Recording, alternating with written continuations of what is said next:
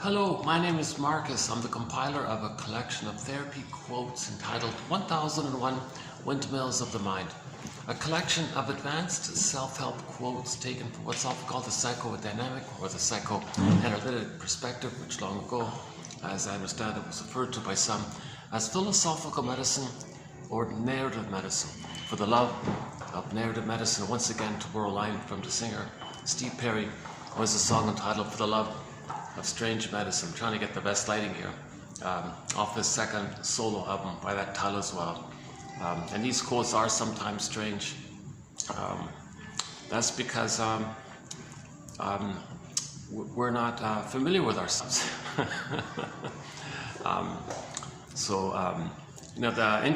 Somebody pointed out about that word familiar.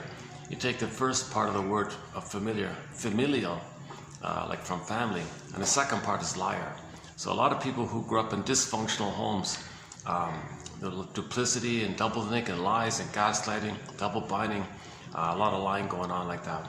So if the loving side of the mother is kind of unavailable, in a myth or fairy tale they would say, well, the mother wasn't around, passed away kind of thing, and then the fellow married another woman, and then now they get a stepmother.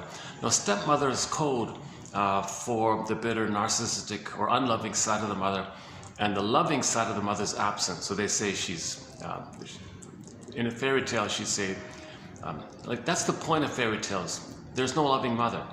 The mother's bitter, narcissistic, impaired, upset or something. So we don't say directly the mother's like that. We call it the stepmother. So stepmother is code for the dark side of the mother, says Robert Bly. And that quote's coming up in this batch, I think. So that's a hard thought to believe, you know. A lot of people don't like that idea. But we're talking about it from the baby's point of view. There's the strange side of it all here. How do we approximate the baby's understanding of the mother? Well, a lot of people say, well, what about if the needs are met or not met? Well, that makes sense. If the baby's needs are met, he'll assume the mother is loving and accepting.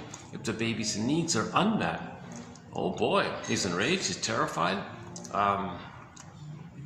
So he just kind of, based on his feelings and unmet needs, rage and oral greed now, because of the fusion that's taking place, self and other are kind of one like that. How he is, and he's one with the mother, that's the mother's like that. So if he's in rage, mother's in rage. Baby's in the phase of like angry, devouring oral stage. Well, the mother's like that. She's a devouring monster that wants to eat him. Okay, so the baby has what's called primary mentations, primary processing. This kind of mentation that the baby has or swims in, it's not logical. It's not conscious logic. It's the cat. You know, the cat in Alice in Wonderland says it's mad in there. Alice says, oh, up is down, left is right. Okay, in the dream world, in the unconscious, there's no time, displacement, things are dispersed. That can symbolize that. That can shapeshift and morph into that. It's all topsy-turvy like that. So there's no like normal kind of logic. The key one, I think, is the timelessness and the doublethink, I think. And of course, the displacement and the symbolization are all part of it. And condensation is another part of it. So anyway, it's kind of chaotic. The baby's, it's pictorial, it's imaginal. Okay, so if the baby, it ends up creating an image of his mother as a devouring monster that wants to eat him. It could be the Cyclops, it could be the Boar Queen, it could be so the Witch Amy and Hansel and Gretel. It could be a sea monster. Okay, if it's in the uterus, the placenta cord, 3 veins, he makes a sea monster out of that. Guy with the horns, an alien, any kind of frightening entity that's enraged who wants to gobble him up. There's infinite ways that can be done. Just draw a circle, make it enraged, and make it very hungry. Okay, everybody's going to draw a little variation of it, kind of thing. So that's code for how the baby felt. He projected onto an image, outwardly onto whatever concept there might be of the mother, and created that image. So the baby's projecting to not be aware of it, to not know it. It kind of helps him if he thinks to himself, no, I'm not enraged, I don't have needs. Because if he admits that he's enraged and has needs, his amygdala would flood him with cortisol and adrenaline. It'd be too toxic, he can't use it. He can't run from the mother. He can't flee like that. He can't fight with the mother. It'd be like a person fighting with King Kong with their bare hands. Doesn't make sense. No baby can. Baby's helpless and passive, and the mother's how many times bigger is the mother for the baby? So the baby's powerless like that. So he can't really fight. He can have fantasies and things. And now the third response to this overwhelming fear and stress is the escape in the mind called disassociation. So he may just kind of like feel unreal or himself. That's called depersonalization. Feel the environment's unreal. That's called derealization. Okay. Or he's in a swoon. He doesn't know where he is. He's floating, so to speak. Or he's in a trance, or he's numb, or not aware, thinks he's in some kind of a. Typically, it's a deer with the headlights. The body's there, but the mind is somewhere else. He's just so overwhelmed, flight in the mind kind of thing. So how does the baby escape when there's no escape? He can only do it in the mind kind of thing, and he can't fight with the mother kind of thing. So he projects all that rage that he had and the needs to take him, okay, onto the missing mother that should be there, the loving mother that should be there. Well, the mother is like those traits of his, so it's called condensation. He takes some blurred understanding of the mother and infuses it with how he feels, ends up with this kind of image. It helps trick his amygdala to stop sending him all these cortisol. Hey brain, don't send me all this cortisol. I'm not enraged, I have no needs, it's the mother. And the amygdala, if it could speak, it'd say, gee, baby, I don't get it. If your mother's a monster that wants to eat you, or if you think your mother is a monster that wants to eat you, how are you going to feel safe enough to take in the powder stuff? Oh, well, I'll just hallucinate a goddess, I'll trick myself, and I'll just be in a blissful delusion that I'm one with this blissful mother. And I'll feel safe like that. It's a trick of the mind. And then I'll take in the powder stuff and I'll split it off. You see, I'll do compartmentalization. This image of the mother, me and the mother in a blissful state, that'll be a separate relational unit. The actual more relational unit that's painful like that, amygdala, look at the film Inside Out 2 by the Disney company, 2024. Notice that popping machine, all those painful memories, I'll just put in the popping machine, I'll pop it to the back of the mind, way, way back, deep in the unconscious forest like that. So it'll be separate. So I'll accept one side that's made up, and the truth I'll deny, and I'll keep it separate. So in other words, amygdala, my mother's a monster, I'll just hallucinate that she's a goddess.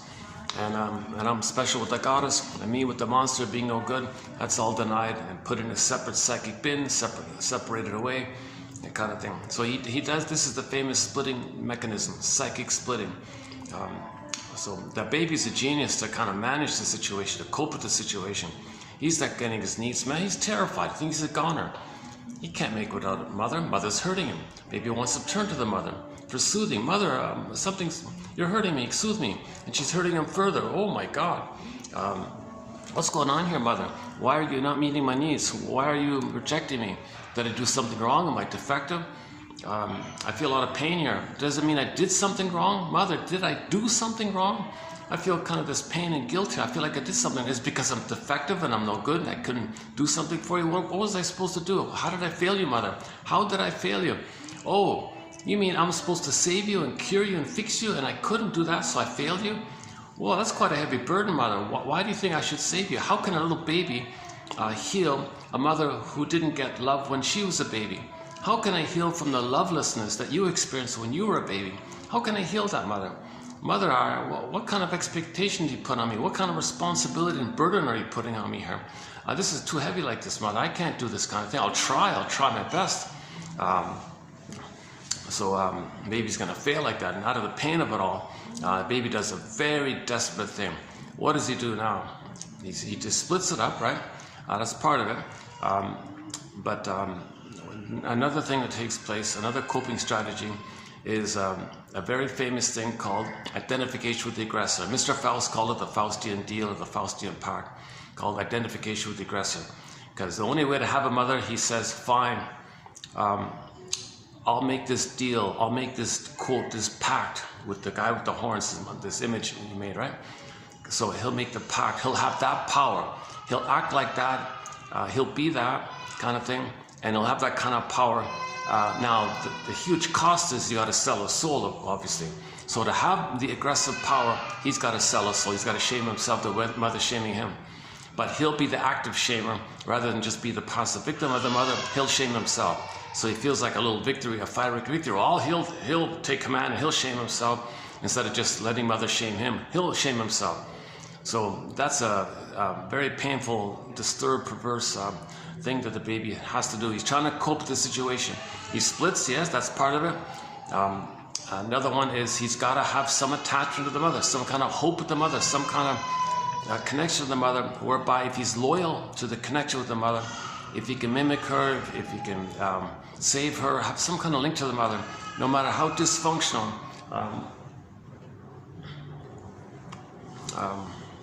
Oh gee, baby's crying in the distance there. Maybe he's picking up on this topic, huh?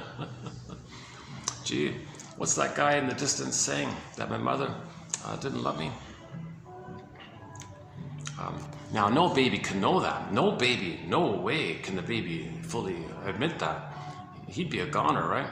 If the baby could somehow accept the truth that the mother's failing him and hurting him and shaming him, using him, gaslighting, double binding him, repeating on to the baby what had happened to her because the mother doesn't remember what had happened to her, so she does it onto the child in an attempt to remember that that's what had happened to her, you know, and then insult to injury. She is angry at the mother, so then after she shames the baby who plays herself, she, hocus pocus, she thinks the baby is her mother. Now she's fighting with the mother, who she sees into the baby. Now she's fighting with the baby, thinking the baby's the mother. Oh my God, could the baby admit the mother's doing this? No way, no way. Our linked Twilight Zone episode for this point is called Need to Know. So the TV show, The Twilight Zone, there's an episode called Need to Know. My take on it, I think it's a parable for this issue, that no baby can know the truth. They'd go nuts. Like the character in the episode, they heard some kind of truth and they all went nuts kind of thing. I think it's simple like that. Pretty simple, basic, not an interesting or very entertaining or fun episode or something, but it does make the point. A lot of those Twilight Zone episodes, they're like they're like little plays. They teach you something, a little like the moral of the story or kind of thing. So I think, and they're just often like little points. So I think a little bit key point was made in that show called Need to Know. So just quickly, there's about some village, some farming community or something, and some guy apparently came across some great truth or something, but people can't handle it or something. So it was whispered around, and when people heard this unknown truth or something, like within a second, they had to check themselves into the psych ward because they were nuts. They went mad in the mind kind of thing. Their mind went to some other world. They couldn't accept it. So they escaped in the mind. They became schizophrenic. They became delusional, insane like that. Their body was there, but their mind was whacked like it's beyond forgetfulness or mistaking where you are. They just go really somewhere else like that. So they were all. Now in the episode, you know, the plot was, you know, somebody would whisper to somebody, and 2 seconds later you go nuts. That doesn't make sense. Like as you see it, nothing somebody tells you in a few seconds would cause that huge disturbance. It might bother you. It might be, you know, might be upset or insult or what a disgusting thing somebody said. Maybe like, you know, disgusted, but it doesn't make you need to check yourself into the psych ward, right? Just because somebody says something to you for a few seconds. So I think that's code for that the baby cannot know it. He'd go nuts like those people in the show where they went nuts. The baby would go nuts. His mind would go somewhere else. So he'd be maybe the autism might be there, or maybe the milder version of the autism. I think it's Asperger's or something. Or he couldn't concentrate in school. He'd have like school shock because the teachers would trigger the memory of the mother hurting him. He's terrorized, he'd blank out. So the teacher's there, he blanks out. So he's staring out the window the whole time. He can't learn. He doesn't have a learning disability. He's just being triggered of how he had to disassociate from the pain with the mother. And that's triggered up by the teacher being a catalyst, reminder of authority, parent, teacher authority, parent first authority. So it triggered, it would come up and unprocessed. So he easily triggered like that. How are we doing? Maybe it's okay. All right. Oh, I haven't been in this venue in a long time, my God. Yeah, it's nice to, bit of a treat to come here. Actually, I do come here sometimes, but the room's booked. But luckily today we got it, yeah. See how it goes here.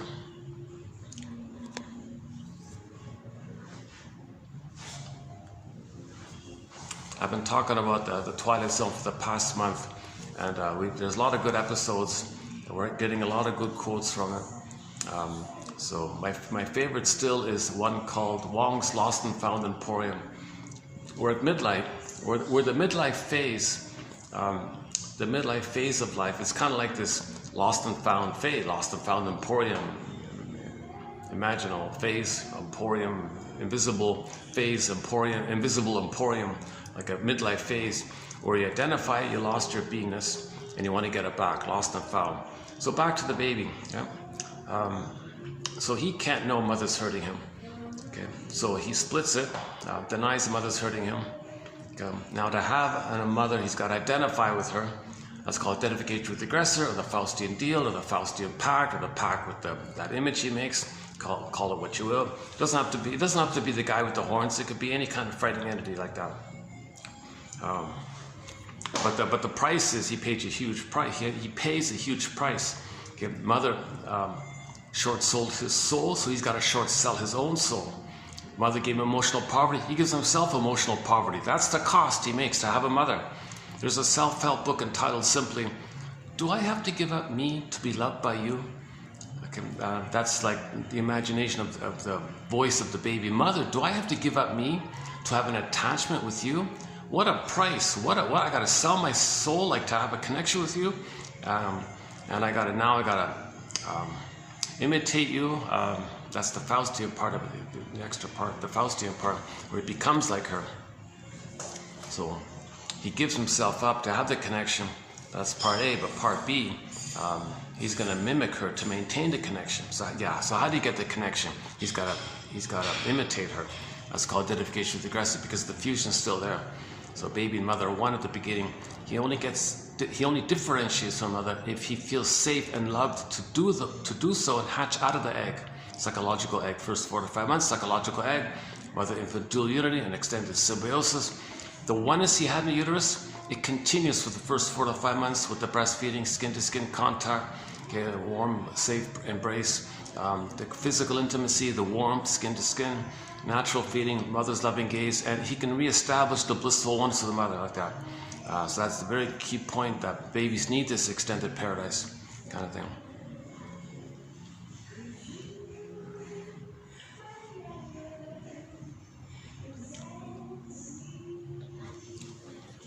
Yeah, my chances of getting this room is like 1 in, I don't know, maybe 1 in 5 or something. I think I've tried 4 times to come here and it was always occupied. So it's the first. It's a bit of a break, yeah, for me to come here, yeah. It's nice to get the quiet room. Oh, I gotta keep an eye on the bat. Oh, come on, hold on, let's see. I've been having battery problem, 96. Okay, let's see how it goes.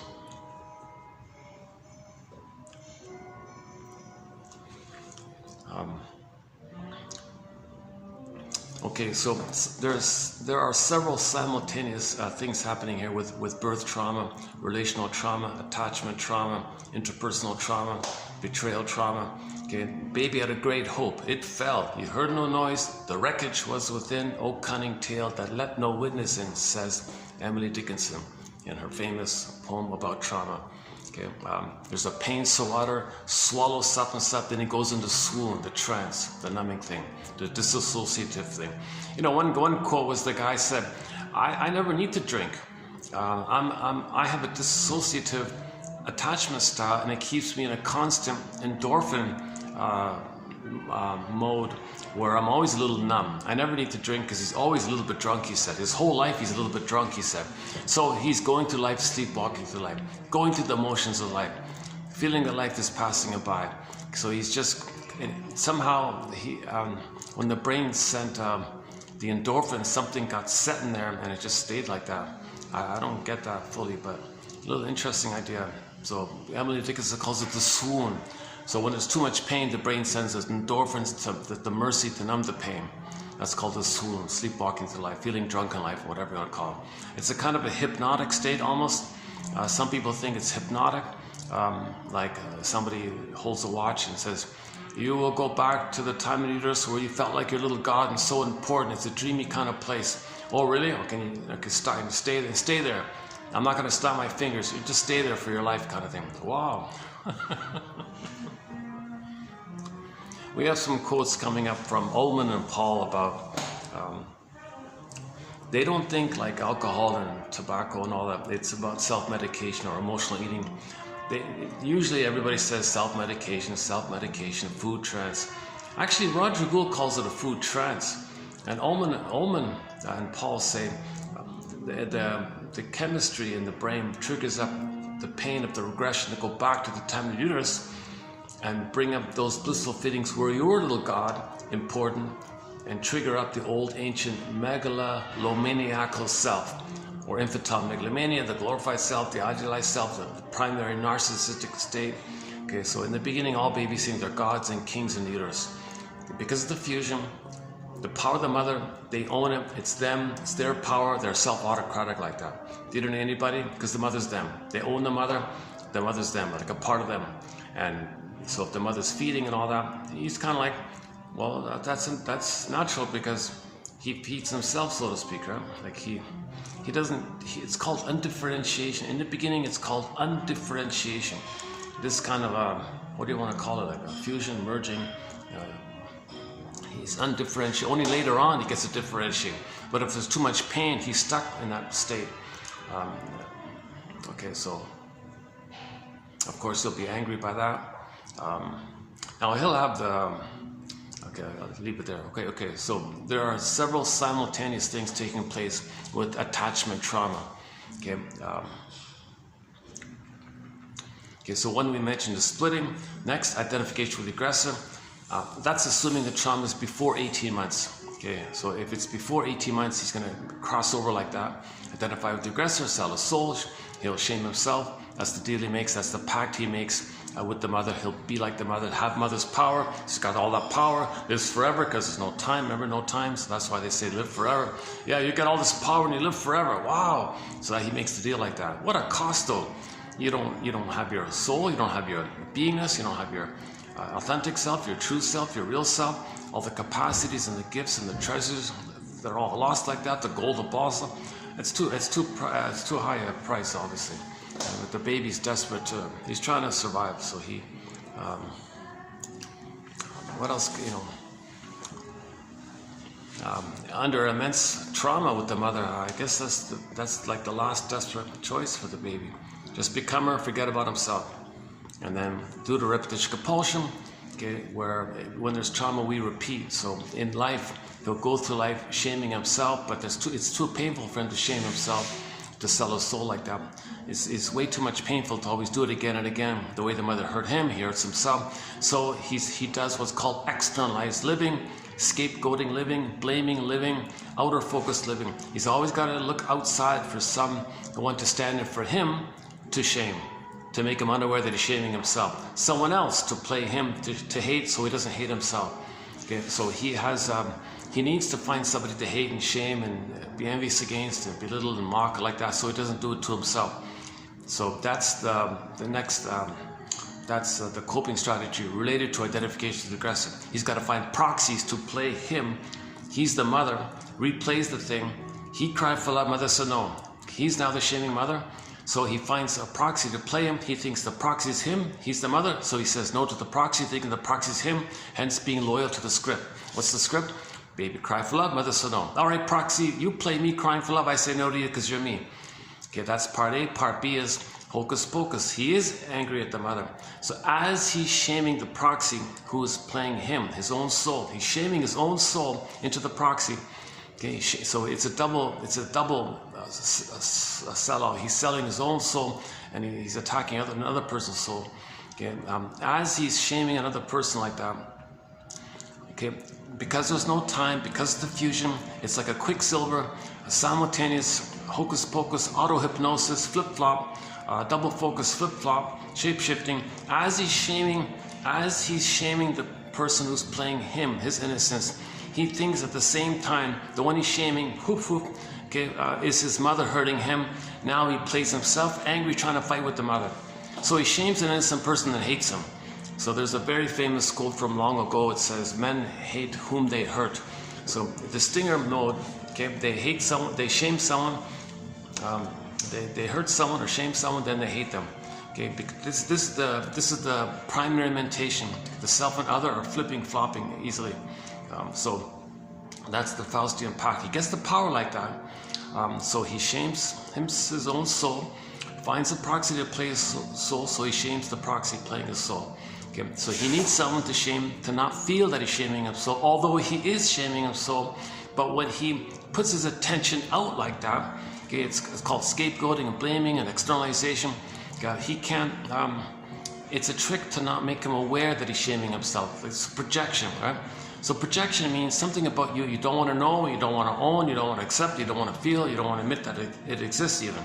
So you say, proxy, you play my soul. I don't want to know my soul. You play my soul. And you cry for love the way I did originally, and I'll shame you. Why? Because repetition compulsion. When there's trauma, we repeat. So that's the big theory here.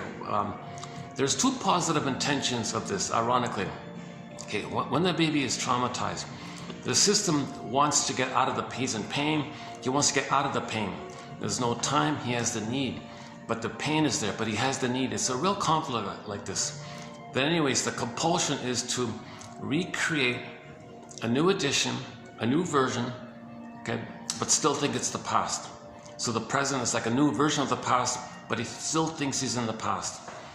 Okay, hold on a second.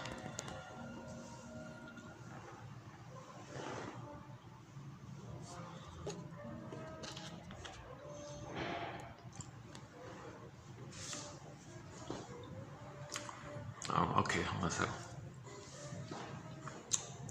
Okay, so Paul A.B. Russell is our key lead author here on repetition compulsion. So 2119, go to TQ therapy code, TQ 2119, Paul A.B. Russell. It starts there and then it goes for the next 10 videos, I think.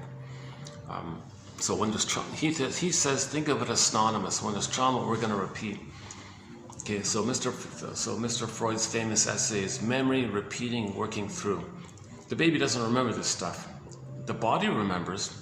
It's implicitly known, it's procedurally known. The body records it. It's wired in like that. So it's kind of known like that. But he can't consciously know it. He can't think it and process it, metabolize it, recognize. He can't. It's they call it the unthought known. It's known, but you can't think it. That's the image of the scarecrow. Okay, he can't. There's no brain there, so you can't think it, but it's known. So the scarecrow image means the unthought known. And so we want to give this. So we want to give ourselves, give the scarecrow a brain. So in other words, we want to think it. So we're kind of like scarecrows on that side of it. The myths and fairy tales are metaphors for psychological trauma. Okay, you treat them like dreams like that. They're true on the inside, not on the outside. Okay, where are we here? Repetition compulsion. So let's quickly finish up this point about repetition compulsion, and we'll go back to the basic theme of how several things are taking place at the same time when there's attachment trauma. So currently we're talking about repetition compulsion here as part of it. So when the baby is traumatized, okay, his beingness is going to be unavailable to him. Okay, so in the fairy tale Maiden King, the metaphor for this is the pin in the collar. So when the baby's traumatized, then his emotional body goes flat. It's called flat affect. That's a severe trauma. His emotional body becomes flat. That's the pin in the collar. Okay, the pin in the collar. So from the neck down, you feel flat. That's the trauma. Okay, so myths and fairy tales will describe this phenomena called flat affect, or you're not in your body anymore. You don't feel embodied. You don't feel the hum. You don't feel alive in your body like that. You don't feel fully real or alive in your body. You know it's there and all that, but it's just not really fully with you kind of thing. It's there, but it's there, but it's not there kind of thing. So the image for this is that your authentic self, your beingness, okay, they would create a character. Okay, that character is called the personification of this inner element. So there's an inner element called your authentic self, your beingness. Okay, your yin, your shakti. Luke Graham calls it your midnight blue. Okay, this quality of at home within, this beingness, your authentic self, true self, etc. So this beingness, the feminine element. So for example, Snow White. Snow White is a personification of our beingness. Look at the condition of Snow White. Okay, so she's in a coma, in a box, far away like that. So the person with that in the mind like that, they don't feel their beingness because there's a wall there. The beingness, there's a wall that you can't, doesn't touch into you. There's a wall, there's a block there, like the flat affect, there's like a wall there, like the glass wall, so you can't feel your beingness. That's the pin in the collar, you're numb like that. And Snow White's distant like that. Tabuchi's in a coma, kind of thing. So that's what happens. That's the image of trauma. Our beingness create a character. She goes to sleep, far away in a coma. Okay, sometimes she's locked in a tower like Rapunzel. Okay, sometimes in Maiden King, it's the princess morphs into a swan and flies away. That's really, that's really kind of like a more work. That implies, I think that implies sort of a greater trauma, because we had to hide it and protect it. So we disguised it and morphed it to send it away, like shape-shifting to hide it because we're trying to protect our soul from the abusive mother, the impaired mother, the mother who can't love, the mother's repeating what happened to her, the mother's trying to get a better past, the mother's trying to know what happened to her. So she can't see the present because she's stuck in her past, and her present's still the past, so she can't meet the baby's needs. So the baby, to protect himself from this, it turns into, so the feminine element, the princess, turns to a swan and flies away. So the two parts of it, it's the beingness side of it and the feeling side of it. So the beingness side of it could be like Snow White, right? And then the feeling side of it could be like the golden ball goes down the well. So the beatless, so Miss Core on the field, Earth opens up, she gets pulled down like that. Or in Iron John, the beingness, the Iron John, the body, and then you got the golden ball there. The White Bear, King Valamond, you got the bear for the beingness, and you got the golden reef for the gold. So sometimes like Rapunzel and golden hair, it's kind of together like that. If it's, you don't see it together, one implies the other. So if the golden ball goes down the well, they're referring to the aspect of the feelingness. It kind of implies that the beingness is missing. I feel, therefore I am. Okay, when we say feelings, we mean the primary feelings from your beingness. The primary feelings from your beingness. Okay, joy and sadness represent that inside out too. Okay, so if that's all frozen, you go back to the primitive brain, the old survival brain, the lizard brain, whatever, the chameleon brain, the iguana brain, pick your favorite creature like that. That part of the brain stem, Janoff calls it the salamander brain. So those creatures just care about the instinct to reproduce and survive, right? That part of the brain, okay, if we're coming from that part of the brain, because our feeling brain, our feeling mind is all frozen like that, golden ball down the well, the body's frozen or numb like that. It could be petrified, turned to stone, turned to Echo, for example, turns to a statue. Faithful John turns to a statue.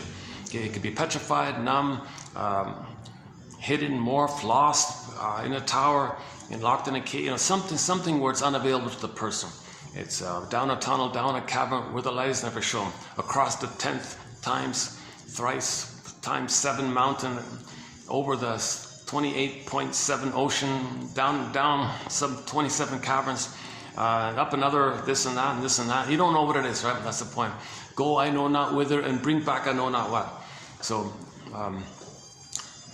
then when that feeling self, the feeling mind, which joy and sadness represent the primary golden feeling, needed feelings, appropriate feelings. So your love, affection, empathy, if trauma is before 18 months, okay, then you lost your ability for gratitude and reparation and tenderness and affection and intimacy like that, like the warm feeling of intimacy. The fountain of love will be missing. The mutual sharing, the thou mutual sharing, the positive feedback loop, the pleasantness of knowing your uniqueness, which you express, which Shirley Temple calls the blue jay of happiness, flies from within. The bluebird of happiness flies out from within. That's the pleasant feelings when you express your uniqueness. Masterson calls it, that's meaning in life. The meaning in life is when you differentiate from other and you know how you're unique.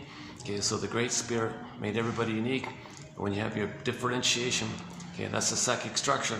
To to have your beingness, differentiation, meaning you were loved with the mother, you felt safe to differentiate from her, you didn't become her, you didn't get stuck in the carpet with her or become her, you felt safe to be yourself. Then you're aware of how you're unique, and when you express that, that's like a creative side, and that's a pleasure on that kind of side. That's considered meaning, path with heart. Everyone's better off like that. And people who come from their feminine element, the midnight blue, people who come from the feminine element, okay, the maiden king. See, the maiden king, the maiden is like the princess. You see, when you have your beingness, the code for beingness, when you have your beingness, from your beingness, the leading comes out from the beingness. That's the kingly side, the active, the masculine. So that they use masculine and feminine as code words. Okay, masculine, they mean, in metaphor, they mean like just active doing. It's men and women, right? And the beingness is the resting beingness, okay, like the moon, like the night, this resting beingness quality. Okay? And the cherry red, or the act of the sun, that's the kind of active doingness quality. So Woodman says, yeah, if you're wounded, if your feminine is wounded, then your masculine is distorted. If your wounded is there, then your doing will be normal and healthy. Wilson says, if you're embodied, then you make sense. Your doing makes sense. If you're not embodied, you're not making sense. You're psychotic. You're doing silly.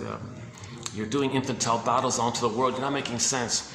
You can't appreciate that the present's the present. The present's just still the past for you. So that's the funny thing. People don't appear psychotic. Okay? They have the ability to function in a non-psychotic. They can appear non-psychotic with the world. It's a famous split like that. But the ego split for the beingness is in that quote-unquote psychotic world. But the ego splits to help the person function in life. But the bigger ego, the main ego, enlists that split off ego to create rationalizations, help me drive a car, help me pay the bills kind of thing. So it's just a part of it like that, as a camouflage, as a cloak. So baby's kind of a genius like that. But he still has this hope to get mother's love. He still has this hope to, if he repeats what happened, maybe he'll get mother's love. Okay, if the trauma is before 18 months, he doesn't play himself crying for love. As mentioned before, he gets proxies to cry for love for him on his behalf and shames them. So he did cry for love. He just found a proxy. Once again, proxies when someone feels for you, does something for you, has an identity of yours or something like that, and you think like that. So that's, you still think you're crying for love if the proxy's doing it for you. It's the same kind of thing. So you believe the proxy's you, so you're the mother who shamed you, so they're you, so you shame them, and then flip-flop. Okay, after you shame your soul, you think the soul is your mother hurting you. Now you're angry at the one you just shamed.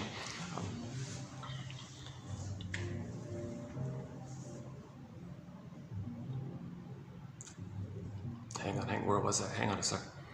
I want to kind of stay on the thread there. Oh yeah, okay, maiden king like that. Okay, so when there's babyhood trauma, okay, this can take place if the cords are moved, okay, bottle schedule, that kind of stuff, put on a scale. You did it. If you remove the cord of the placenta, the baby lost his mother. From the baby's point of view, if you have empathy for the baby, if you remove the cord of the placenta, like right away or shortly afterwards, he thinks he lost his mother because that connected him to the mother. It was like one with the mother like that. So he thought he lost his mother. It's not losing your placenta, it's losing your mother, they say.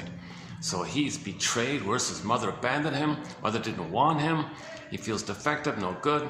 Now he creates these beliefs that he's no good like that. Denies it, compensates. Mother's a goddess, he's special. Now, infantile megalomania, he goes back in the uterus where he's a little god. Oh, I'm special, little god. The pain of the trauma takes him back to the uterus before the trauma, and he stays in that hypnotic trance. He's in a permanent hypnotic trance where he's a little god, a little king like that. And nobody, the hypnotist didn't say, when I snap my fingers, you'll come back to the present. He's just, the hypnotist left or something. So he's in a permanent hypnotic, they call it a hypnoid state or something. Oh, gee, a little bad back. Yeah, they often do that when I get here. Let me double check. Let's see if I should move it. Hold on a second. The staff have their meetings just in the next room. Let's see.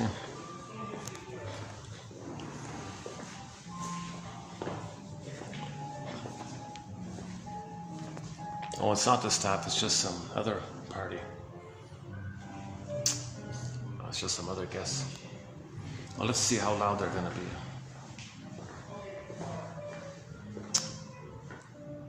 Oh, it's just one guy with a computer. Oh, maybe it's okay. Okay. Oh, no, it's two guys, huh?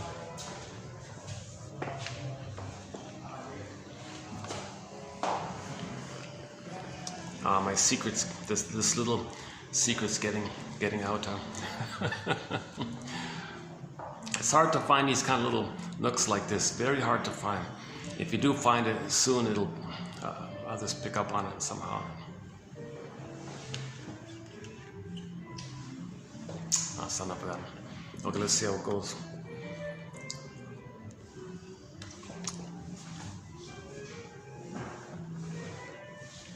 Okay, where were we?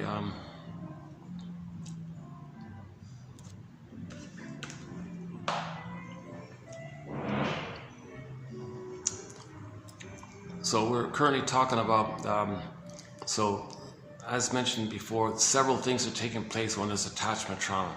Freezes up the soul, exiles it. So that's Snow White and Rapunzel and all that. Miss Core gets pulled down, golden ball goes away, joy and sadness, and the inside out film gets zooped away. Okay, so that the pin goes in the collar, it's called flat affect. The beingness, the princess turns to a swan, flies away. So the swan is your beingness in that story. Your beingness is the swan. It's just morphed in a hidden form, and it's considered cursed. If your soul is a bird, you're considered kind of cursed like that. So in fairy tales, when something, when a part of you morphs into an animal or something, that's quote unquote the curse. So you can't be your human feeling self. It's something cursed like that. Like an Odyssey, a lot of those traumatized characters who had trauma. She turned them into pigs like that, right? Not meaning to insult somebody like that. Not meaning to say they're that. It's just a code for trauma, or they don't know about their inner life, so they're just simple and just greedy and just want to eat and sleep and eat, like just kind of survival kind of things. So a lot of the animals just care about survival, right? Or there's more of a simple survival mind or something. Yeah, I have to pick up on that kind of point. Oh.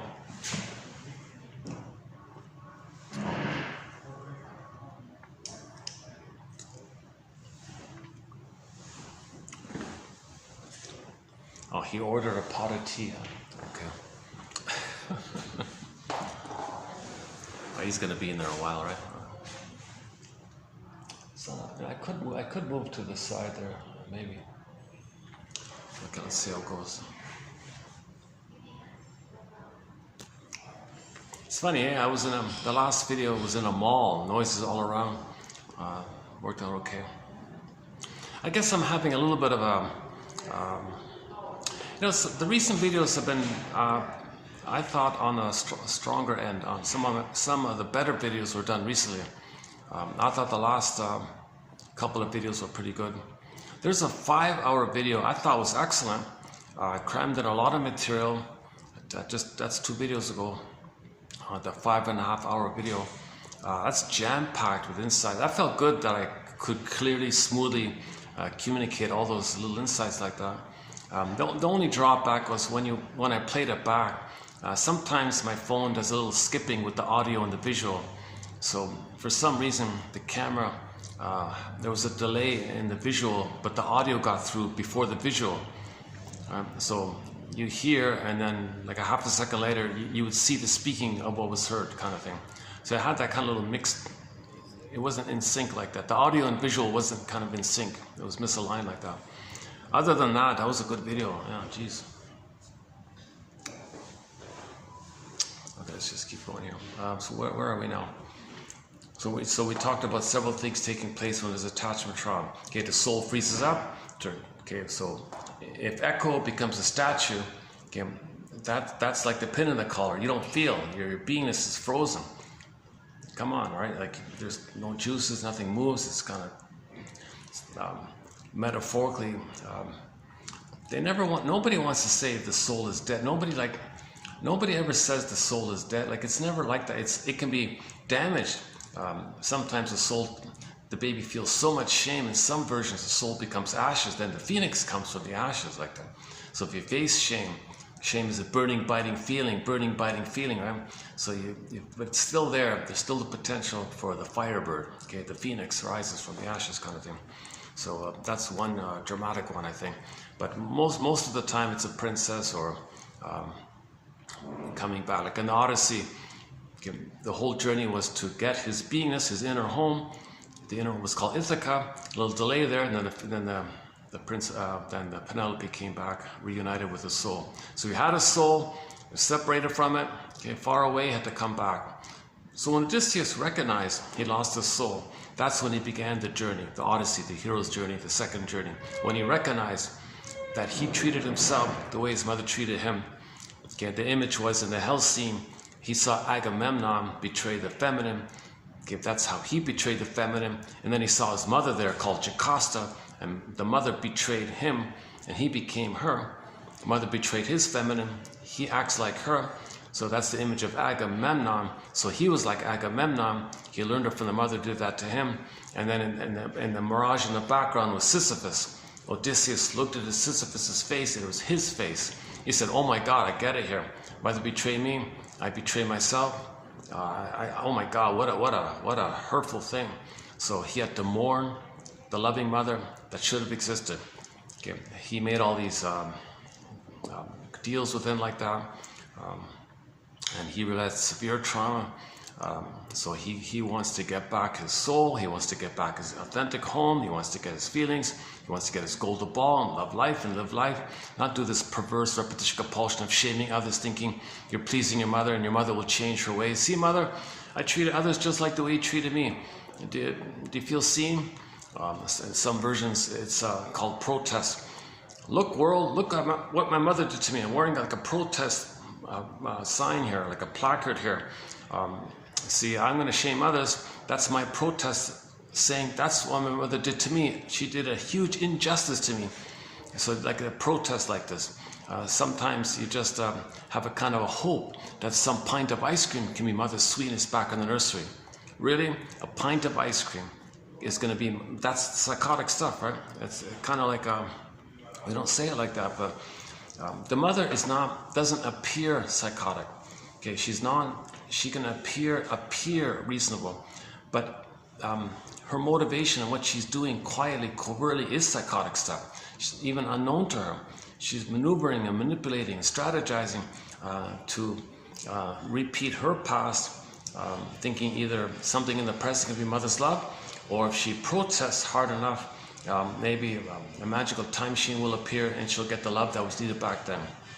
So she's doing this psychotic, so she doesn't know it herself. It's so unreasonable, it's too far out. So the cortex is pulled in to create rationalizations.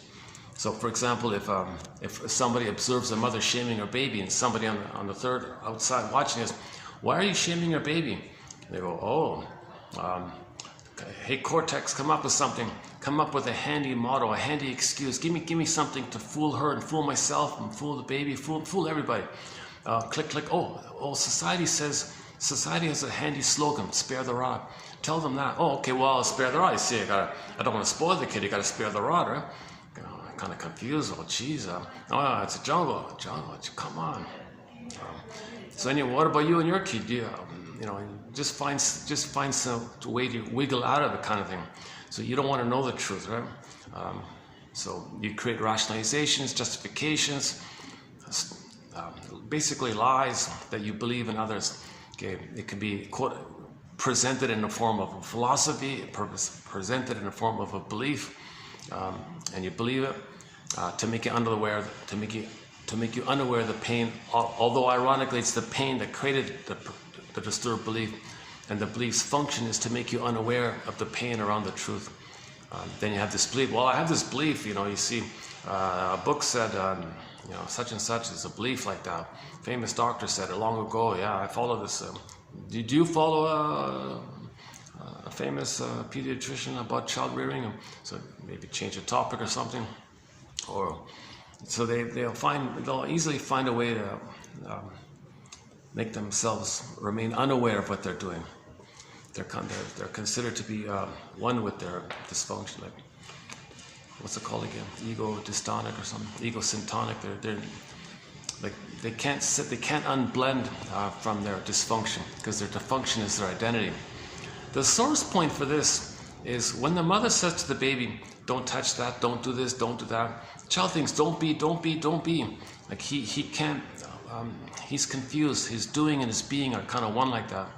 I think that's maybe the source point of that kind of thing. So mothers are meant to say, "Young child, this we're happy you're here, and we're very delighted in you. This thing that you're doing, throwing the things around or something. That's, you see, we value kind of we value a nice home like that for everybody. So this thing that you're doing, this we don't like, but we like you. We don't like the thing that you're doing. So the doing thing that you're doing, that's going to be like a prohibited or something. But you are accepted. You are validated. But the thing you're doing is not cool. But you're cool. But the thing you're doing is not cool. Get it? You're cool. You're great. But this thing you're doing, that's a no-go kind of. But you're a go. You're a good. The thing you're doing. So you got to separate the beingness from the doing. A lot of mothers don't do that. They get angry and say, "Don't do that. Don't touch that. Don't touch that." Then the child thinks, "Geez, who am I now? Like I can't be. I can't think. I can't feel. I can't initiate. I can't be myself." No, you got to make it clear. Separate it. So there's a famous self-help book called "How to Talk to Kids So That They'll Listen," and her main point was just describe the thing. "Oh, I see that the cup fell down. I noticed the cup fell down." Oh, then he'll know that it's an action of his. And the mother didn't say, "Don't do it." So that's a way to kind of make sure the child doesn't get the message, "Don't be yourself." "Oh, the cup fell down." "Oh, I did it. Yeah, okay. They're just like observational kind of things.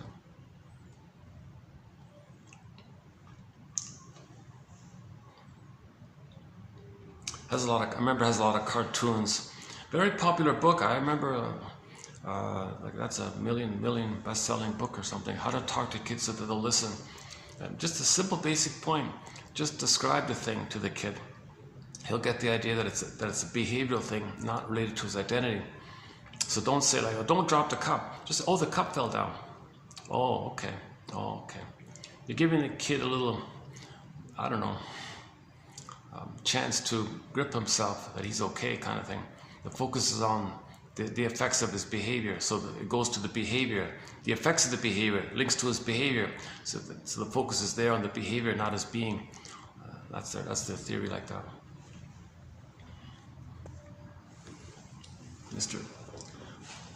The guy with the laptop and the pot of tea is okay? I guess he's okay. He could always... Well, when I arrived, he saw me talking, so he decided to sit there anyways. All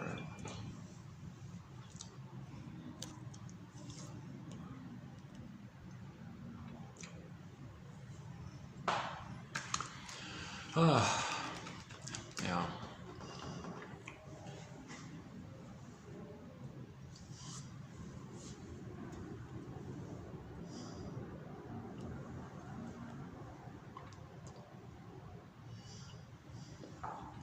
Okay, so I think we clarified, so we established that point about the authentic self is frozen, numb, pinned in the collar, exiled away, down a tunnel, turned to stone, turned to ice, turned to wood, morphed into a bird, okay, frozen, lost, okay, Snow White's in a coma, Rapunzel's trapped in a tower, Iron John locked in a cage, and so on. So that's code for our beingness is flat and missing and unknown, and stuck and suspended animation.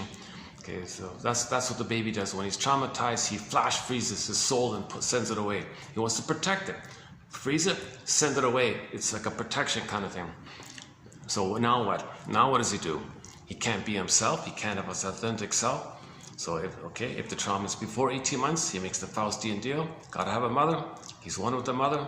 So he'll act like her, and that's him. He can't unblend. It's very hard to unblend like that. So in the story of Orestes, the only way out of this curse is to get your mother's story. You gotta be a detective and get her story. If you get the truth of her story, how she was impaired, how she would have loved if she could have, but you gotta get to a place where if you get enough of a story there, you then conclude the painful truth will upset you free. Mother failed me. She didn't love me. My mother didn't love me. So you gotta, that's the most painful kind of point like that. Then you gotta say, why didn't my mother love me? You gotta face this this ironic, painful truth. If you can admit that your mother didn't love you, you honored her. You honored her. If you say your mother did, if a person says that their mother didn't love them, they're honoring the mother. That's the truth. Okay, the truth. Okay, you gotta call a spade in the healing process. There's no BS in the healing process. Babi Yaga gobbles you up every time you BS her. So the image of trying to fool yourself so you can heal is Babi Yaga gobbling up. So you gotta call a spade a spade. So if the mother didn't love the baby, you gotta call that a spade. My mother didn't love me, kind of thing. So John Thorold had that line there. Why didn't my mother love me? And then the greatest hurt of all, mother failed me. If you can say something like that, that's sort of like a major turning point. My mother didn't love me. Whoa. Well, you got there because you got the story. You saw the two sides of her, that she was impaired. She's a member of Homo Traumicas, like we all are. We're all one family. She had a history of what happened to her. She's in pain, she's impaired, she's trying to get out of the pain. She can't love in the present because she's in pain in the past. So she's trying to know the pain of the past by recreating it. So she shames her own baby in her attempt to know that her mother had shamed her, but she doesn't remember. She repeats and recreates in an attempt to remember. So she had this compulsion to cry for love. So she got her baby as a proxy of her to cry for love and shamed her baby. So this is her compulsion. Okay, she's just stuck in this compulsion. It's just something that happens. The mother was traumatized. The mother didn't get love. The mother didn't get her needs met. And she coped with all these defense mechanisms. That's trying to get your story like that. And in the process of getting the story, it'll help you to admit that there's no way, shape, or form she was able to love the baby when she was in so much pain. In this battle with this unresolved issue with the mother, this unfinished business with the mother, leading to so much pain, and she can't love in the present if she's stuck with constant pain in the past. And because of the pain, she recreates the childhood in the present. Because of the pain she's feeling, she recreates it, hoping to get out of the pain, i.e. hoping for a magical, better outcome for the past. Undo the past, correct the past, get mother's love in the past, that kind of thing. So it's dysfunctional because if trauma is before 18 months, okay, she thinks if she is dysfunctional enough, if she's destructive enough, maybe mother will be happy and provide the love. Doesn't make sense. Or if she protests enough by exposing her and showing her up. Look, world, look what she did. Maybe she'll change her ways. What are you talking about? No time machines. How's that going to happen? You're dealing with voices from shadow voices from another era. You're fighting with these voices, shadow voices from voices from another era, kind of thing. So it doesn't work like that, right? There's no real person. And then in Twilight Zone episode, go to one life, comma, furnished in poverty, the closing narration. That's a great one there. Or let's dig that one up quickly here. Yeah, here it is, 23, right? Yeah. Go to the beginning of 29:23, or better yet, just watch the Twilight Zone. The episode isn't necessarily that interesting. He's a bitter, nasty guy, but we get why. See, that's the empathy of it. We understand why. So it's a time travel thing. He got to visit his childhood, and we saw what a miserable childhood he had. Okay, one life furnished in poverty, meaning emotional poverty. He was wealthy. We're talking about emotional poverty. One life furnished in early emotional poverty. Quote, "It's rather bittersweet how we spend so much time trying to justify ourselves to the shadows of those who are long gone." Okay, you're dealing with constructs. You're dealing with memory clusters of memories that are in a timeless state. It could be decades ago, but the memories live forever kind of thing. There's no time, it lives forever like that. So you're fighting with these shadow voices that, because that part of the brain doesn't know time, and those voices are in that time, that survival brain doesn't know time. You're dealing with these timeless voices like that. But the adult mind knows it's the present, but your adult mind's missing when your beingness is missing. So that's the issue. You want to build the adult mind. You want build the ego, strengthen the ego, enhance the ego. So in psychoanalysis, when they mean ego, they mean like the conscious ego. That's basically the adult mind. Okay, and of course the famous split between the missing adult mind. But a part of the ego can be dedicated to the false self you create to function life for your survival. So the ego can help you survive to pay the bills and drive a car, kind of thing. But your adult ego is missing. And then the other part of your ego gets sent to the frozen child ego and the freezing parent ego. They have like minds of their own, so to speak. So the ego is fragmented and it's all damaged like that. We need a healthy, strong, normal, regular adult ego kind of thing. That's called the adult ego state, or conscious, aware ego, whatever you want to call it, observing ego. It's reality based.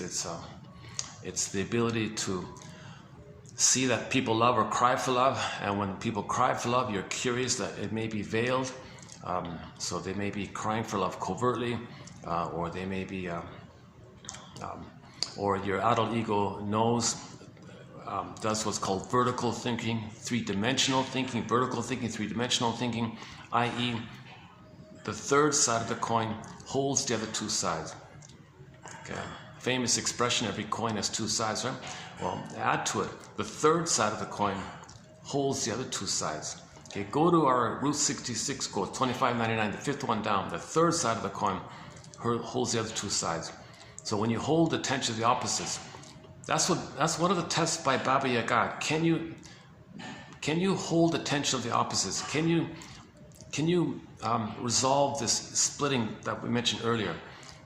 Mother's not a goddess or demon, which leads to either or thinking, all or nothing thinking, adversarial thinking, oppositional thinking.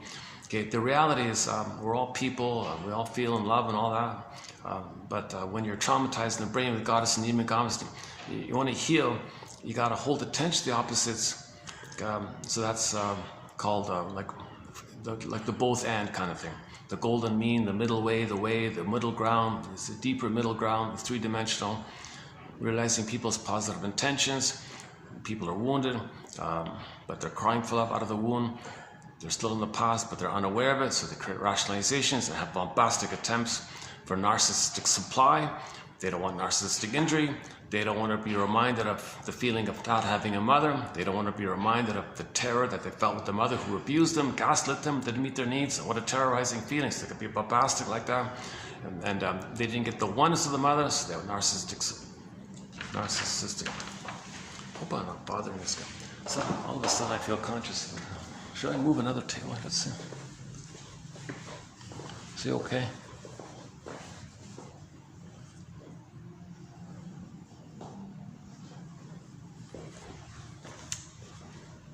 He seems okay, right? Obviously he's hearing me, right? Let's spend a part of it on the outside, you know. Give the guy a break, maybe.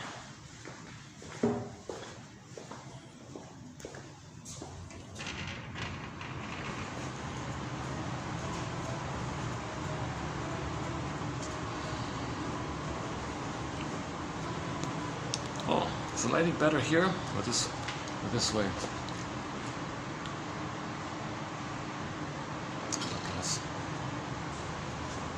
Let's try this for a bit.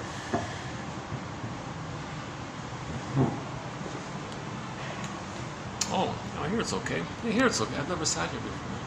There's always guests at this table. First time here, a nice little spot here too. Okay.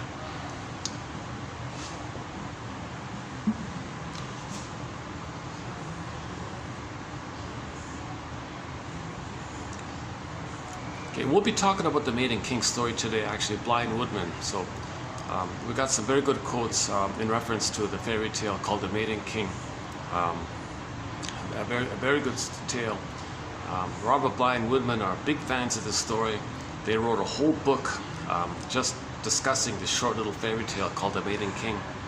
And so we'll get there in a minute. But one of the key images in the fairy tale story is that when the person was trying to heal, okay, so the problem was the pin was in the collar, right? He wants to get his feelings. He wants to get the Maiden King back. Okay, but to get the image is the firebird, the feelings wake up kind of thing, and now you feel, now you got your beingness. So the intermediary transformational healing energies or whatever, it's called the firebird. So to get to the firebird, okay, in the Disney film Inside Out, that's when they got to the back of the mine and the orbs come rushing up, and they sat on the orbs and they were rushing up like that. So that's kind of like the firebird. They didn't call it the firebird, they just said this avalanche of old authentic feelings where now you know what you couldn't have back then, so now you can feel what you couldn't have felt, so now you get back your beingness. Okay, now inside, now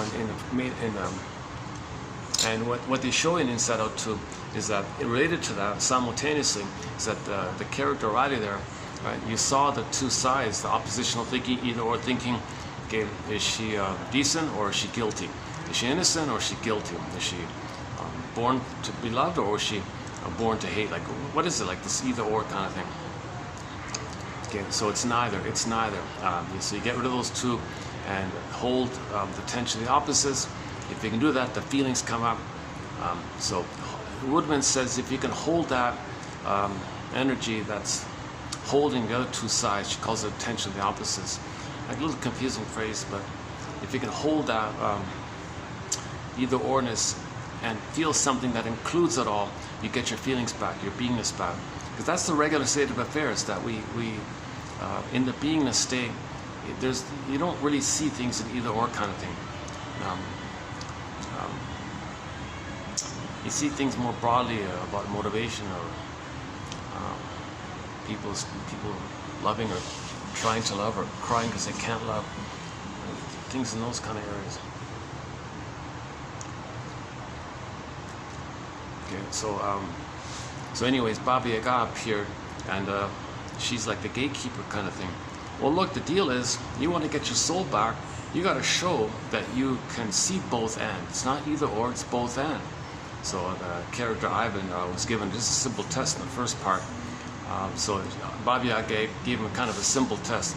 So you want to get your soul back. Is that by your choice, or is it just some force that's making you do this? What is it? So she gave like an either or question to test him. Oh no, Baba Yaga, it's maybe like it's 5% by choice, but it's kind of like 500% by I'm driven by something I don't know. Okay. So it showed his willingness to include both sides of a question. So that was kind of code like that. So then he can move on to the next Baba Yaga. There were three of them. Barbara Bly jokes when he's telling the story. You've got a sister? Oh no, another one. Baba Yaga is this wild creature who her teeth are made out of steel. And she's got a file 3 feet long filing her teeth, and she loves the sound of filing. So it's just an image that represents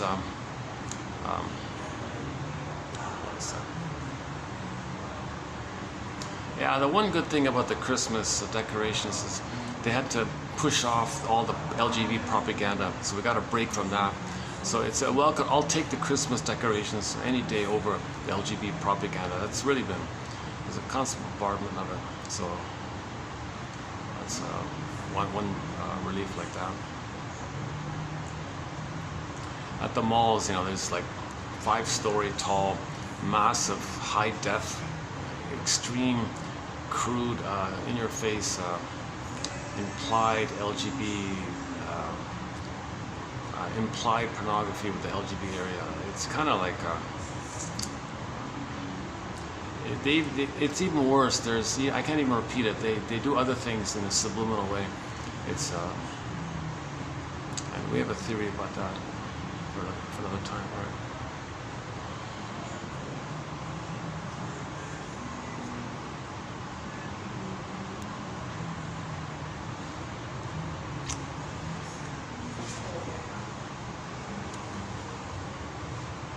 surely it's... Oh, I should close it. I just want to make sure the guy can't hear me there. Staff are over there. This is okay. This is okay.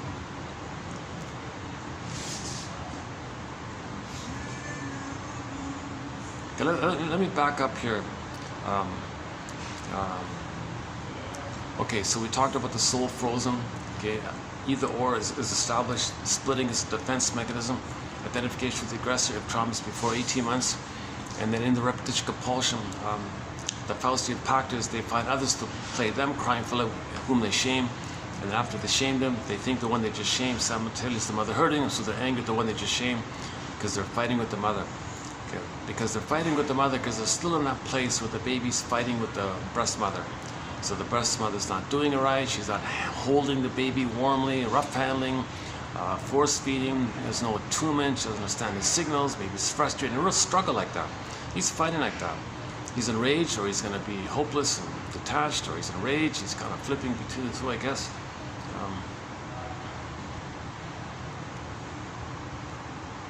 So he'll end up going against people or avoiding people. If he has some hope, he'll try to please people.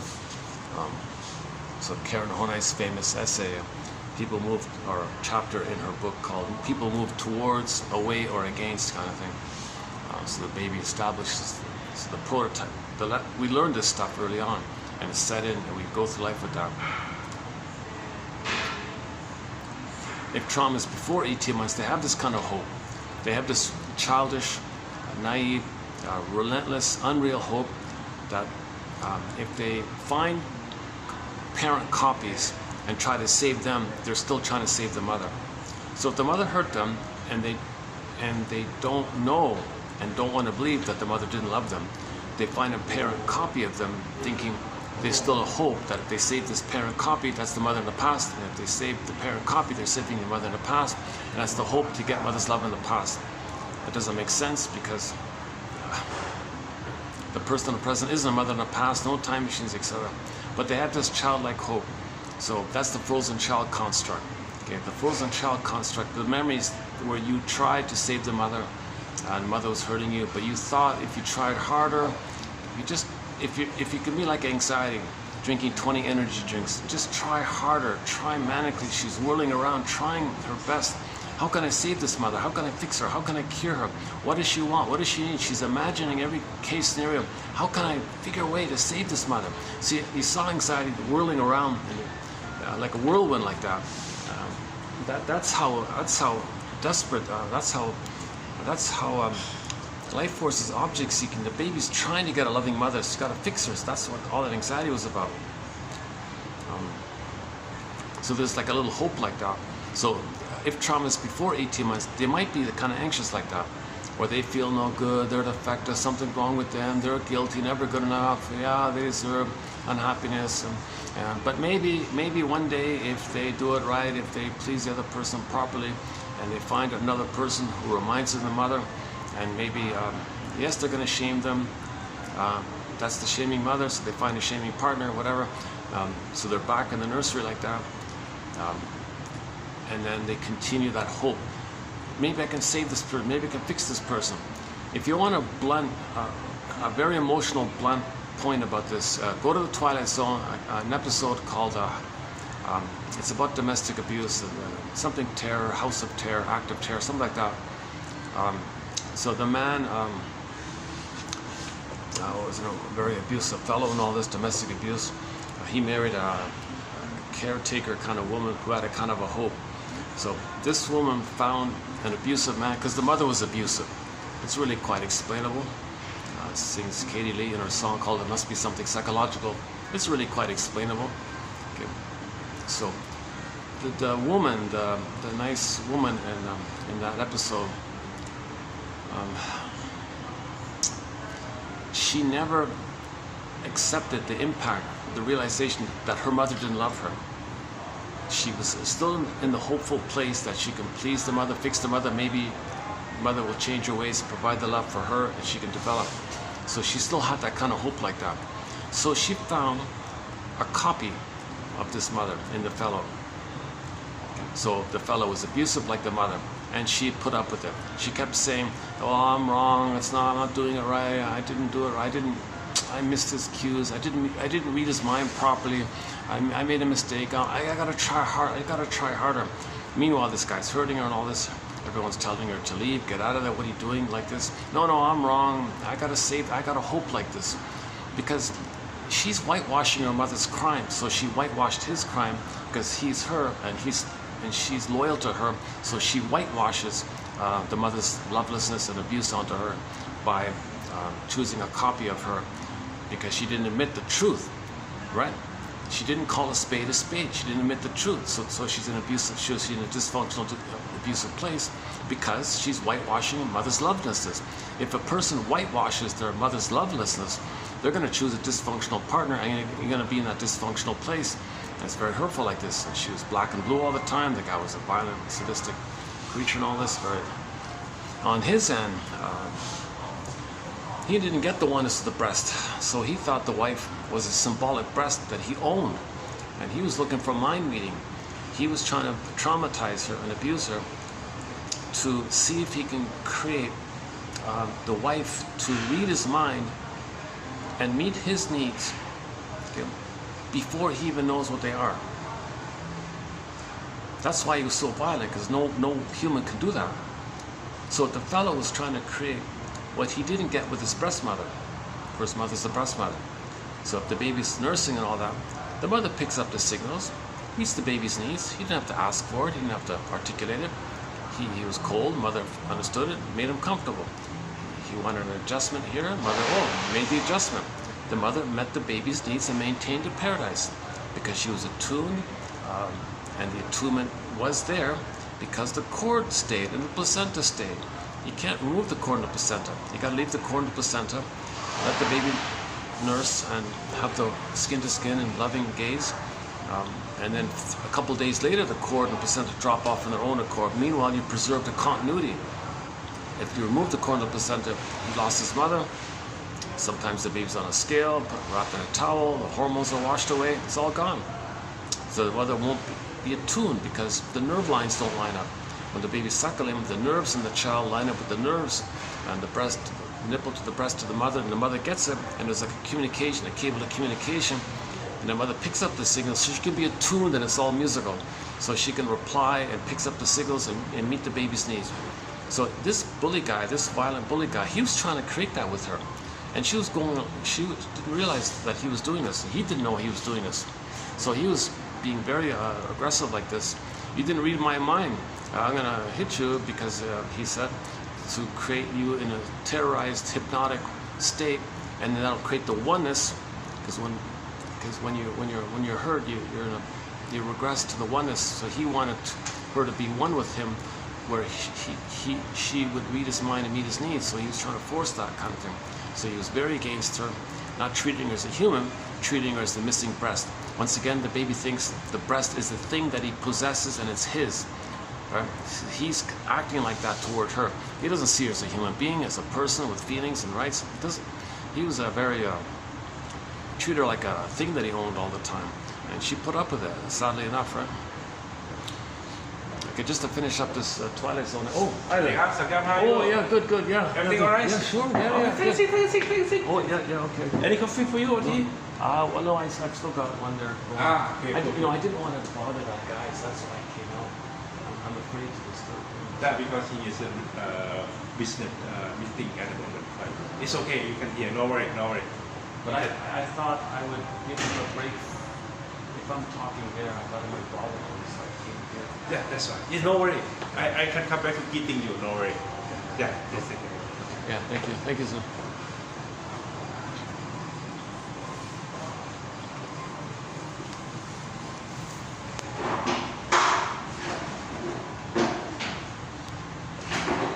He's a nice guy. That guy's very good with people. He's very kind of friendly with people. Yeah. Okay, where are we here?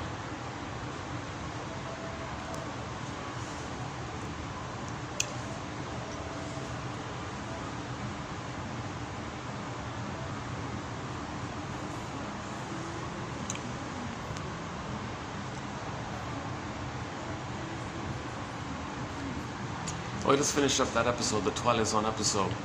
Something with the if you look up the Twilight Zone episodes, it's the first reboot, 85 to 88, the 3-season one there. Something the word terror is in the name of the episode, House of because she was in a house of terror and all like that. That's what it's about a domestic abuse like that. So just to finish up that one quickly, that deserves a good 30-minute discussion, that episode alone. It's a very emotional episode. I'll just give you like a quick version of it.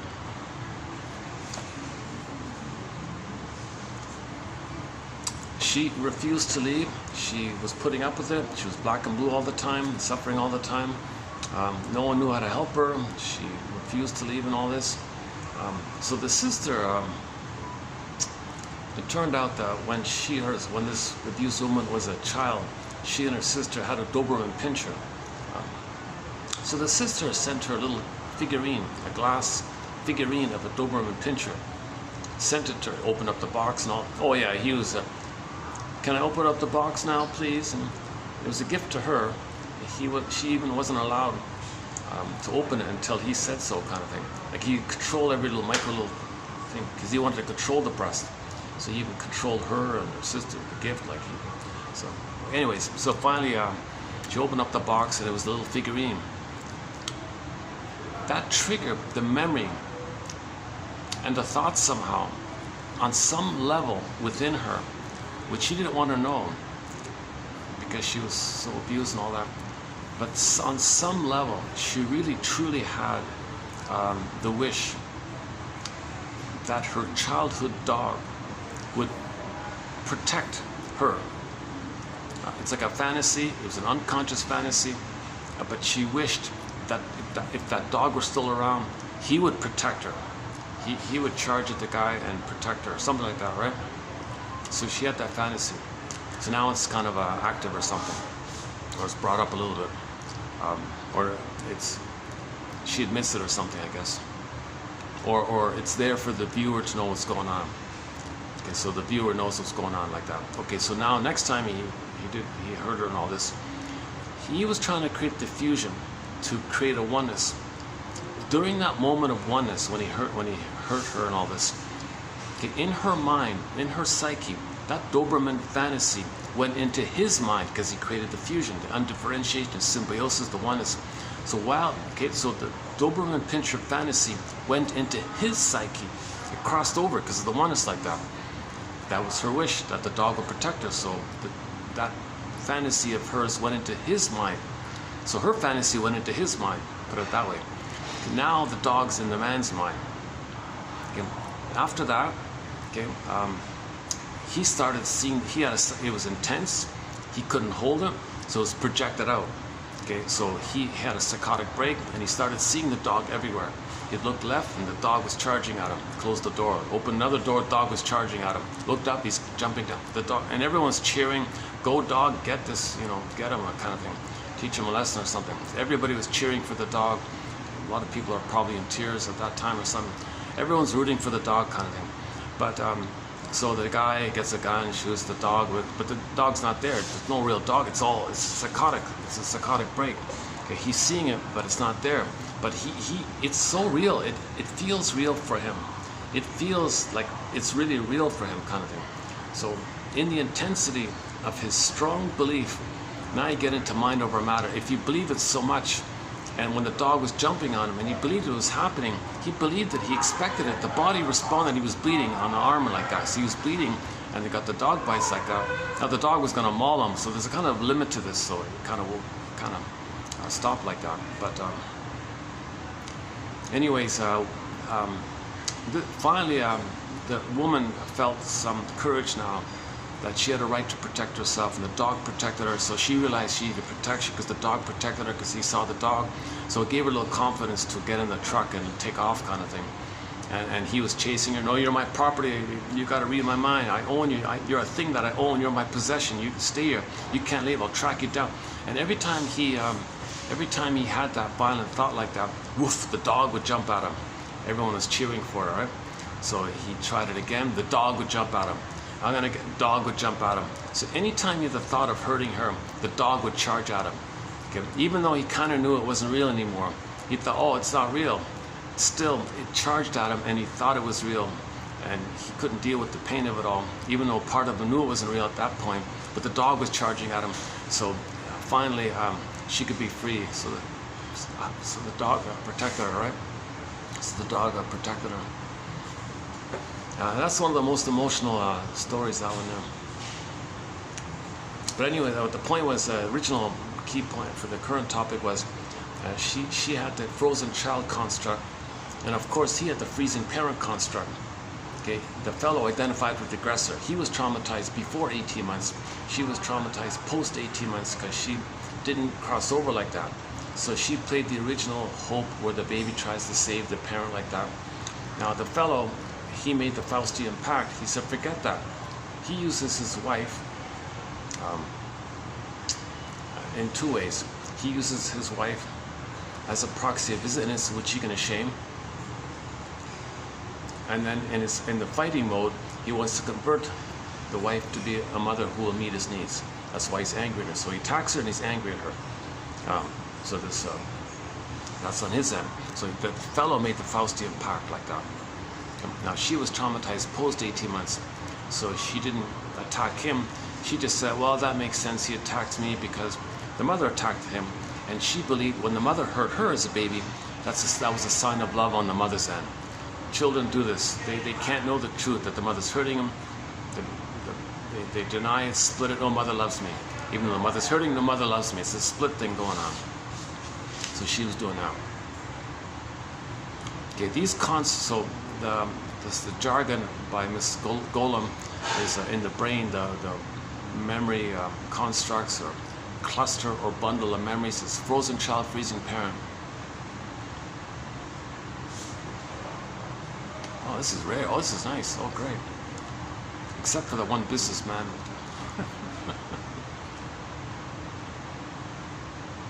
Yeah, he looks like yeah, he looks like a kind of a senior executive or something like that. Looks like a boss or something. Maybe he's the head of Mitsubishi, or I don't know. No, just kidding. He looked pretty serious. He's like an older guy or something. So I thought, oh, come on, this spot's okay. Actually, I get more of a view here. Look at that.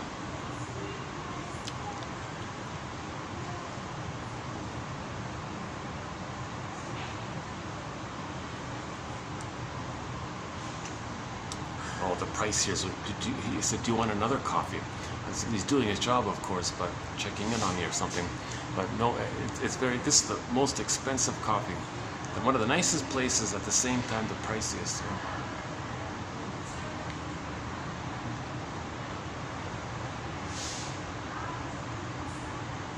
And there's my spot there, yeah. Okay, where are we here? Yeah, I appreciate him coming over and making a friendly hello or something like that. That's good. That's nice.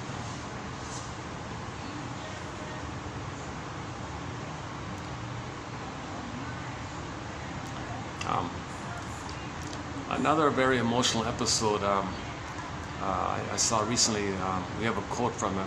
What's it called again? Oh, Jesus. Oh yeah, okay. About the prejudice, about the implicit prejudice, how culture puts the pin in, and this fellow just unknowingly had a prejudice. So some guy with a shade of beige, some guy with a shade of brown tone of skin wanted his help, and he panicked but if the same fellow had a shade of beige tone of skin, he easily would have helped him. But because he had a shade of brown tone of skin, oh, he panicked and ran away, kind of thing. Okay, so the idea was to expose this kind of implicit bias that culture puts onto people. What's it called again? Oh, shades of guilt. Shades of guilt. Yeah. In the last episode, in the last video, we talked about the shades of guilt, Twilight Zone episode. That's the two most emotional episodes I've seen. The one about the act of terror with the domestic abuse, and this one called Shades of Guilt.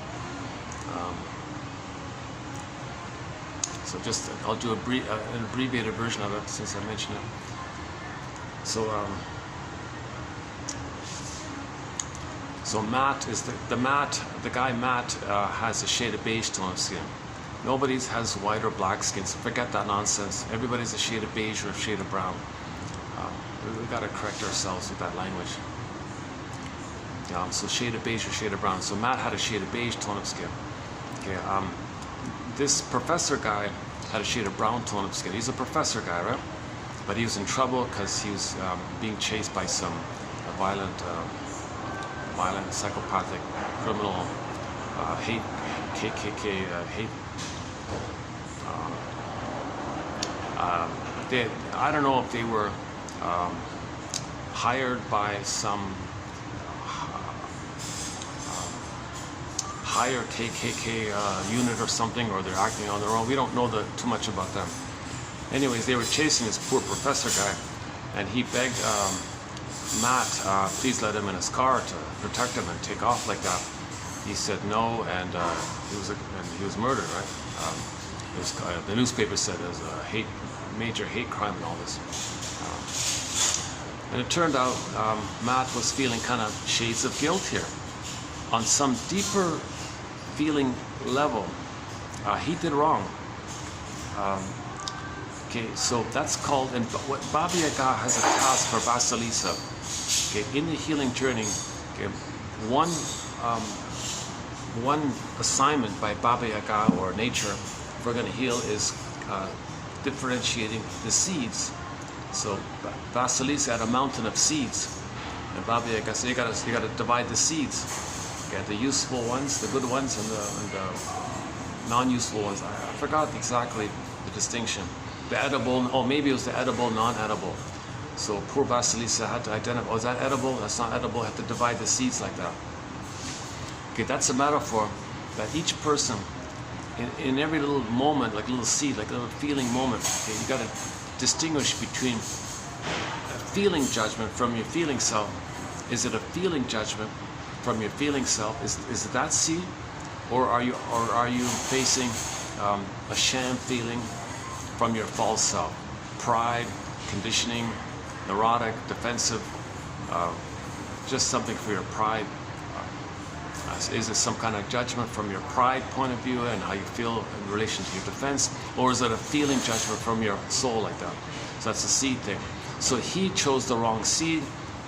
We're deferred to the default of the cultural brainwashing, and then took off like that. But his feeling, you see, so he felt he made a mistake. Okay? So it turned out that entered the twilight zone.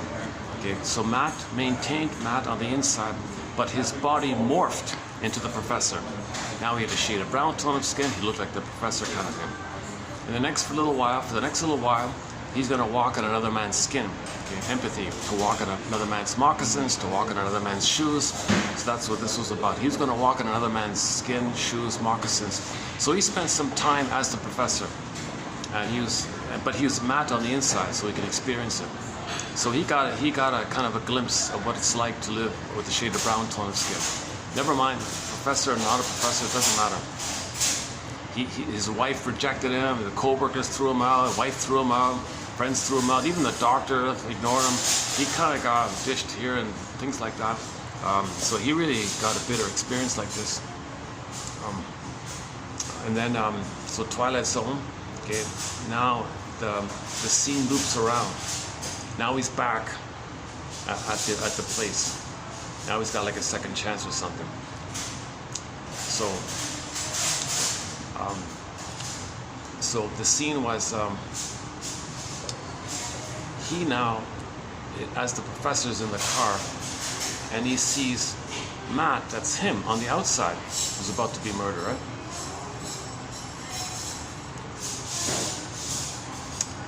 But he's still Matt on the inside. But he sees Matt on the outside, who's the professor on the inside. That's it. Then they did the Twilight Zone switch over. But there was a delay like that.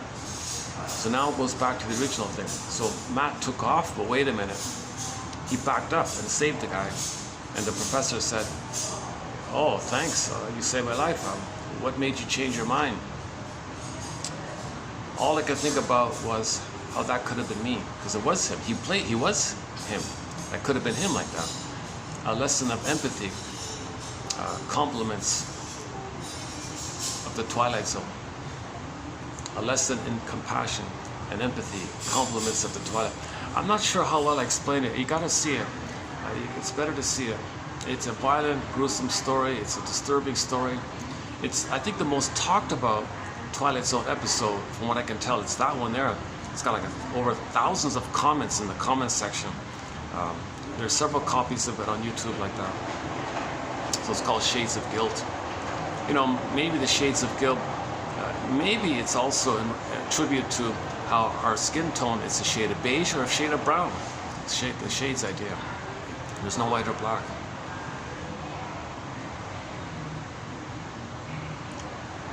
So when Matt played the professor for a few days like that, and then he was back at that place, he now had empathy for the professor, because he was the professor, then he saved the professor. Get it? Okay. There's a little more to it. That's the gist of it. Those are the two most emotional topics. Those two there. The domestic abuse one and the prejudice, the KKK hate crime one. I imagine this is related to the missing, murdered, what is it called? Missing and murdered indigenous women, MMIW, is that right? So poverty is created on the indigenous people. Some of them were desperate to leave, and then some guys like those show up, maybe.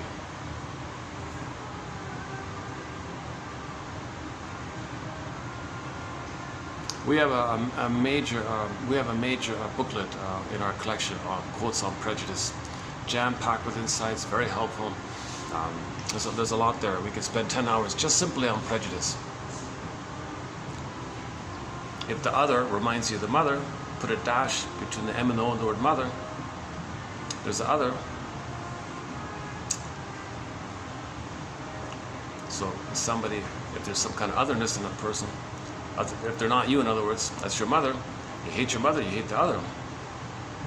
Or, if you see an other, maybe you think they had a mother, that's why they became different. They differentiate from the mother, that's hence envy, hatred of the good. They were loved, they became a differentiated, they became an other, that means they had a mother, they were loved. Oh, hatred of the good. They never got that. So if there's goodness, they gotta hate the goodness to be loyal to the mother who hated their goodness. So they're envious of that. So that's another part, and so on and so forth. Of course, the scapegoating is a big one, because if two people get together and they can't feel, they pick a third to see as their unloved self and as their dangerous mother. So they'll find a third called scapegoating, emotional triangle. Okay. They'll identify somebody whom they'll just make up and say, well, they can play the proxy of our unloved selves, and they can play the proxy of our dangerous mothers. So whenever that comes up, we'll put it onto them, and then the two stingers will blow off steam like that by scapegoating the third person. He's innocent and all that. They don't care about the reality. The two stingers cannot get along with each other because they both do externalization. Yeah, see, externalization. So when they both externalize, they scapegoat on the third. Okay, and then they take turns playing big shot after they blow off steam. That's how they get along. So they need someone to hate, so they don't hate themselves, kind of thing. And so on and so forth. There's a lot there with prejudice. But that Twilight Zone episode called Shades of Guilt offers just sort of like a Gestalt role play kind of thing. Yeah, I would say they offered it as a kind of a, all right, you're gonna be him for a few days, so you know what it feels like. So you're gonna, have a little empathy like that. And you're gonna face your bias. You're gonna be him. You're gonna confront this. And he did have some sense that he was wrong. That's why there were shades of guilt. So he was just an average guy, pointing out that maybe that's common for a lot of people. Okay, not everyone's a psychopath. Most people probably might feel kind of badly like that. Now the confusing thing was they wanted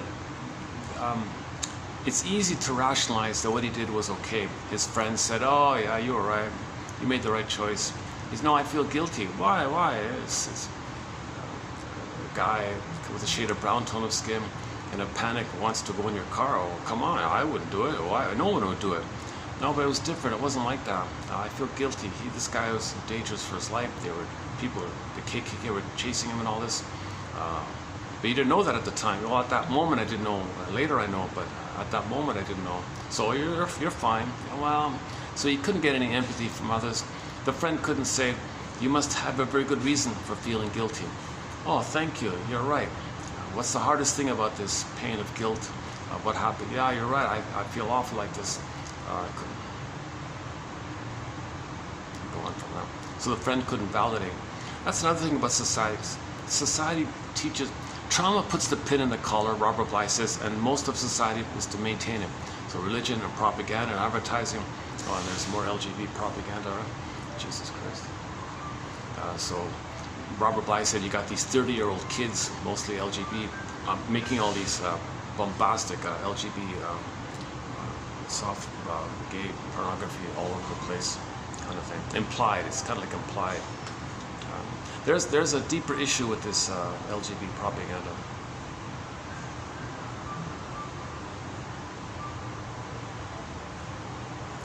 There's a subtle, longer term issue with that stuff.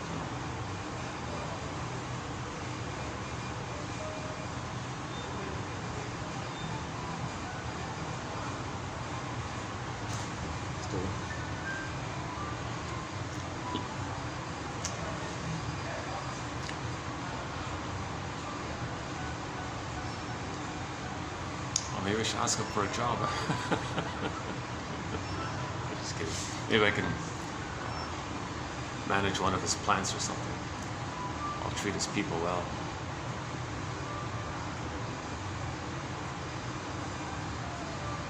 You know, employee department heads or whatever, when they're really nice to the staff like that, if it's a little extra or something, that's great and all that.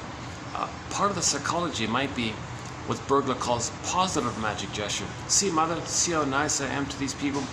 You are nice to me. I'm showing you what I wanted from you. I'm demonstrating in gesture, that's what I wanted from you." Okay, that's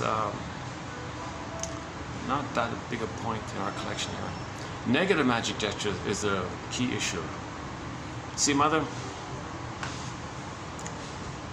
I'm showing you, I'm treating others the way you treated me." Negative magic gesture. You think you're going to be healed by that? Negative magic gesture.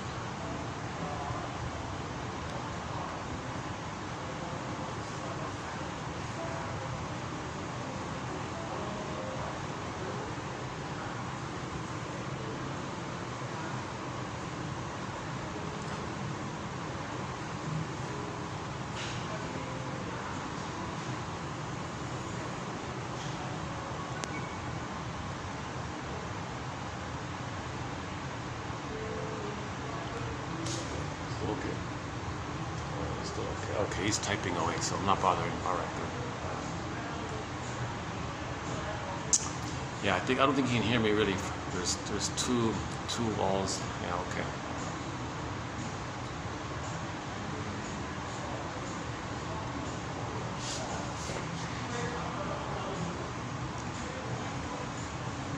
Let's quickly do Wong's Lost and Found Emporium then. One of my favorites. Okay, so the main one was this older guy in his 70s. So he had a narcissistic personality pattern. Okay, so in narcissism, okay, the person looks for supply, called narcissistic supply, meaning people should make him the center, make it all. So people with narcissism, they think they're the center. It's all about them. Everything's for them. Okay, others have things that they own that should serve them. They don't have to give. They give others the chance to serve them. That's what they give. I give you the chance to serve me. Aren't I generous? Now, when people don't serve him, he's enraged. He's angry at them, try to coerce them to serve him. He feels entitled. He's the center. It's all about him. So this fellow was like that. He was like that his whole life. And so finally in his 70s, he realized, wait a minute, maybe his behavior contributed to why his children hated him. Because he treated his children as symbolic breasts. Okay, kids, you gotta serve me, I'm the most important, I don't care about you, it's all about me, it's not about you. And if they had an initiative or individuating effort, strivings, he'd be enraged at them, okay, and then make them fall in line kind of thing, because he's looking for symbolic breasts. So he treated the kids as property they owned to serve him. What a disturbing thing. Spent his whole life like this with everybody, not just his kids. So finally, very rare for narcissism. Very, very rare for narcissism. Extremely rare. That's what's so special about this episode. He said, Mr. Wong, I think maybe it's something on my end towards why my kids hate me, kind of thing. I think it's maybe something on my end. Maybe my behavior was a contributing factor to why they hated me. Because a narcissist, they usually can't do that, right? They don't have a beingness, right? So they have to externalize and blame. Usually, in a situation like that, usually the fellow would say, well, the kids, well, they're no good, and they take after their mother. The problem is they didn't serve me properly. So they're wrong. I told them what I wanted. They didn't do it. So that's the problem. They're no good. So they'll sour grapes and devalue and contempt. In many ways, they're no good. Ungrateful kids. Look what I did for them. Stuff like that. So usually they'll twist it and shame the kids and make them the guilty one. Meanwhile, the kids are in pain. They were never seen as human beings, and so on. So this guy in his 70s went to Wong's Lost and Found Emporium. Mr. Wong, please help. I lost something. Well, you came to the right place. Go on, please. I lost normal human development. My development was arrested. Stunted development, developmental arrest. Okay, I was fixed in the time when I didn't get the oneness of the mother. That left me trapped in the mirror. I was trapped in the mirror. Everywhere I see myself, it's mine, it's me. I'm trapped in the mirror. Okay, sidebar here. So baby's one with the mother, one with the breast is him. If he's safe and loved, he gets out of it, he differentiates, he's good. If he's traumatized there, he's frozen there, okay, then the repetition compulsion, no time, repetition compulsion, he's trapped in the mirror like that. Okay. So narcissist looks in the pool of water, he sees himself, he's trapped like that. Everything's about him, he's the center. He doesn't see others, he only sees himself, so it's all about him, he's the center of it all. Like that. So he was kind of like that. So Mr. Wong, okay, I'm paraphrasing it a little bit. Mr. Wong, I didn't get normal development. I didn't have a loving mother that would allow for development to take place. Since there was no loving mother, my mother was a stepmother, my mother was a wicked witch stepmother. Yikes. I couldn't differentiate. I lost the chance for differentiation. I lost the chance to have a psychic structure, meaning a sense of self, differentiation, sense of self, differentiation, authentic self. With the authentic self, he can love. The structure needed to love and see his children as people is differentiation. He didn't get that. Right? He didn't get that.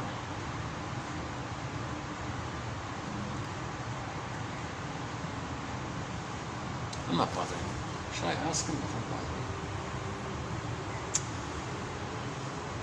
I think it's okay. Let's try another spot just in case.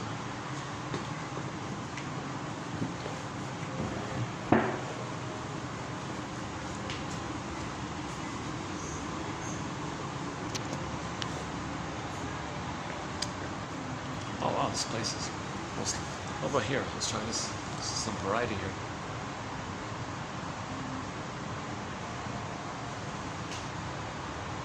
Well, the lighting's okay here, right? Yeah, lighting's not so bad here. Or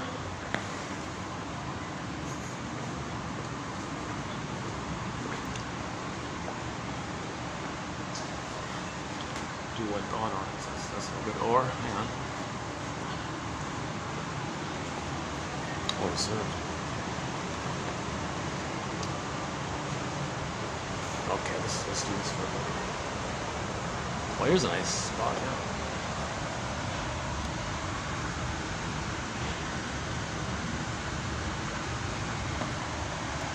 Okay, let's try this one. Son of a gun, I almost had the place to myself. After all the noisy places I've been to. Okay, where are we here? So yeah. Okay, so that's a huge loss. A loving mother, that's a loss. We're meant to mourn the loving mother that should have been there. We're supposed to have a loving mother. That's a major loss. And because of that, we couldn't develop. Because we didn't develop, we couldn't have the psychic structure, i.e. differentiation, to be able to love. Now, if you don't have differentiation, you can't mourn losses, you don't love life, you're stuck in survival mode looking for supply. All the time, his whole life basically, most of his life basically, was kind of living in the past looking for supply. Another loss. What about the chance to express his uniqueness and his gifts if he had differentiation? Another loss. What about all the pleasant feelings that he would feel if he had his differentiation? Another loss. Major losses, right? So, Mr. Wong, is there anything we can do here? I admit it. I admit that I lost a lot here. I've come to your Lost and Found Emporium. Is there anything I can do here? Okay, Mr. Wong said, all right, let's begin the process here. I'd like you to look in this. I'm going to give you a mirror, or there's a mirror here, and for 5.5 minutes you got to look in the mirror. That's your task. Number one. Okay, I'll do it.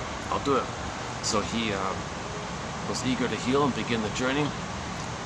He's motivated, so he started to look in the mirror, and then the idea was he's going to see what his children saw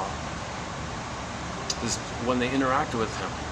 So he looked in the mirror and he saw his face morph into some ugly monster kind of thing. He panicked, he freaked out, he crashed the mirror, he broke it, fell on the ground, upset and all that. He couldn't do it. He started it. That's the point. So he started to realize how they felt with him and what he was like, and so he had no idea he was being so dehumanizing towards his children, or the children saw him as an ugly monster like that kind of thing. So he was trying to put the mirror, can we put it together? I want to try again, I want to fix the mirror here and continue. So he kind of began the process. Right? Another client came in, the older lady, also in her 70s. Back to the confusion between being and doing. She said she spent her whole life in the wrong career. She was, I don't remember what business. She was some kind of business thing, maybe short selling the planet for a quick buck. I don't know, maybe short seller or something like that.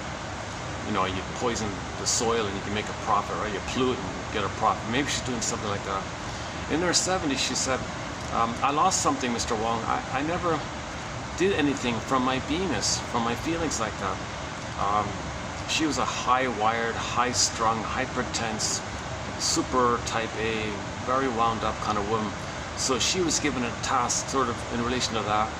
She tried to begin the process. She freaked out and couldn't do it. She was on the floor a little bit crying or something. She wants to try again. So these two characters, they kind of began the process. So that's very encouraging, because that's a key point in the second journey midlife. It's not necessarily at 40 or 45. It can start at 70. It can start at 80. There's no fixed kind of time like that. And a lot of people don't even start. They don't even begin it. They go right to the end, don't even begin it. A lot of people do begin it sometime, somewhere, maybe a little earlier, like 35 to 55, maybe a little later, like 40 to 60, or even later, like 60 to 80 or whatever. So it's called the midlife audit, the midlife examination period, okay, adult development, where you address this issue of your development and you want to get back your beingness. So you identify that you have a pin in the collar. That's sort of the key point here. You recognize that there's been a pin in the collar your whole life, i.e. you've been sleepwalking through life, in a trance through life, hypnotized through life, going through the motions of life, feeling that you're living the unlived life, the provisional life. Life is passing me by. When does life begin? Isn't there more? And then you get little clues, like you may have Freudian slips. That's the sign of your trauma and your anger, of your trauma, if you say, where you blurp out these obnoxious things like little frogs burping out, jumping out, hopping out, or you get, in some cases, the person has delayed onset of PTSD. So the trauma was there, but the false self, the defenses of the false self make you unaware of the trauma. Again, that sponge dries out. So maybe at midlife, a person has a nervous breakdown. That's called the delayed onset of the PTSD. So at midlife, they may have PTSD. And what's going on there? Or the Freudian slips, or the body bears the burden. I get psychosomatic symptoms. Okay, the organs are having problem with the organs or something. Okay, because the feelings have to go somewhere, so they turn inward. If mother rejects the feelings, mother gaslights the baby's feelings, mother shames the baby for feelings, it goes inward to the body, a little delay like that, and then some organ might fail. Now, when the organ fails, okay, that's you still crying for love. That's you still angry at your mother. That's you still trying to wring love from your mother. That's you still trying to prove your loyalty to the mother. Look, mother, I'm sick now. Doesn't that prove how loyal I am to you? Will you now provide the love? I'm sick here. That shows my loyalty to you. So you're still trying to ring, you called it, like twist, like ring a towel. You're still trying to pressure your mother. Come on, mother. I'm trying to get your love here. So psychosomatic symptoms are still that cry and scream to the mother. So originally it was overt, but then it went inward, covert. Now it's the pain reveals it, but it's concealed because it's inward like that, reveals and conceals. So think about water to ice, okay, feelings to psychosomatic symptom. So the psychosomatic symptom is still the child in us crying for love, angry at the mother. Sarno, Johnny Sarno says a lot of hypertension, like that woman, maybe a lot of hypertension. You know, the musculature is like cables and all that. He thinks that's your ongoing, constant rage at your mother for what she did to you as a baby, and you're still in this timeless rage, and your muscles are holding it. So the musculature is holding it like that. And then pop culture say, does it look strong or something? That kind of thing. So the culture says, doesn't want to make you aware. Most or almost all of culture is all about keeping the pin in. Babies are traumatized to put the pin in, and the culture says keep it in, including religion. When I say religion, I mean religion on the end of when religion is being used as a tool of the pillage and plunder system that started 10,000 years ago. I don't mean victims of the plunder system. I mean the aggressors, the 20% who feel emotional poverty. So as a reflection of it, they create outer poverty as a reflection of the inner poverty. As above, so below. The outer is a reflection of our inner state. So the most traumatized of the most traumatized, okay, their soul was plundered. Mother was a short seller, mother was a robber baron, mother felt entitled, didn't care, gave the baby poverty. Okay, Faustian pact, Faustian deal, identify with the aggressor, repetition compulsion. The planet is their innocence, which they shame. Then the planet is their mother, whom they hate. Okay? Or in terms of the pillaging, mother pillaged their soul. Well, how do you pillage outwardly? Well, give others poverty because you feel emotional poverty. Now, if they're in poverty, then they hand over the stuff. Will you, as a baby, hand it over your goods to your mother, the supply to the mother? So you get 80%, hand over the supply. So this is a huge topic. Okay, for example, a simple one is if we pollute on the planet,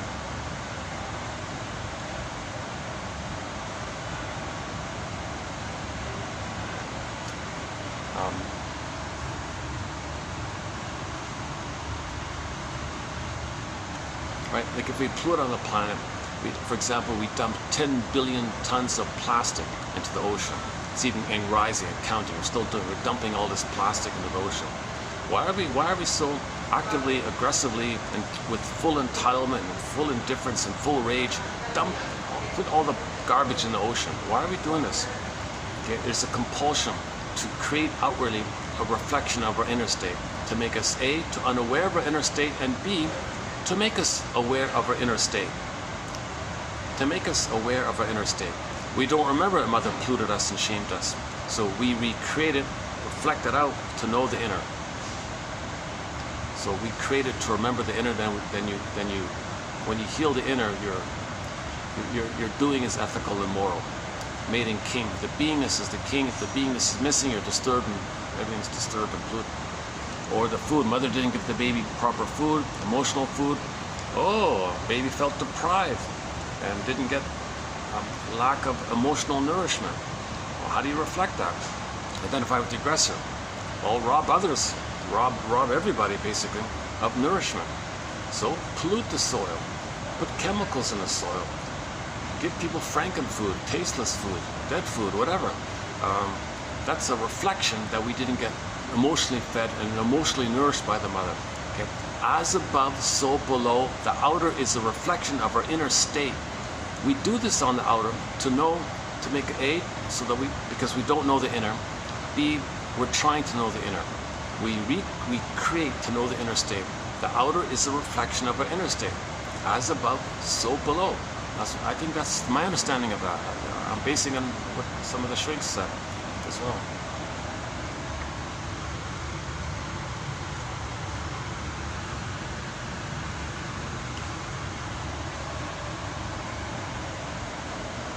Oh, it's so nice to be back at this spot here. Jeez, my goodness. Very popular hotel, yeah. Only 1 year old, about 1 year, yeah. Year and a bit maybe, yeah.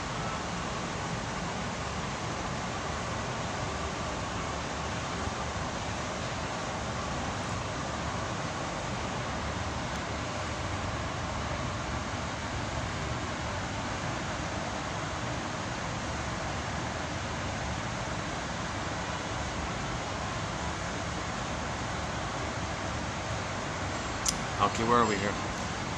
I wish I had the boom box. I could play some songs as to take a little break.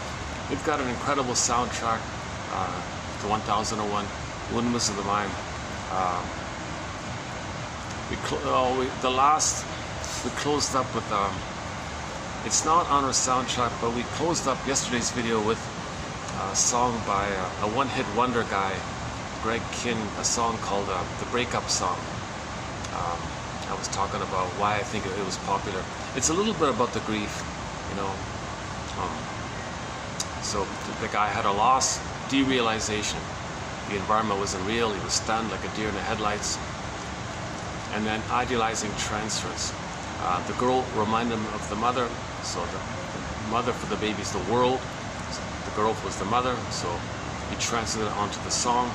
Oh, that song is the world. They don't make those songs anymore.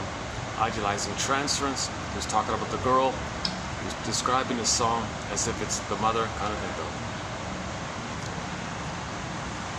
And then the moaning sounds. I think that's why it's popular. They made some kind of like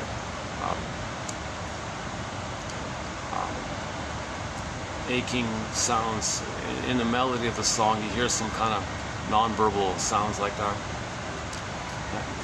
It was kind of like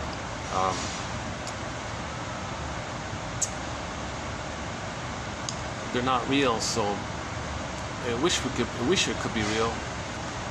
So since it's not real, then the fourth part was, okay, let's deny the pain. Let's tranquilize away the pain. Let's hypnotize ourselves away from the pain. Let's go back to pathological nostalgia. Let's go back to the fantasy of infantile megalomania. And that's what booze and stuff does. So he was drinking to deny the pain. So he was derealized, disassociation. Okay, bargaining. Oh, she was amazing, but you didn't. A little moaning, but not authentic moaning. So you didn't deeply go through the 5 stages of grief or whatever they are now. And then so he kind of gave up, overwhelmed, no one to talk to. No genuine moaning or groaning, no genuine grieving. He couldn't grieve, so it's a defense against the pain around inability to grieve. Yeah, remember, the psychic structure needed to mourn losses is differentiation and an identity, an authentic identity. Like who mourns? There's got to be a who there to mourn. Like I mourn, but there's no I, right? Authentic I, so you can't mourn. So because of the pain of that, you want to numb away the pain. So they self-medicated with the drink, or so either it's medication or it's the sugar stresses the brain to compel the person to regress back to the time in the uterus to blip up those fantasies with a little God. So they feel if you're a little self-important, blissful, little powerful little God, nothing gets to you, right? So that's how you. So pathological nostalgia is a defense against the pain of your reality. So if there's any kind of current pain, you got to make a decision, you're mourning or something, got to grow up or something. If there's a pain like that, you can do what's called pathological nostalgia.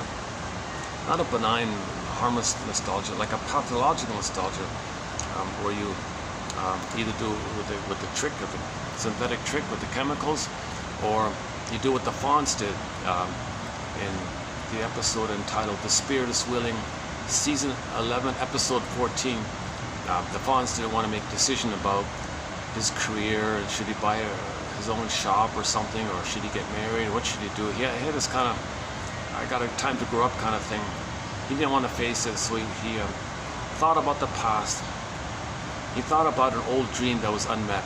What if that dream were met? What if that dream in the past were met? Forget about the reality. Just swim in that old pathological dream state, which is code for bringing up the need of blissful oneness with the Mother Sphere, pathological nostalgia. So in the episode, he bought a haunted car. The woman passed away in the car in the past time that he's talking about. Her psyche entered into his mind, and he's in there like that. He sees her like a psychotic break. He sees her like that. Very interesting for the Happy Days that they did a Twilight Zone episode. Yeah, I would say, oh yeah, okay, we could do it that way. So Happy Days did a kind of Twilight Zone kind of episode, yeah.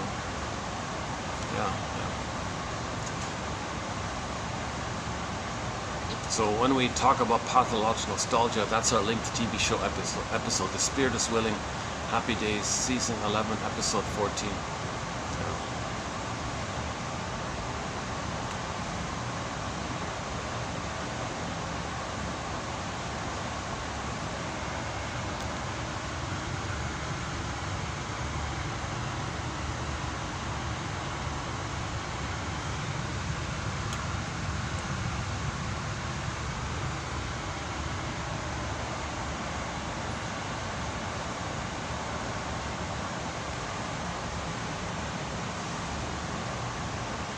Okay, there's more to it, to the Wong's Lost and Found Emporium.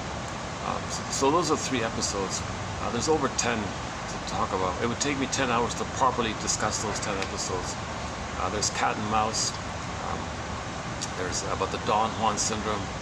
There's the comedian one where the guy faces. Oh, hold on a second here.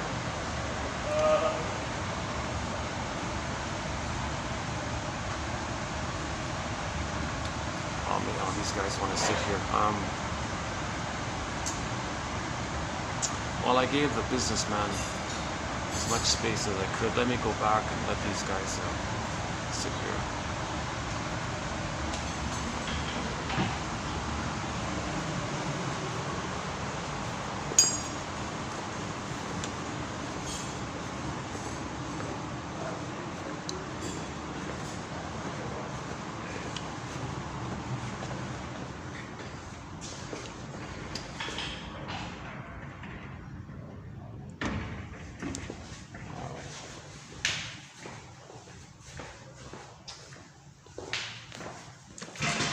Oh, I took a, oh, he's doing some kind of conference call or something.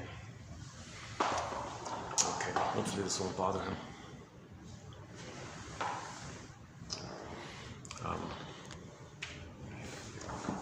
Where are we here? Yeah, let's continue. Yeah, I can keep my voice down a bit. Yeah, okay, yeah.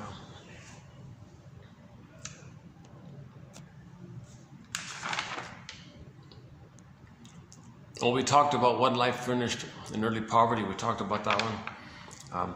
The comedian one is very good. So let's quickly do that one there. Take my false life, please. So it's about a comedian guy, but in real life he was a very extremely psychopathic, narcissistic character.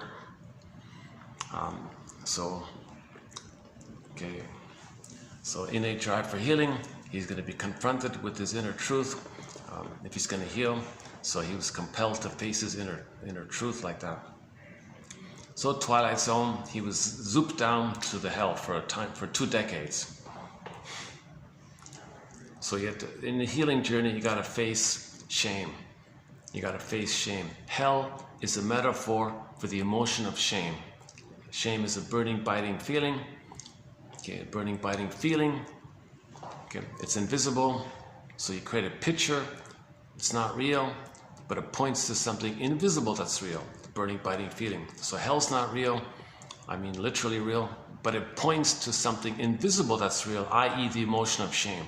Shame is the emotion linked to your identity. Okay, so he was always shaming. In his jokes, he had dark humor. He was a black comedian, like dark humor all the time, like that. So that's a reflection of his inner state. So you have to face this if you're going to heal. So he was zooped to this hell place, kind of like that.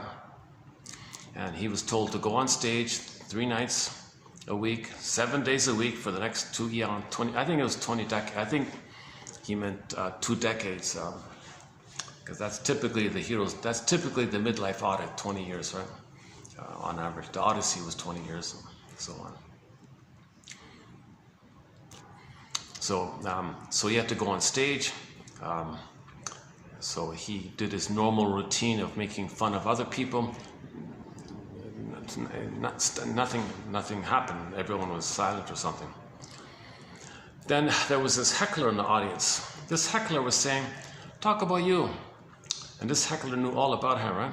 "Yeah, tell us when you hit that poor lady." No, I don't want to talk about that." "Yeah, go on, come on." And he heckled him. Yeah, she needed 3 operations. Then the audience would laugh at what he did. See, he can't, like a scapegoat, he's got to look inward now, right? He spent his whole life scapegoating others, mocking others, and making money for them. But in the healing journey, you got to remove that. Then he's forced to look inward. So the heckler was his inner knowing. The heckler was a code for a part of him that knows the truth, and he's got to face the truth. For 20 years, he's got to face the truth. That's the heckler. That's him facing his inner truth like that. So the heckler kept saying, "Yeah, okay, and tell about what happened to your mother when you didn't help her." "No, not that one." "Now go on." "Yeah, I locked the door, and then she was outside, and she died of hypothermia in the cold like that." Everyone laughed. Oh, they were laughing like that. Oh my God, he's got to face this. "Yeah, okay, and what about that poor guy? You stole his comedy routine, and he was homeless because of that, and you made money from it, and you ignored him. Tell about that." "All right, it was easy pickings. All right, is that what you want to hear?" And everyone laughing. "Easy picking, ha ha ha, easy pickings, ha." A typical psychopathic easy pickings, entitled's mine, who cares about you. So this had to go on. He was going to do that 3 times a night for 20 years, 7 days a week for 20 years. He's going to face how everyone else is going to laugh at him. See, he's going to have the experience where other people are going to laugh at him, and he's got to tell about it. He's got to face this shame. So he was in hell, i.e. facing shame. Very good metaphor. Now we don't know the conclusion, things just sort of ends there. They even said, well, we'll decide what happens to you after 20 years. Maybe you'll be redeemed or something, who knows. Now the denizens of hell, these are characters that never did that. So these are people who never did the midlife audit. And hold a second. Now, by the way, for the price of an expensive coffee, for a half or a third, maybe.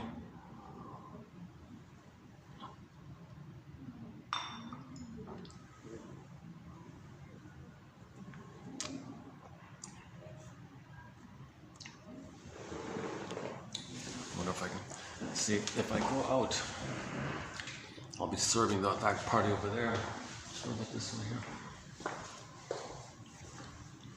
How are we doing here?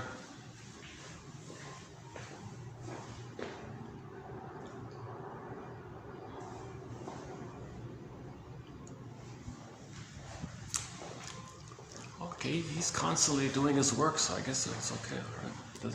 Doesn't show any signs of... See, I'm projecting myself onto him. Like if I were him and I heard a conversation next door, I'd be a little annoyed, but he isn't. But so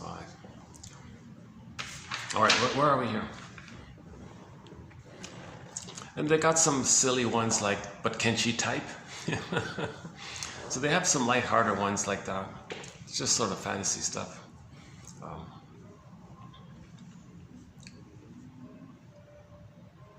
Okay, enough about Twilight Zone.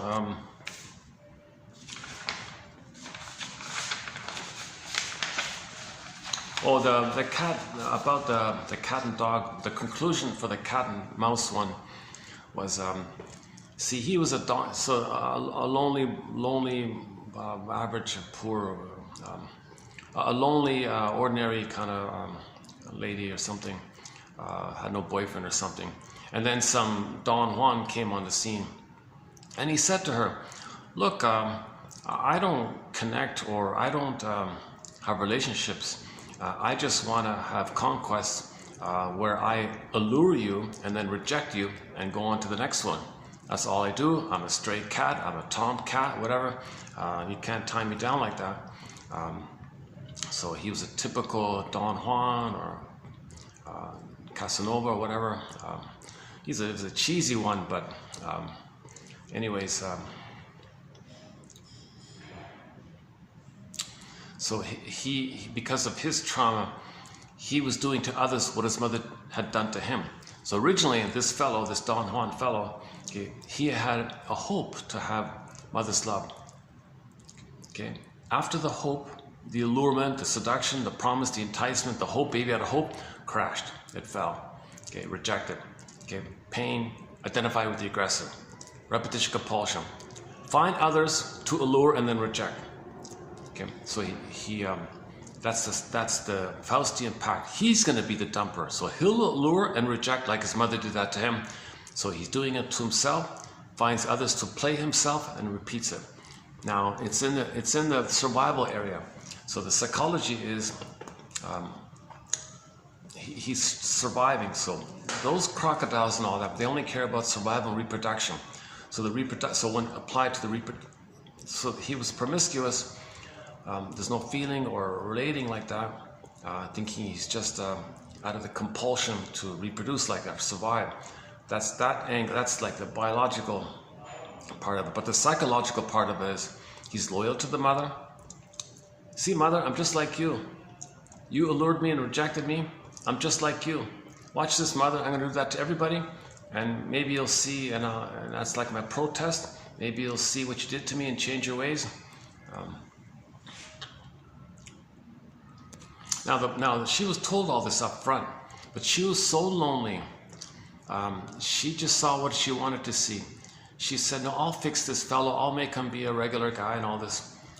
You got to be kidding. When she stepped out, he slept with her friend in her home like that. So he didn't care. He didn't care about her feelings like that. And in the irony about all this, all these women I fooled, they never learn like that. At the same time, he never learns. He never learns. He doesn't understand what he's doing, kind of thing. So it's blind to the blind. So the cat and mouse one was a lesson for all you. Let's dig it up here since they mentioned it.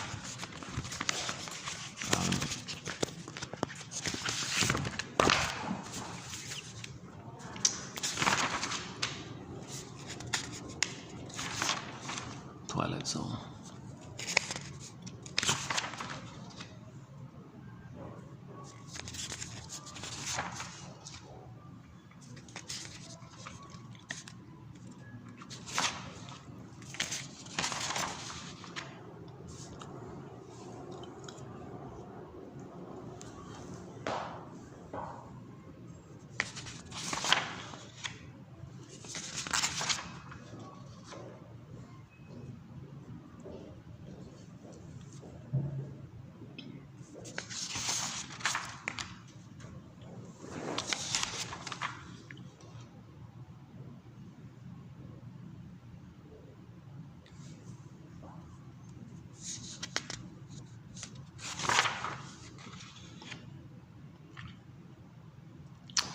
Oh, well, here's the quote from Shades. I mentioned Shades of Guilt. Remember the prejudice one? Shades of Guilt with Matt.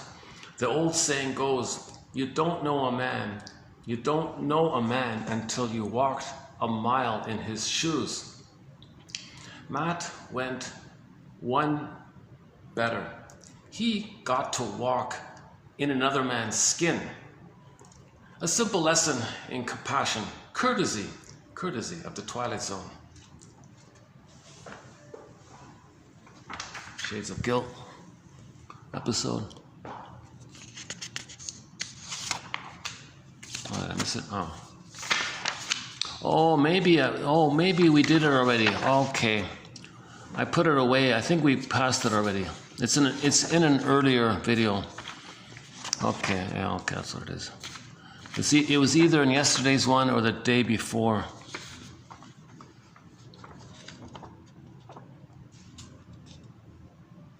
Right.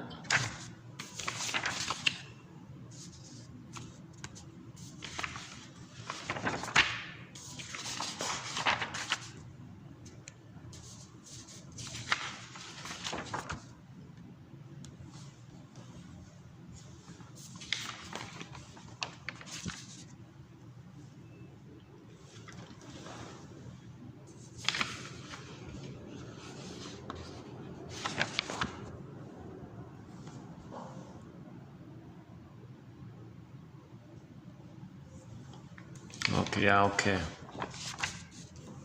We did it. Okay, we passed it already. Yeah, sorry, I filed it away already. So something like, dear ladies, courtesy of the Twilight Zone, a lesson for you ladies. If you're trying to mix, if you want to mix fantasies with reality, don't. You'll just have your head in the clouds, feet on the ground, and everything else in the Twilight Zone.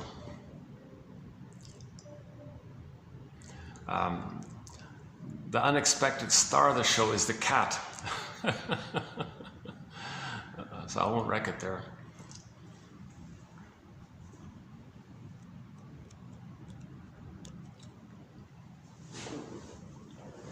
And another point about the Don Juan syndrome is that they're repeating not getting mother. So no one is the mother. So every woman is going to be seen as not the mother, but he's looking for the mother. But what is the mother from the baby's point of view? From the baby's point of view, mother's a blissful goddess, right? No human, no mortal is a blissful goddess. So he can't accept any kind of woman. Now the one exception somebody said is, if he does meet like the #1 supermodel or something, whatever, and she is regarded as a symbol of all women, that can translate in the unconscious, and all men want her like that. That's like the baby wanting the mother, and she's like all woman, or symbol of all women, and all the men want. That's code for the baby, and the mother's the one. So the one exception might be like that. Now what is she doing? She's going to dump him, because she's probably a playgirl if that's the case, right?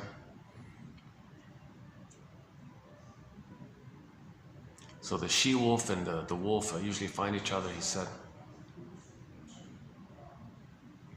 The Don Juan and the Donna Juana syndrome. So for the female Don Juan, our linked song is I've Never Been to Me by Charlene. Another one-hit wonder kind of thing, Charlene. In the mall there, about a month ago, they played on the speakers, I've Never Been to Me. So it's about a retired, bitter, old, grumpy, miserable, lonely, angry, retired playgirl. She spent her whole life flying around, alluring men, rejecting them. Okay, now the men would give her gifts and all that. Okay, play the song Jungle Love by Steve Miller. Okay, so she would do the same thing. She'd look for one-night affairs or something, and the fellow would leave her a gift at her door, a crate of papaya. So back to Charlene's song. So she made a lot of money doing this, but no affection, no love, no commitment, no feelings like that. So she's been to all these nice places, she said, but she's never been to me, her authentic self. So meaning she never loved, she never had identity, she couldn't love. She just repeated the survival thing. So the promiscuity was the reproduction, but the psychology was she's gonna find others to allure and reject, because she's wanted the mother to do that to her, and she made the Faustian pact. So she sells her soul, sells other people's soul, and makes money like that. Gets the power and lives forever. So in her later years, she became a bitter woman like this. So she met a young lady and said, you're just like me back when in that time. Don't do it. Don't do it. Hear my story. She said, oh, you're a bitter, old, miserable. Why should I listen to you? No, hear me out here. Just give me 3.5 minutes. And that's the song, right? The song. I've did this. I've never been to me. I've been to all these luxurious places, but I've never been to me. And the young lady already had a family. Enter Edmund Berger. So if she's going to leave her partner, her inner conflicts will faithfully follow her into the next relationship. So face your inner conflicts.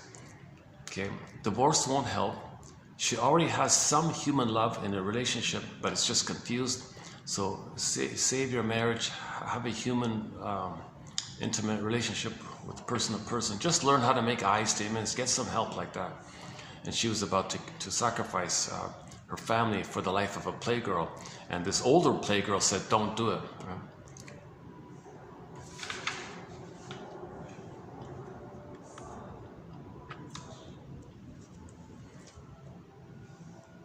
Should we get into the fairy tale?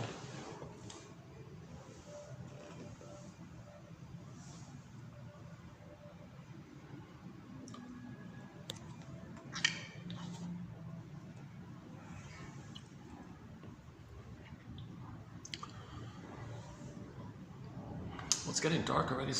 The lighting's never good around here at night. Let's see, what is it? Oh, it's 5:11. Oh, battery's holding up. Good. At least we got the battery. Oh, I'm not gonna get any lighting in. I've only got like 20 minutes of light left.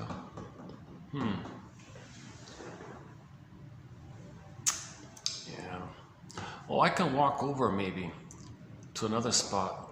Oh, it's also kind of dark.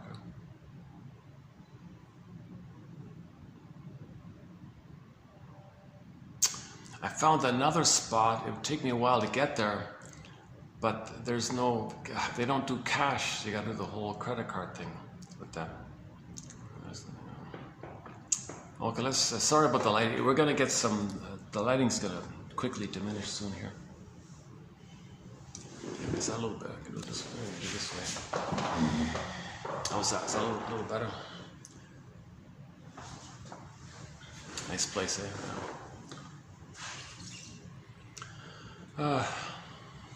Okay. So where are we here?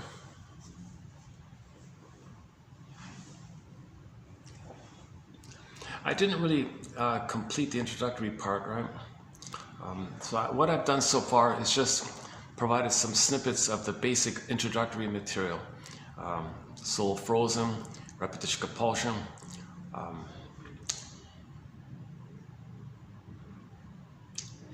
okay, memory, repeating, working through. We repeat because we don't remember. So we repeat because we don't remember. But we repeat to try to remember. And if we do, we stop repeating. So if we can remember Mother polluted us, then we won't pollute the planet, that kind of thing. Actually, one of the quotes here is about that. Yeah, it's coming up. We got a quote by Woodman about this coming up. By waking up to our inner dynamics, we can transform our environment, relationships, etc. So you want the outer to be improved, you gotta start with the man in the mirror. Michael Jackson, start with that one.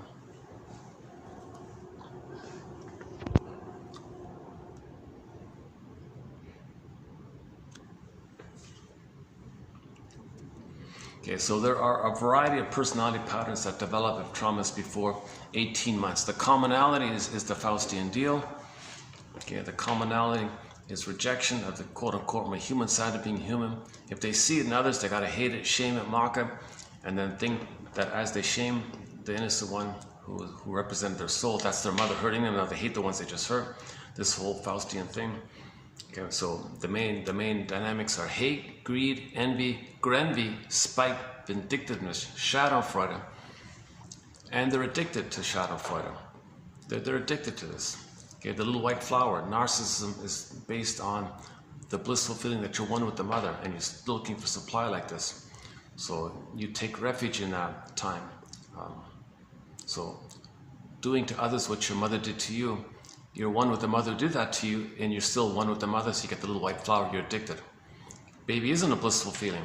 When you imitate her later on, you blip that up and you feel addicted, and you're dependent on it now. It's pathological nostalgia, it's a blissful feeling. And then you create rationalizations and excuses because you don't want to grow up, you don't want to heal, just create excuses, so you don't have to heal like that. Then you enter into sibling society and Peter Panism and Don Juanism and so on and so forth.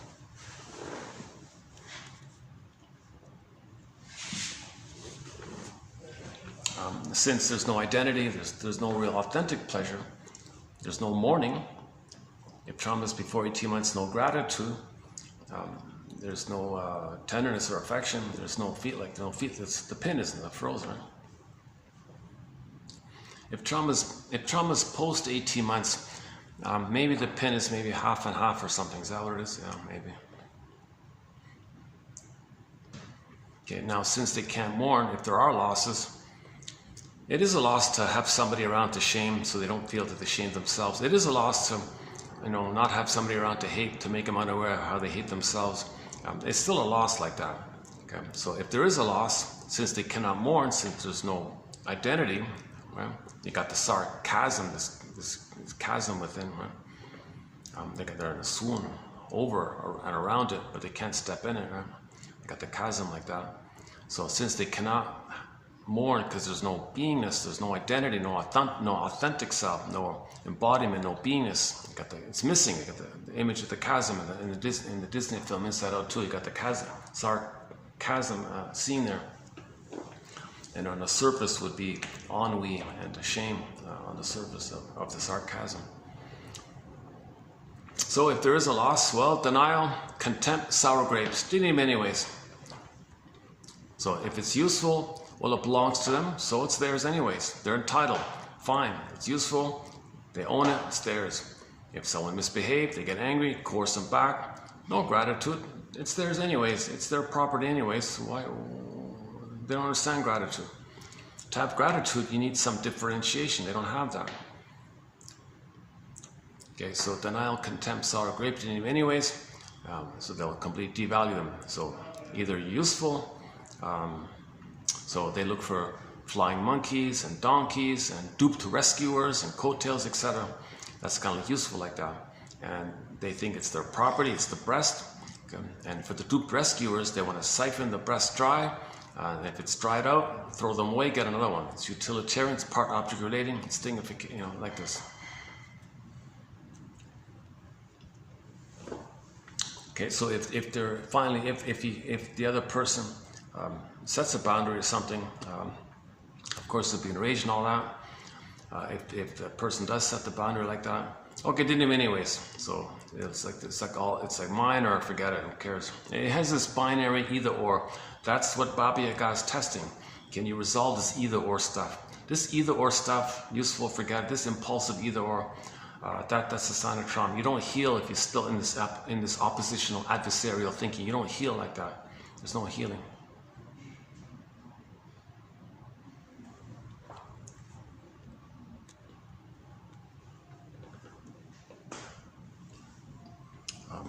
And once again, if stingers get together, they might scapegoat one of the children, or if it's two just friends, quote-unquote friends, well, they'll scapegoat a third person. They'll invent a third, and anything about feelings, about themselves or about the mother, it'll dump on the third. So they'll say others are no good and dangerous, and stingers take turns playing big shots. So the unspoken social contract between two stingers is, all right, we'll invent a third. We'll agree to hate this person, shame this person, mock this person, have shot and fought on this person or a group or whatever, and we'll hate them. We'll say they're bad, no good, they're dangerous. They're talking about themselves. They feel no good, mother's dangerous. Okay, so they're talking about themselves. It's called projection.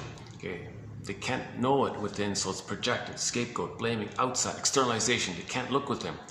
Read Karen Horney's essay called Paucity of Inner Experiences, and her chapter called Externalization in her book, Our Inner Conflicts. Very good book, Our Inner Conflicts by Karen Horney. That has won a Golden Windmills of the Mind Award, by the way, that book. Okay, so that's part one. They find a scapegoat. Murray Bowen calls it this triangle, emotional triangle. It disperses onto the third. So the third is like the sponge to absorb all their hate. The first two is hatred and shame and all that. So he's dumped down like that. So they're treating him like the missing placenta.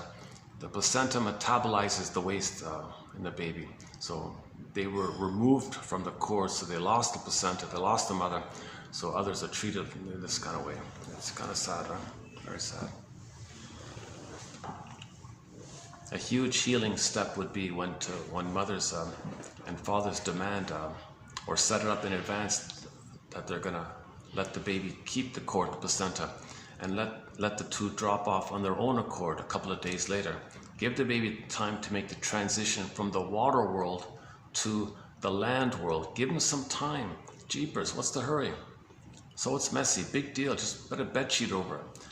When the placenta comes out, you put it in a bowl. The bowl can sit on the bed. You put a lid over the bowl, allowing some space for the cord. What's the big deal? Give the baby all the support and connection. He needs a continuity with the mother like that.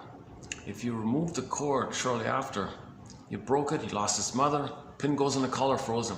And that's what we've been doing to ourselves for 10,000 years. And then he imitates the aggressor, and then puts the pin in others. And then doesn't want to, so education puts the pin in others, okay, because the mother put the pin in them. One of Robert, that's coming up with Robert Bly here, yeah. So this, this is not bad. This is not a bad one. 29, 21. I would say this is some selected quotes from the book Maiden King.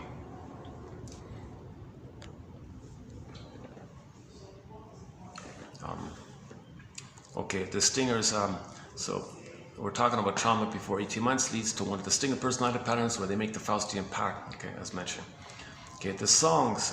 Usually, any songs that are about sadism or either or thinking, like my greed, your greed, those kind of adversarial kind of songs, or perverse songs or disturbed songs. That's in the stinger mode, right? I don't want to mention it because that's a trigger. Some of those songs are kind of triggered. It takes me a while to run through those ones. But the humor is dark humor. They gotta find someone to shame so they don't shame themselves. They do shame themselves, but they don't want to be aware of it. So to not be aware of it, they need someone to shame. The one they're shaming represents them. That's the trick.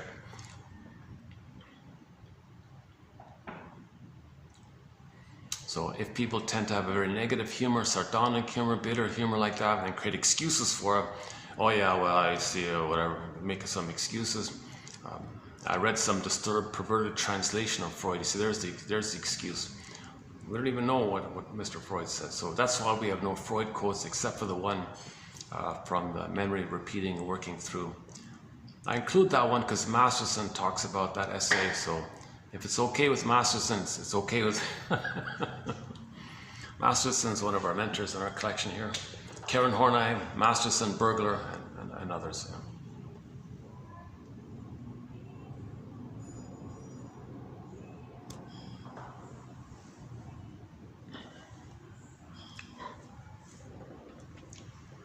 Jesus Christ, about at least more than half of the ads on all the SkyTrains have an LGBT theme kind of to it. In the malls, oh my God, geez, a billboard, 3-5-story billboards, it's hard to use the SkyTrain because every panel has an LGBT propaganda. No matter where you look, they're just throwing at you everywhere. Every door on every SkyTrain has an LGBT propaganda. Some young fellow with no shirt, or some more like that. At best, at minimum, it's that, or more than that. He's got lipstick. They make it, and so on.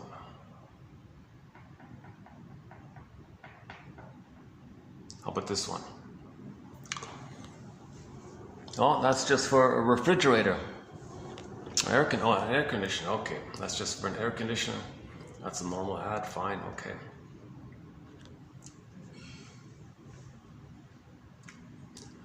Yeah, we do have a theory about, okay, let's not enter that one. But of course, oh my God, yeah, that would definitely be in the stinger mode. That definitely would be in the stinger. If there's contempt for humanity like that, that's stinger mode, right? So propaganda, advertising. Burglar makes an argument about the contempt Madison Avenue or K Street, whatever it is, has for humanity.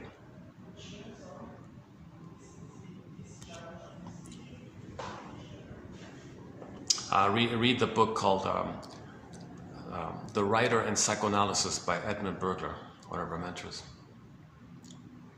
I have this ongoing kind of question around why he's been kind of ignored or something. There's one somebody put a short little video. They didn't do a good job explaining his theory or anything like that. But he did make the point about, well, he exists, he was a person. He wrote 24 books, 300 papers. The man was real. Okay, in the 40s and 50s, he was the main #1 guy for psychoanalysis, right? But you never hear about him now, right? So they were talking about that. Schools don't teach him. People go to shrink school, they never even hear his name. You can believe it? So the best, and from what I can tell, the best and only collection of Burglar quotes you'll find in our collection here.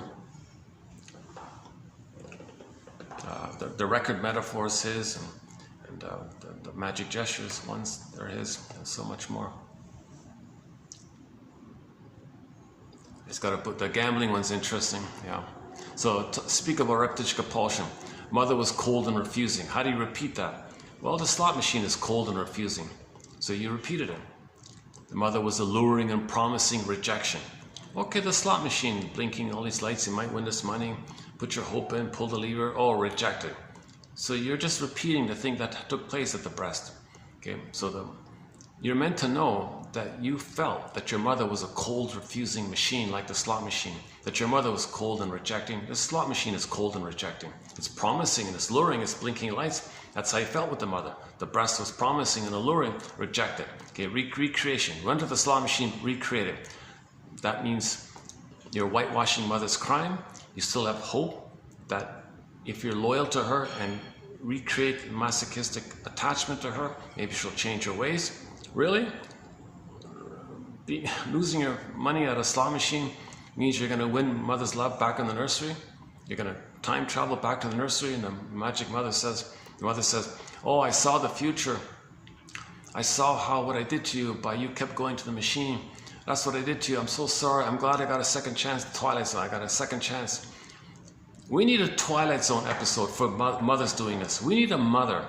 Okay, we need a Twilight Zone where the mother rejects the baby, okay, and then sees how the person becomes a gambling addict or something, and the mother, future travel, sees it. They pop back. I'm sorry. I'm going to love you properly. I don't want you to be a gambling addict. I'm going to love you properly here. We need a Twilight Zone like that, a good one, well-made one, nicely, not a cynically made one, a clear one, and then just you know, that'd be a good one. Yeah. So similar thing with the booze, right? Really, a glass of wine is mother's stimulating fluid. Really, it's the stimulating breast milk? Come on, not making sense. Unconscious is powerful. Makes us unaware of that. That's part of the unconscious deal, to make you unaware of what you're doing. So mother was, so you had a great hope, that's the jocose phase. Disappointed, morose phase, now you're angry, bellicose phase. And then you got the endorphins, that's the comatose phase, like the numb, like that. So how do you repeat that disappointment at the breast? Well, run to the beer store, wine store, whatever, you're all excited, jocose. You do it yourself, you're important now. And you're going to take matters in your own hands. You don't need anybody, you'll do it yourself. You'll control the breast, you control the car, you control the key, you control the wallet, you control going to the wine store, you control buying the wine. So you're kind of feeling like a powerful like that, infantile god like that. Plus, you're going to control the breast, you're going to buy the bottle. Okay, they even have wine bottles. The brand is named after the breast, something breast or something. They even name it like the breast, or so on and so forth. Or the slogan is related to the breast. I forgot. Anyway, so you run to the beer store or whatever, you buy the product that's the jocose, like the excited, the jovial, the excited, happy face, right? Like the baby is happy, hopeful. Okay, so after you take the bottle home, open it up, you maybe drink a little bit, you get, you're all excited like that, and for a brief moment, the concentrated sugar, okay, tricks the mammalian part of the brain into perceiving the person's face because of the surplus food. That's safety. When you get safety, you get serotonin. It's not the safety of mother's love, it's the trick of the food. It's the food angle that gives you safety, gives you serotonin. So for a little while, you feel so happy like this. Now wait a minute, how long is that going to last? Okay, when that chemistry runs out, now you're sad again. The way you were sad before. Now that's the molars. Okay, then now you might be angry. Oh, damn this, damn that. And then you get a burglar says you wake up with like a hangover. That's the comatose. So jocose, morose, bellicose, comatose. 4 steps. So you're repeating that with the alcohol. Yeah, okay, and we can go on like we can do with food. We can go on with food like that. The sweetness one, yeah, the sweetness one, mother's sweetness. So the cookies and the amazing Mr. Williams scene. Okay, and Woodman has some material about that. Okay, so let's leave it there. So in the stinger modality, you've got negative humor, put down humor.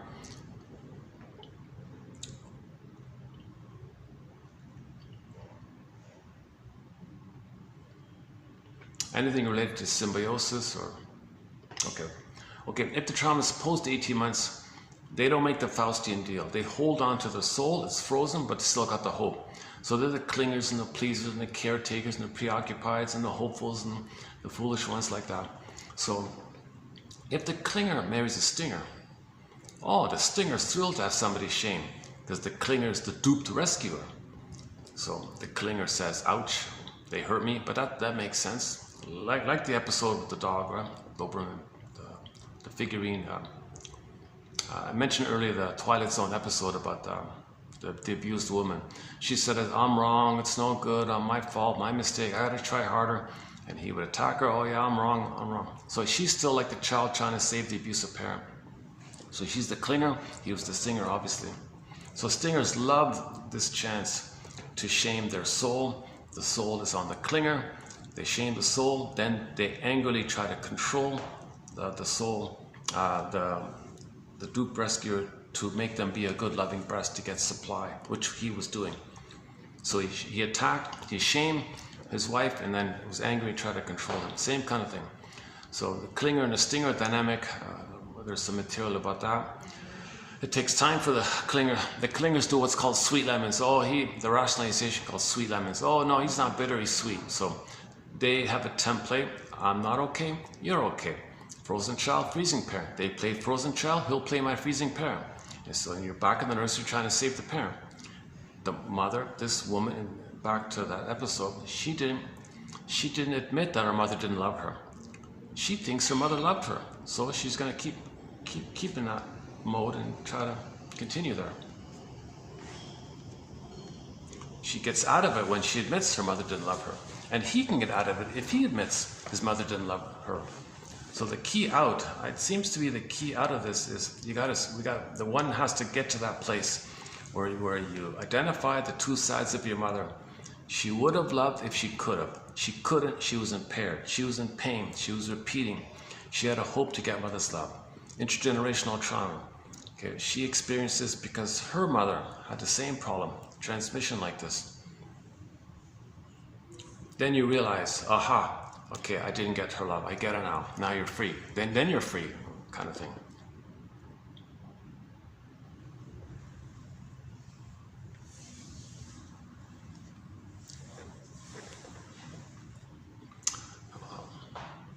Maybe I can try downstairs.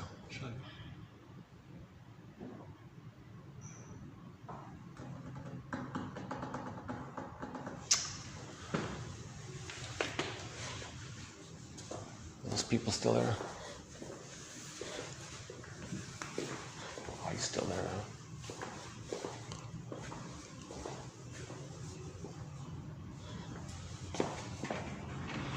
Let me check over here for a minute.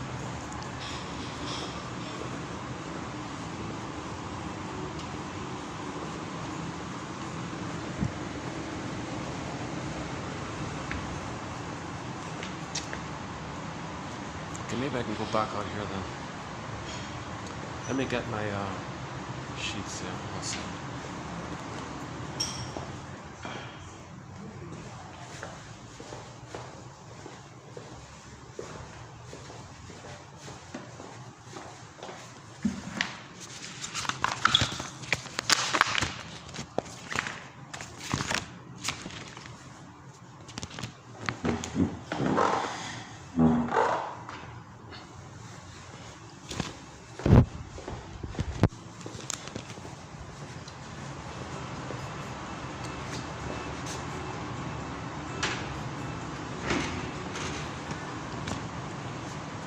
Just back to this one then.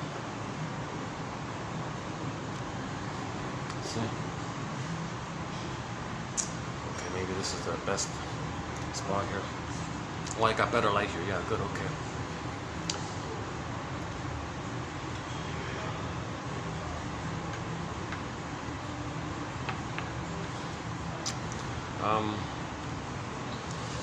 Lingers and the stingers. So in Miss Golem's model, it's frozen child, freezing parent. So that's trauma, frozen child, freezing parent. Where's the adult mind? That's missing because the beingness is missing. So we only got those past ones, those relics of the past, those shadow voices from a bygone era. But they're in your mind, it's timeless, and they function like puppet masters. They take over kind of thing because there's no adult mind. So her main exercise is the mindfulness. Notice who's taking over here. Freezing parent or frozen child, which one? That's here in the past, that's trauma. Those constructs are trauma. When there's trauma, we repeat. So one of those are going to fill in for the present. So the present, you identify who's taken over. If freezing parent's taken over, okay, that's all the negativity, the stinger mode, we just mentioned. If the frozen child takes over, that's the clinger pleaser mode, also mentioned. So you want to identify, put a wedge between the two, recognize, well, first of all, recognize their shadow voices from a bygone era, from another bygone era. Voices, shadow, echo voices from long ago from another era. Like, why are you dealing with these voices? And back to that episode, the Twilight episode. Let's finish that one. Oh, I didn't finish it. Let's say your parents were alive. Let's say your parents were alive. Would they confess? Would they admit it? Like, would the mother say, "I made you to find me"? Would she say, "I'm sorry, so Anne Sexton, 1960, has a line, "I made you to find me"? Would the mother apologize? "Yeah, I didn't meet your needs. I parentified you. I didn't know who I was. I made you take care of me. I was the baby, and I made you be the mother." Would the mother say this? You got to be kidding. No way.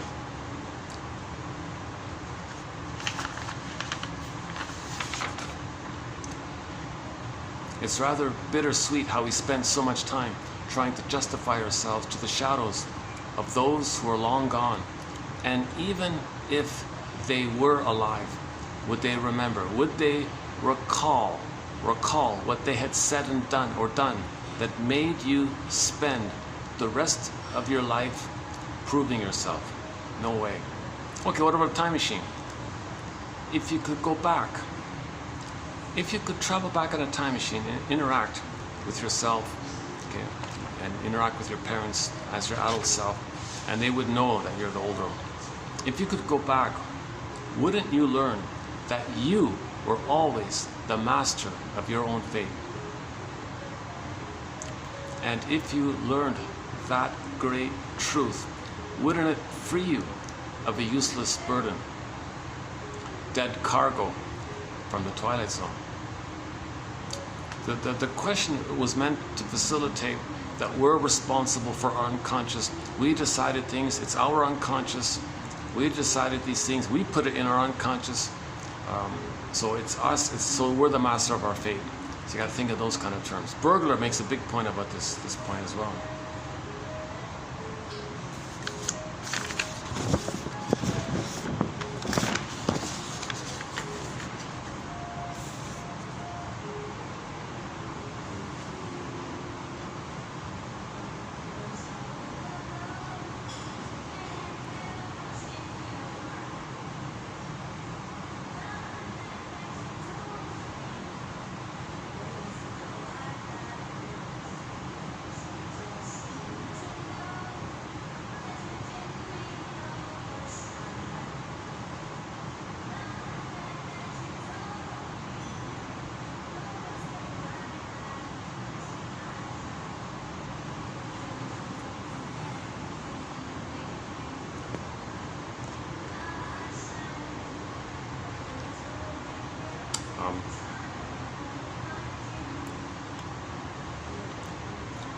If clingers get married and they're conscious of their situation, since they're still on the developmental track, they can grow together.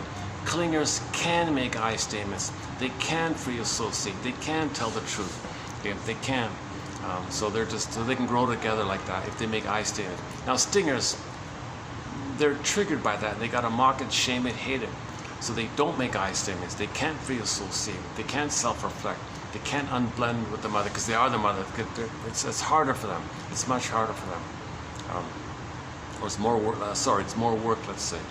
So their soul is turned into the maiden turned into a swan, and maybe the swan turned into something else, another bird and another bird. So it's kind of farther away like that. So it's more work like that. So in the healing journey, we need to carry witness. The carrying witness validates what you're going through. You feel safe. When you feel safe, you're free to associate more. If you don't feel safe, you can't free associate. Now stingers, it's harder for them to feel safe because they project them onto others. They feel no good and mother's dangerous. So others are no good and dangerous. So they can't trust anyone. They can't. They attack all the time. They can't trust or relax. They can't free associate. They never trust. If they maybe they expect God-like perfection. It doesn't work.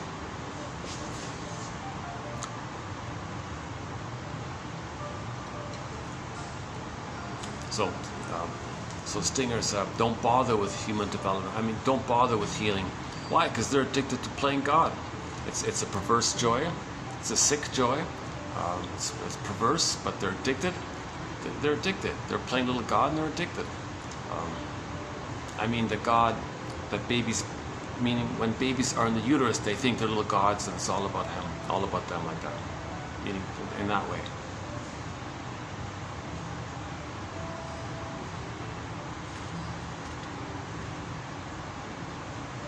If clingers are not aware, they're both going to compete with each other. You play the good parent, help me with my development. No, you please play the good parent, help me resume my development. So they might argue like that. It's not going to work. It'll sour milk, rust out, burn out, won't work. Only if they're conscious, they can grow together. Now stingers don't do this. Stingers, they just scapegoat one of their children.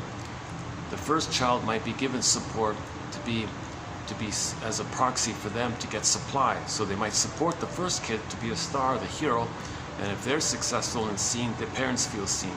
So they might support the first kid. The second kid, since it's not going to work, no matter how well the first kid succeeds, it's still disappointing. So when the second kid comes on, typically they scapegoat the second one. That's why the first kid is often like the quote-unquote good one and the second one's the bad one. Because the parents scapegoated the second one. Because of all the tension they were feeling, they deliberately set it up that the second kid would be naughty, unloved. They set it up that he'd be naughty to give the parents the cloak, the camouflage, the excuse, the rationalization, the justification called spare the rod. So, but shall I compare thee to an onion? Underneath it, it's to hide the underneath issue, which is to blow off steam on the kid. So that's the scapegoated kid. If it's an only child, that's interesting with the only child, because he may end up getting both, right? You didn't redeem us, and we're going to scapegoat you now.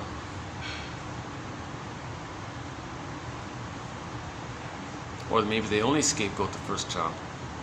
Maybe there's no, that's possible, yeah. But usually the only child the only child gets the most support because the parents have the hope for supply, narcissistic supply.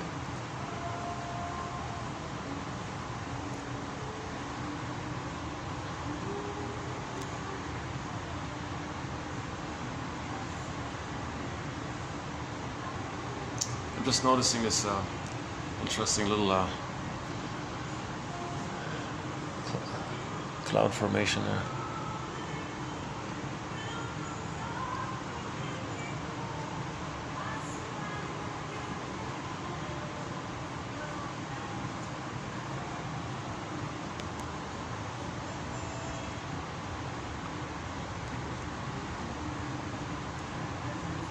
What time is it? Let's see.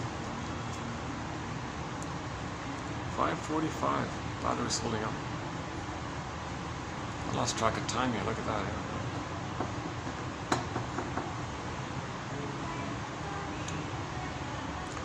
Okay, where are we here? Okay, there's more material. Okay, we didn't talk about the BPD amalgam. In the stinger mind, they're always in survival. So of course they're gonna lie, deceive, because they always think they're in survival mode. If they're hurtful, what are you talking about? They're in survival mode. If a baby's fighting with a monster, come on, he's in survival mode. That's what they're coming from, that kind of thing. When they project that onto the world. So that's why they don't care about others or don't feel for others. And if they're harmful, why? They're entitled and they're surviving. They're entitled to get the supply. And if they're enraged, well, they're just fighting for the breast, for the nipple to properly feed. You know, they're just like that kind of thing. You know, I know it sounds kind of. Okay, and there's more. So the BPD amalgam. Okay, so in the way to survive, what the brain does, Gratstein calls it an amalgam in the brain of the two mentations, psychotically neurotic, okay, interconnects and intermingles and fuses in with neurotically psychotic, the two mentations, right? And this blending creates a fusion called a poof, the magic mirror. So the person can play now you see me, now you don't. Catch me if you can. I'm over there, I'm over there. So they can flip-flop and twist and imply this, they meant that, and shame you, make themselves look good while they shame you. They can magically, very intuitively, it's based on the fusion, it's based on the two mentations crossing over. It's all part of the survival. So they can lie, and if you point out a truth, what are you talking about? A moment ago when they lied, they had to survive. A moment later, they want to survive in this moment, so they'll say what they ought to say in this moment to lie. So every trick in the book, every rhetoric, every advertising trick, PR trick, propaganda trick, manipulation trick, con man trick, snake oil salesman trick, used car salesman trick, every kind of deception, sales tricks, any kind of devious little thing,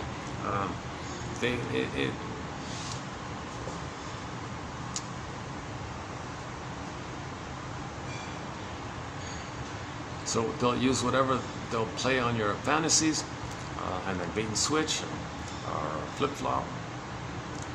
So, like if you point out something to them,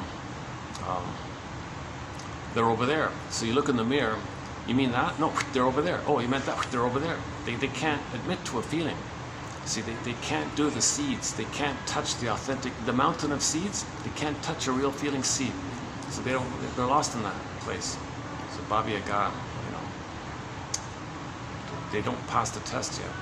The test will come around, around endlessly, right?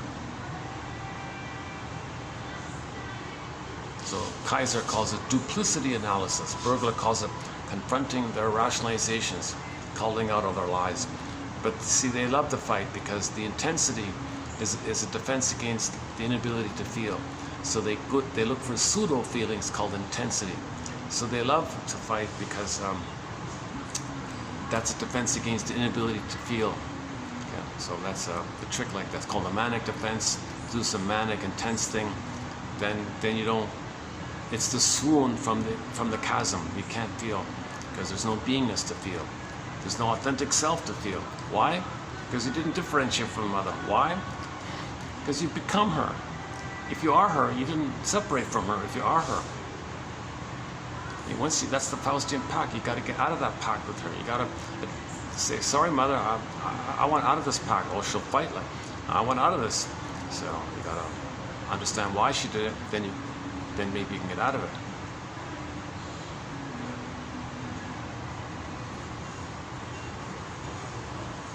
Okay, I guess I'll just leave it there. Okay, let's now do the Maiden King story a little bit. Or 21, okay.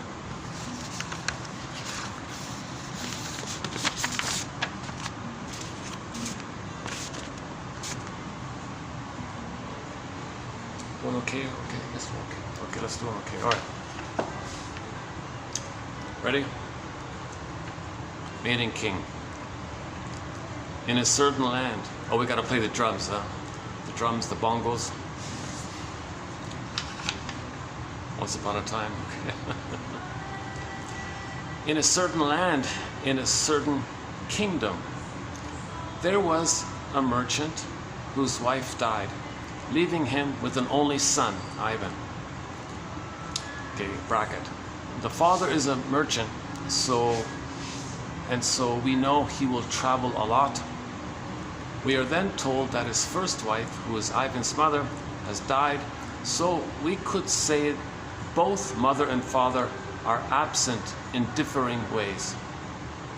The mother who died is a code word for the positive side of your own mother, which you probably felt deeply and unforgettably in the womb, and maybe in very early childhood. And a stepmother is a code word for the dark side of that very same mother. So there isn't much good mother, right? Just a time in the uterus. So it's this distant fairy godmother thing, you know. It's just minimal. The mother's bitter and envious. That's the stepmother. So.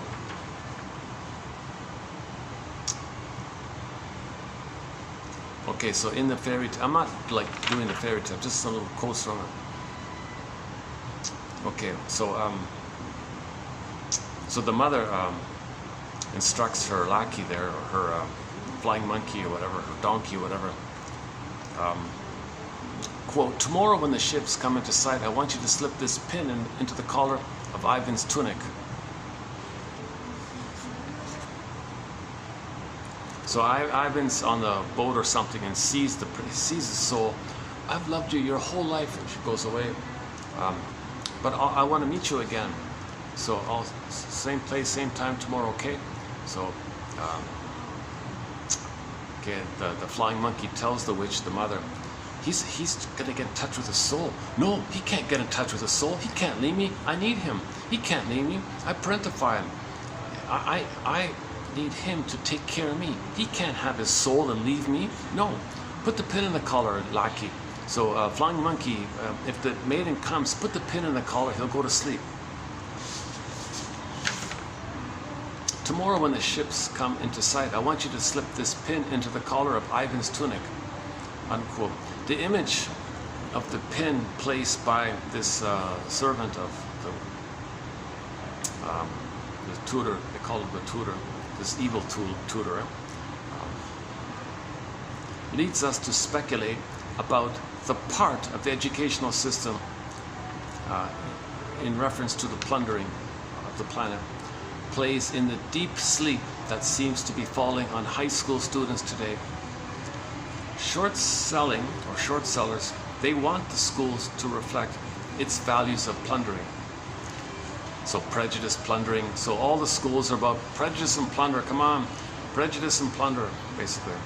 So the schools perpetuate prejudice, because if you have prejudice, then you can maintain the plundering, i.e., if you don't heal, then you're repeating what happened to you. You lost your inner home. You identify with the robber. You see land. It's mine. Mother took my land. So that's the reflection of the inner state. So school and everything is designed to maintain the pin.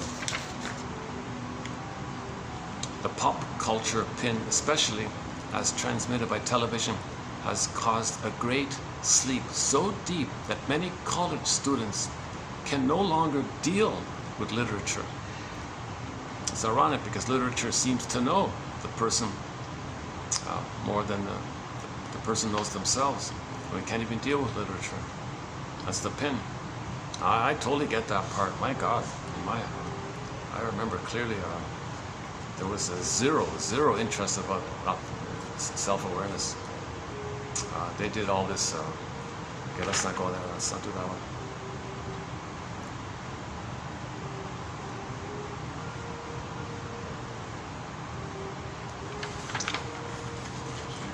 Okay, Marion Woodman says, which is worse, a dead mother or a deceitful stepmother.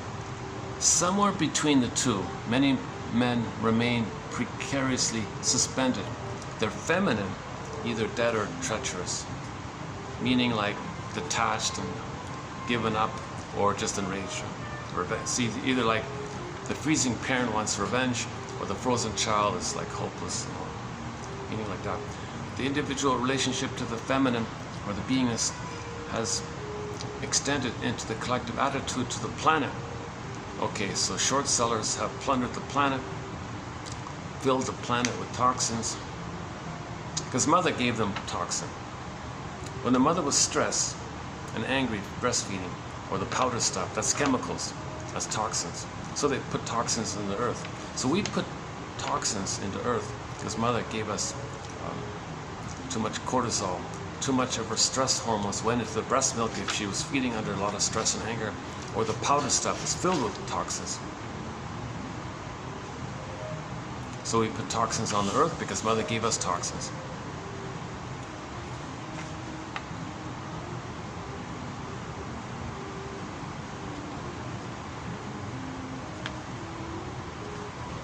Let's say a school, I don't know, let's say the head of the school system or something only hires principals for the schools in the district who have a kind of a bitter attitude or something. So he is using these bitter people to spread the toxin, like psychological toxins, onto the school, because the guy behind the scenes felt, my mother gave me toxins with the food, I want to spread, using my monkeys, emotional, psychological toxins onto the students, because that's what my mother did to me. So they do to others as a reflection of what the mother did to them. Get it? So mother didn't, either she gave the baby the powder stuff, that's toxins, or the mother was stressed when she was feeding, that's toxins. Okay, identifies with the aggressor. Okay, now let's say he's the head of the school system, whatever.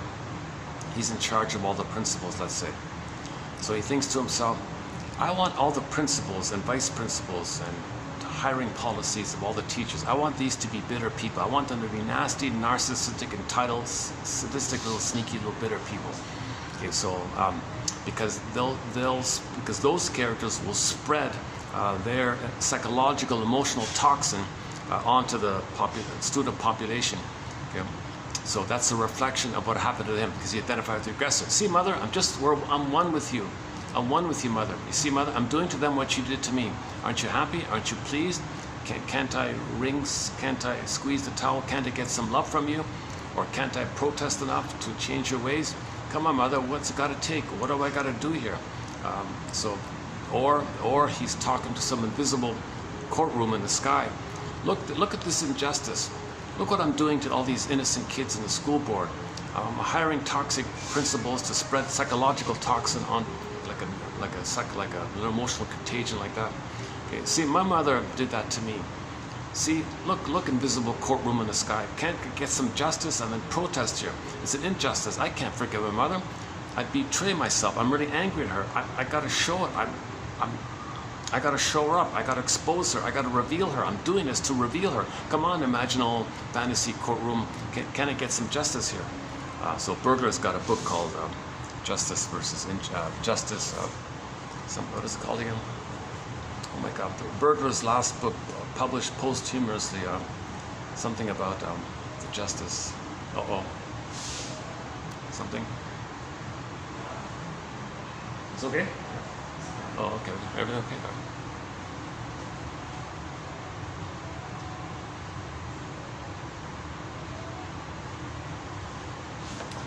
Maybe she's checking up on the big shot there. Maybe I should. Let's see.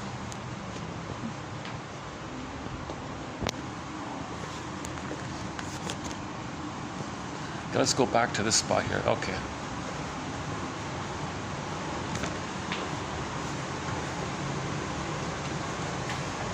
Okay, let's play it safe here.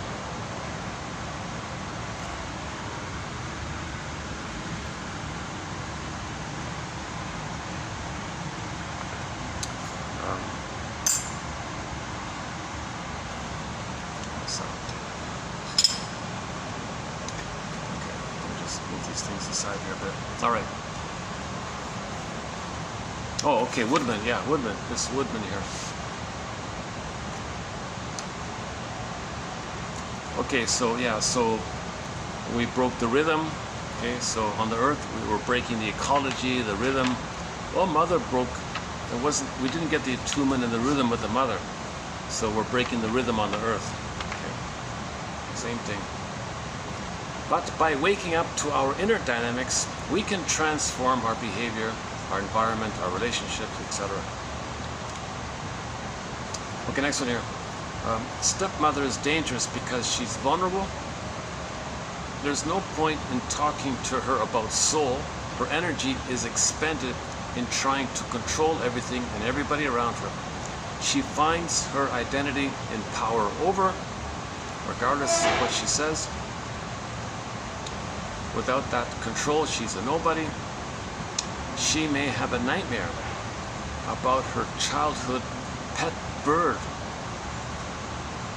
buried in a shoebox in the attic.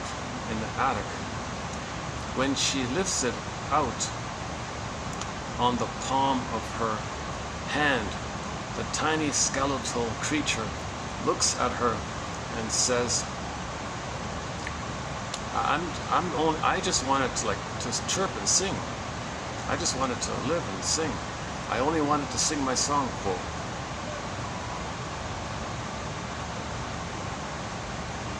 So if a stinger does get in touch with her soul, it might be this dying little bird. I just wanted to be a little bird and chirping.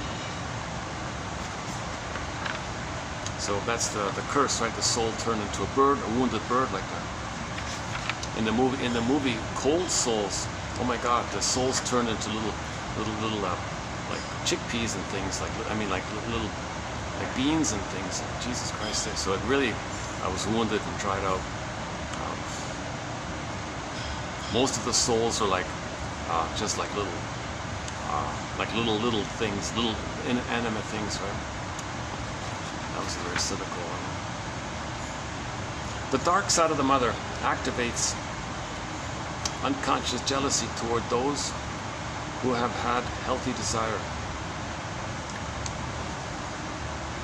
Yeah, so when the mother is feeding a baby and the child wants to be autonomous, the mother says, "With me or against me, baby?" Either or, adversarial, with me or against me, right off the bat. Child freaks out. "No, mother, I'll sacrifice myself to meet your symbiotic needs. You need to use me as the good breast for you. Fine, okay, good, baby." So she rewards the symbiotic regression for her needs and withdraws her presence for the child if the child's going to be autonomous. With me or against me? I'll abandon you. You'll die if I abandon you. Okay, mother, I'll do what you want. So that memory comes up. The dark side of the mother activates unconscious jealousy toward those who have healthy desire. So the child has a healthy desire, envious. No, she can't do it. When she projects that jealousy along with unconscious rage, he or she begins to act as if in a trance. Oh, look at that, eh? So the mother, the stepmother doing this is in a trance, eh? So she's unaware. So she's in a trance. She's disassociated to her, unable to be present in any situation. In myths and fairy tales, these stinger characters, many of them are considered to be in a trance, like cursed, hypnotized. Positive mother is not a concept to be understood in the head. It is an experience felt in every cell of the body. Oh, here we go. All right. Children who have been cherished. Cherished? Kool and the Gang. I just saw this morning the clip. The Kool and the Gang got some award or something for that song, Cherish. Just a one-hit wonder band, right?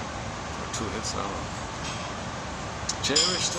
Children who have been cherished in the womb for 9 months have cell memory that trusts life. That's called a welcoming womb. Children remember this time.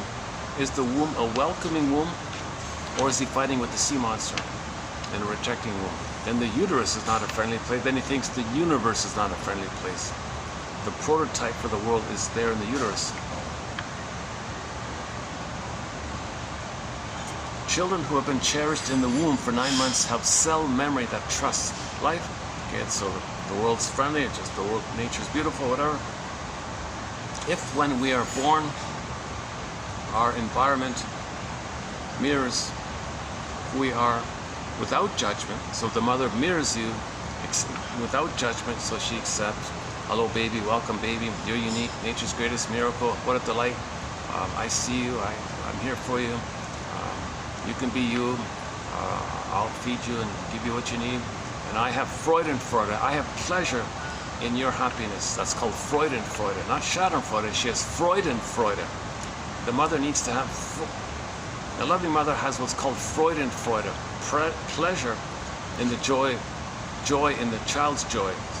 But many mothers have Schadenfreude. They only have pleasure if they hurt and suffer the baby. Because if the baby suffers, then now the mother can control the baby and get a constant support source of narcissistic supply for her.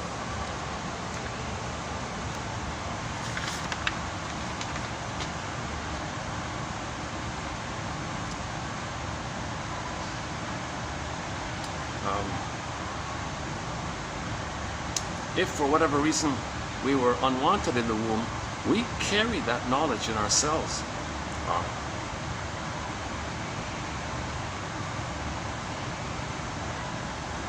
Wow, eh? If we know that if our mothers carried the power of life and death over us, we know that our mothers carried the power of life and death over us. We know ourselves were not resonating with her. Now this would be the mother who goes to the rock concert, the kid is kicking and screaming, and the cord twists around the baby, his neck, and he's not getting enough oxygen, he's suffocating, fighting with the sea monster, and the baby's kicking, and the mother says, hey everybody, touch here. Little Junior's going to be a soccer star. Okay, that's misattunement, malattunement. She's out of sync with the baby, disconnected from the baby. So that's part of it, I think.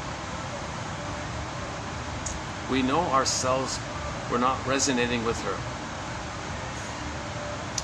In adulthood, these cell memories cause a body soul to numb out, become petrified, pin in the collar, yeah.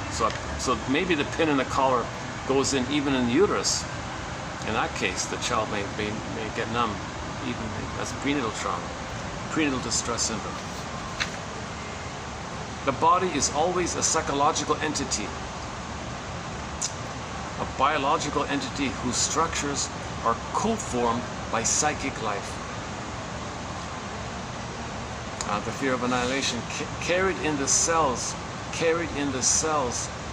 of the abandoned child in many of us makes us cling to matter, like material matter, stuff, as if that were the matter, the mother, material, matter, mother, money, matter, so we have lost and never had. This is the root of addiction. Addictive objects appear to offer us the comfort and security of the positive mother, when in fact the greed that governs addictions actually deprives us of them. It's a negative loop, right? So the more you're greedy, so the more emotional eating, the worse it gets, right? No matter how many pints of ice cream you eat, it's never going to translate to mother's sweetness back in the nursery.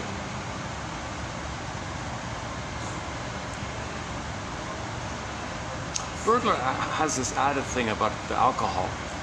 The alcohol is toxic, right? Mother was toxic to him. He thinks he wants to poison the mother when he drinks the alcohol. He's actually attacking the mother in his mind. He's willing to hurt himself if he thinks he can hurt the mother and get the mother to back off. I don't. Yeah, maybe, yeah, we have other quotes in the area. Some people are self-defeating, trying to punish someone. In the Nashville, TV show Nashville, the girl dumped a guy, he was moping around, punishing himself. She said to him, yeah, don't punish me by hurting yourself.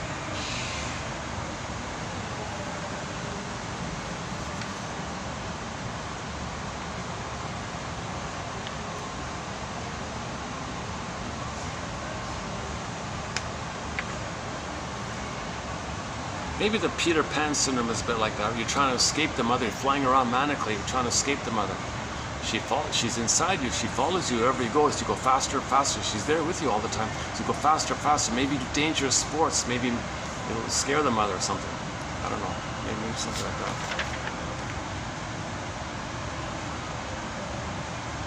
Who is Baba Yaga? Rob reply here. Who is Baba Yaga? From a mythological point of view, she out there is not exactly in the human world. She is part of the inhuman universe. She's the universe. The neutral energy of all the universe or something like that. The neutral energy of all existence. Not a mammal inside the mirage of the human soul. She is a force, a being, probably older than the earliest person, not made of projections, not evoked by denial. She's just beingness. She's existence. She's all existence or something. In any case, whatever it is, it would be wise to watch her step. She owes you nothing, and it's her universe.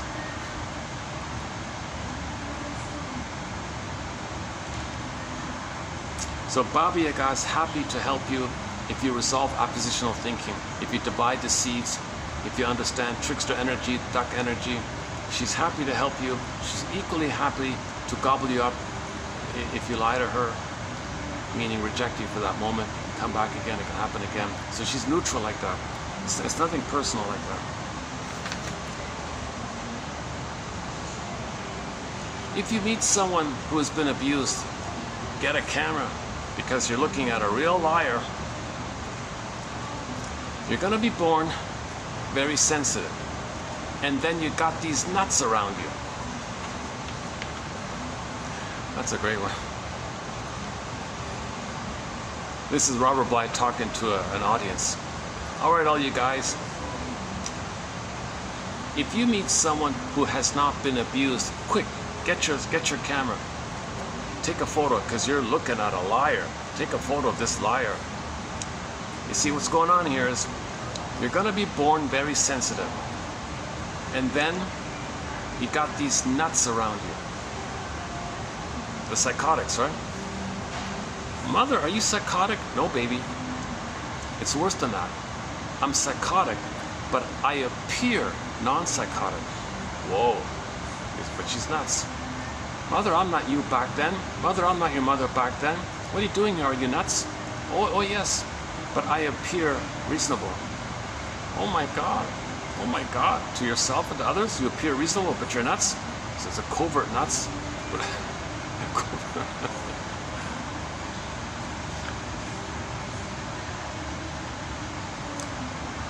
Okay, one more here from Bly. This issue, this thing about developmental openings or opportunities for a person. So, like in the growing process, there are certain ages when things are kind of meant to happen or something, right? He calls them openings. Openings toward amazing abilities arrive on schedule, like molars, like your teeth.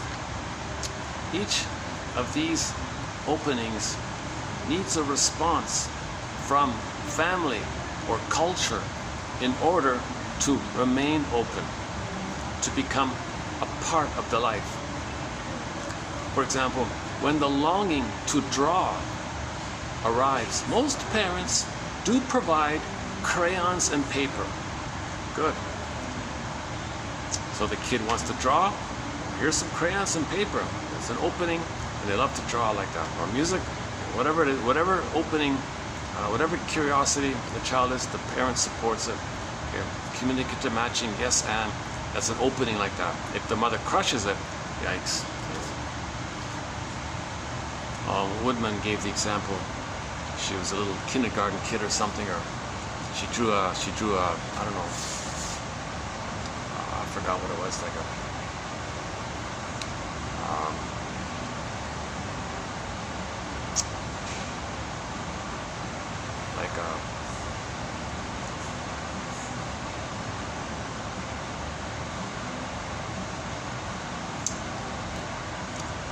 I don't know, like a what was it again? Like she drew something with the wrong color or something, and the teacher bawled her out, and she gave up art for decades. It took her several decades to pick up a crayon again or something. So there was an opening, the teacher crushed it. What was it again? Oh, she drew like a house and the grass. Instead of making the grass green, she made the grass, I don't know, some other color. Like maybe orange or something. I don't know. Let's say she made the grass orange.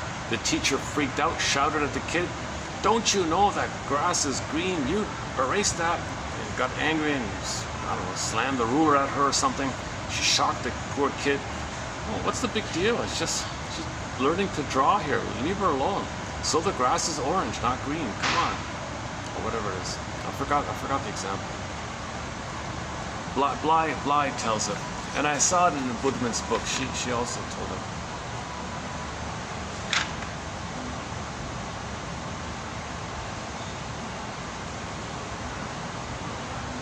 Or was it an animal? Maybe she drew a green, let's say she drew a cat green. Cats are not green. You cannot draw cats green. And she got punished for it.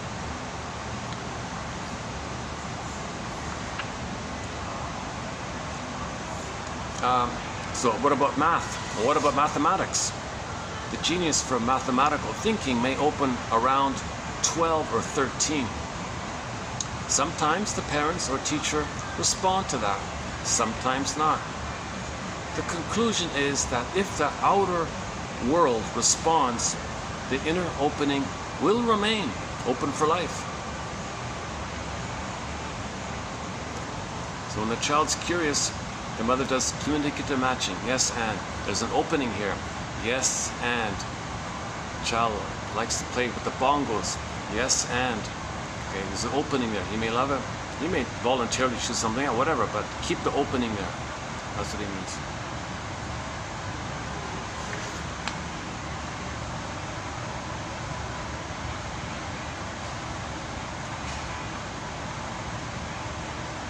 Yeah, that's a thought, eh?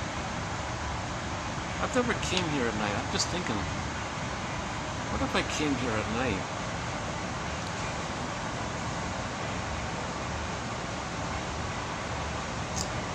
He's still there, eh? Mr. Businessman is still there.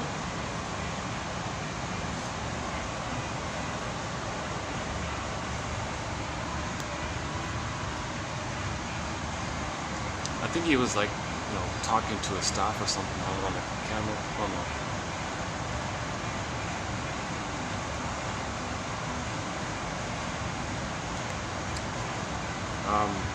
Okay, let's finish up. Let's do another one with Baba Yaga. So, the one about the seeds.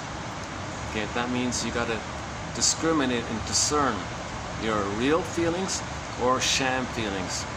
Neurotic pride, narcissistic entitlement, those kind of ideas. You got to distinguish the seeds like that. Okay, oppositional thinking. Okay. Can you get to both and thinking? Okay. The spirit of the duck. The duck can live in two worlds. The duck can swim in the water as unconscious. The duck can fly in the air, there's like conscious. He stands on the ground and he can hold the two worlds. So he can live in two worlds and he can walk on the land and live in two worlds. Okay, this energy is kind of infused into what's called the trickster energy, where something's going on to try to make you conscious, make the unconscious conscious, unconscious conscious. So you wake up in the morning, at night, that's your unconscious. You wake up, you got a sliver. You got you remember a little. Now it's in your conscious. Water to air, right? So you want to interpret your dreams, free associate from them, make the unconscious conscious, as discussed yesterday. That's riding the broccoli boat, finding your story, dream interpretation, free association, unconscious to conscious, trickster. So trickster also means identifying your defense mechanism. Defense mechanism, this is all trickster kind of things. Okay, maneuvers of the mind, operations of the mind, mechanisms of the mind. It's kind of trickstery, kind of like double thinking, flip-flopping. So just being aware that this is going on. Now you got to be conscious. That's the duck. You got to swim in the water, fly in the air, walk on the land, be the duck energy.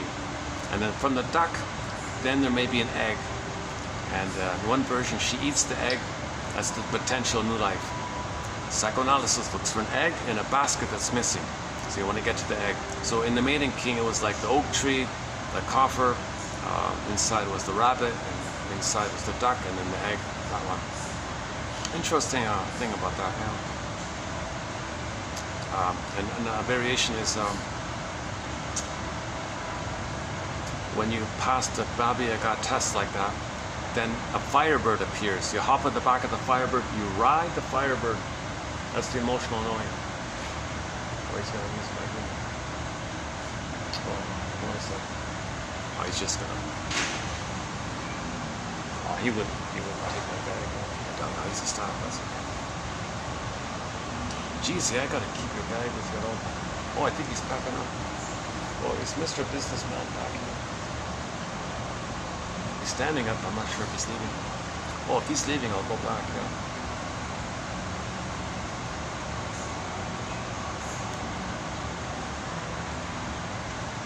Okay, again, so trauma, pin goes in. We want the firebird to get our feelings, and the pin pops out. Well, how do you get the firebird? You don't control the firebird. So free association, dream interpretation, make the unconscious conscious, piece together your story, riding a broccoli boat, self-validation, resolve oppositional thinking. Okay, separate the seeds of the mountain of seeds, meaning discern what's a feeling, judgment from your authentic self versus your defensive ideas, your narcissistic ideas, that kind of stuff. And have that kind of. I like that one with the seeds. I like that bit about the seeds. So you got to be mindful for that. So a lot of mindfulness is about maybe this kind of this staying with your true seeds, with your true feeling. Always backing up, pulling aside.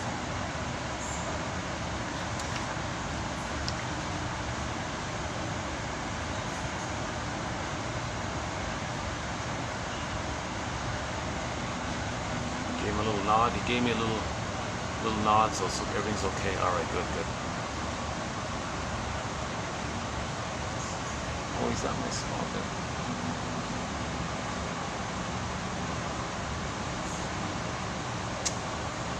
How come every time I leave my bag for a second, somebody suddenly appears?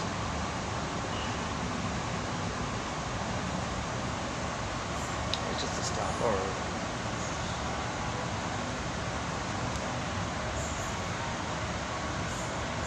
Oh, that's good, okay. The businessman was okay, he's okay. I would hate for it, like if he complained or something and then complain at me or something.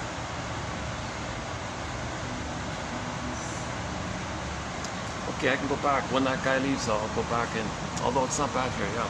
Lighting's better. Oh, lighting's better here, right? Yeah, okay.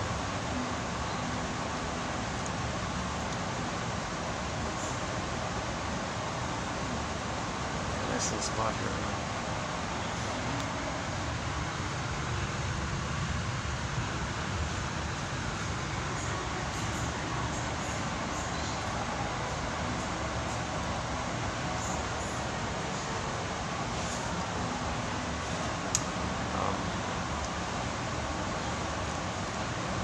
I guess we covered it. Yeah, I guess we covered it. Okay, so your mission, should you choose to accept it, is to read this set here and see if there's one of interest. Write it down, email it to yourself, make it a practice. That's Robert Bly. He's the leader of the men's movement. He's like a mentor for men. Read this stuff for 10 minutes a day, okay?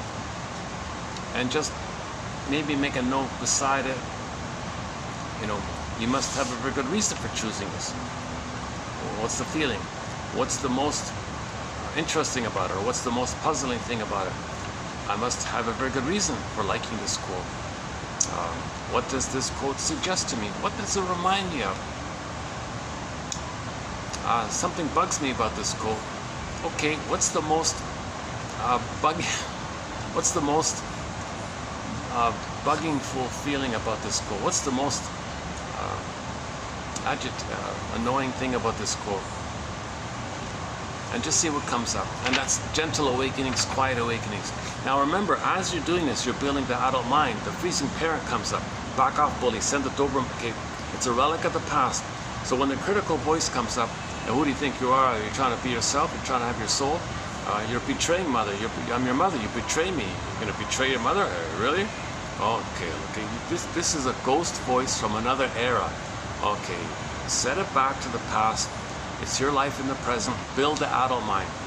And likewise, if the frozen child comes up, who do you think you are? You're no good. Okay, that's also from the past. Just stay with the adult mind. Okay, so the adult mind is about reality testing. Okay, what's reality here? The reality is mother didn't love. Reality. Okay. It's this verdict of reality that makes the work of mourning so difficult. Mother didn't love. That's a verdict of reality.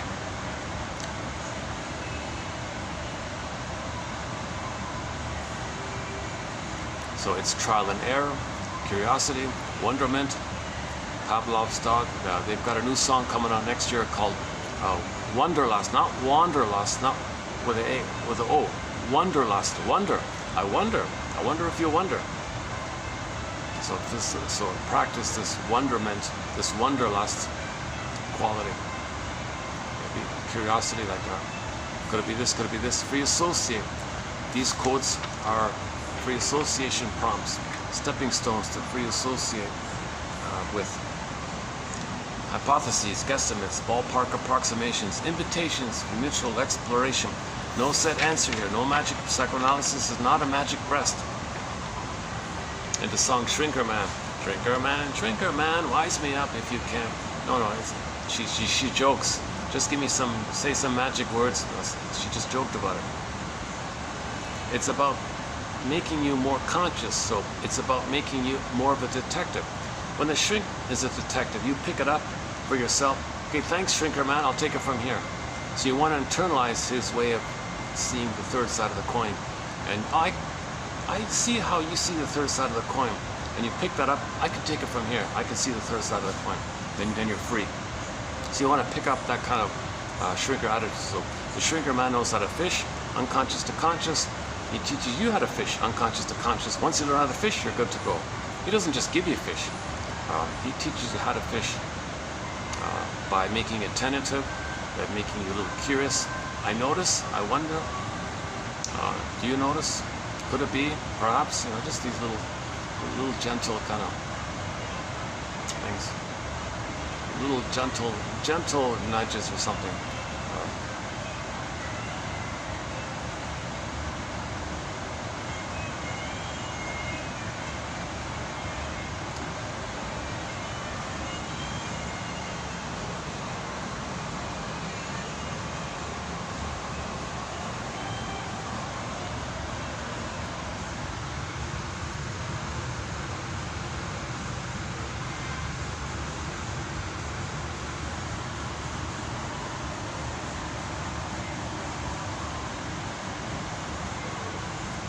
We got a fun thread of quotes called Psychologically Minded Film and TV Show Quotes.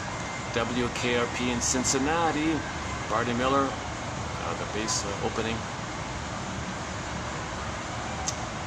Judge for the Defense, some great quotes. Harry's Law, recently some good quotes. And a variety of shows. The Fugitive one. From the Drop Dead Diva show, there was a line in there. The law is the wisdom of the ages wrapped in the opinion of the moment. In the Harry's Law one, one guy had a midlife moment. He said, "Gee, what's worse? I wonder what's worse. I wonder what's worse. To realize you're no longer who you are, or that you still are what you've always been."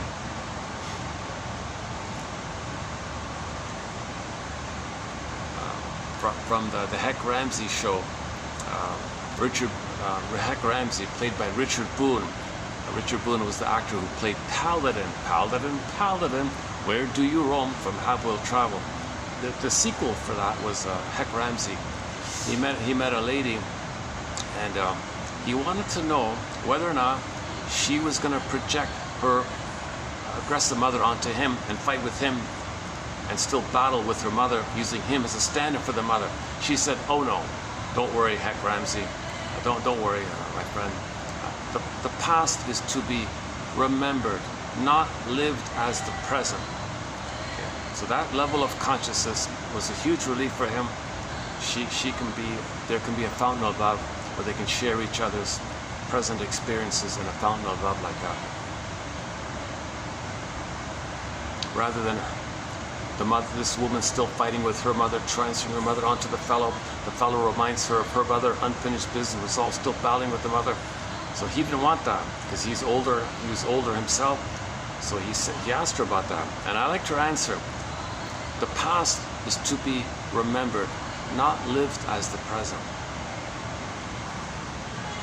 In the Greenberg film, the shrink said to the guy, "Yeah, you have trouble living in the present, so you linger in the past because you feel like you never really lived it. Unprocessed, you couldn't assimilate it, couldn't accept it. Unprocessed, unresolved, unfinished, but he couldn't live it, so he's stuck in the past. So he's lingering in the past. He can't enjoy the present. That was his problem."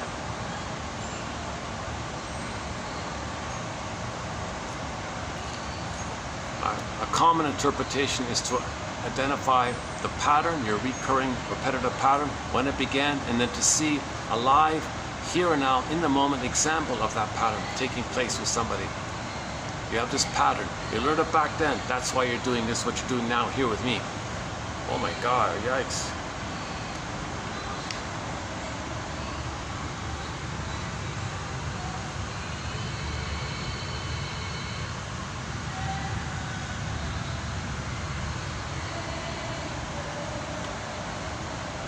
Gee, I wish I were some billionaire. I'd buy this hotel. Here's a check, I'll bring it on. In the show, I Married Joan, it was a funny episode where some billionaire guy passed away and left every penny to his pet monkey. So the judge had this will here like this. Some distant relative contested the will and a big fight about it. So what did the judge do? He bought some massive zoo complex or something with the money and put it into the monkey's name. And then now the monkey can have the whole place to himself, and everyone's got to take care of him, and the monkey's the owner.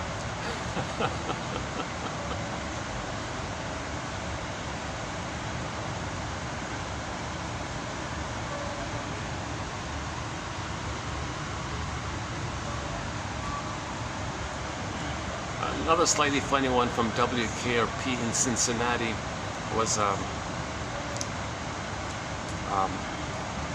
the radio station was managed by the owner's son. Now the owner, the woman, she's a billionaire, owns thousands of radio stations or whatever. But she decided in a way where she wants one of her stations to be a failure, to lose money. She strategized that she'd make more money from the other stations. Some kind of trick, financial trick or something. So she needed someone to fill in for this failing, losing station. So she put her son in there. Now the DJ, Johnny there, observes all this and says, "A mother's love, it's just so touching." Okay, because she wanted the station to fail. The son had lost confidence, he's no good, he's incompetent, but that's what she wanted. The mother wants that. Oh, a mother's love, it's just so heartfelt. And the Barney Miller Barney was having an argument with his wife and all this, on the verge of divorce, and his friend, was it Sue or something? Sue. He said to him, a proverb, he said,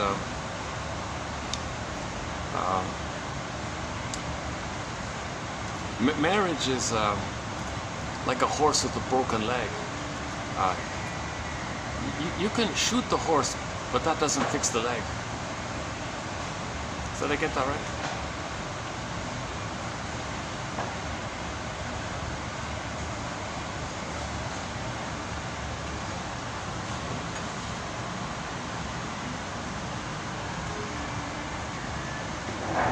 maybe I should go back. Oh, let's go back. Yeah.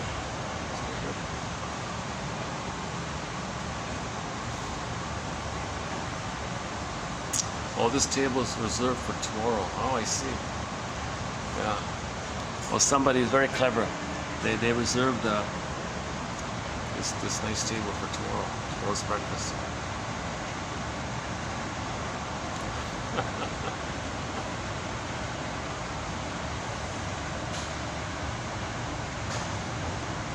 This is sort of the corner with the sofa, nice chairs in the corner, yeah.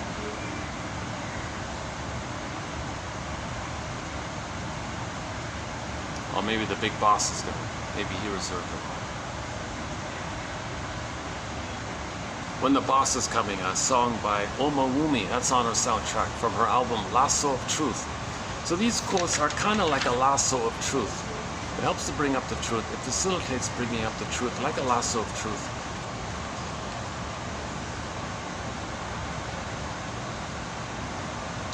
Marriage, what do you say? Marriage is like a horse with a broken leg. You can shoot the horse, but that doesn't fix the leg. Yeah, I think that's it. Yeah, okay. Those painful memories, they make us who we are. From an old show called Side Order of Life. Just one quote from there. You are what you remember. Anton something. Anton, something like that. You are what you remember. So one exercise to it is identify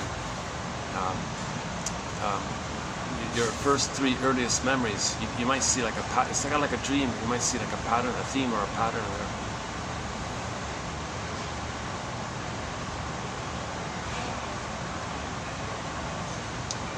Oh, so we mentioned Steve Perry. He's got a song called "Friends of Mine" about the only child. I think it's about the only child syndrome. No matter who you are, you can't buy friends with caviar because he's an only child. And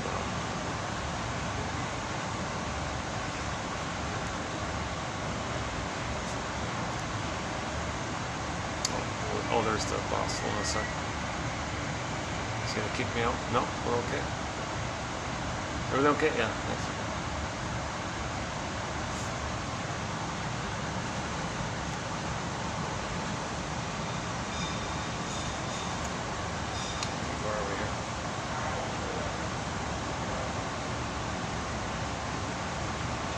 Why don't I decide where am I going to finish up here or over there?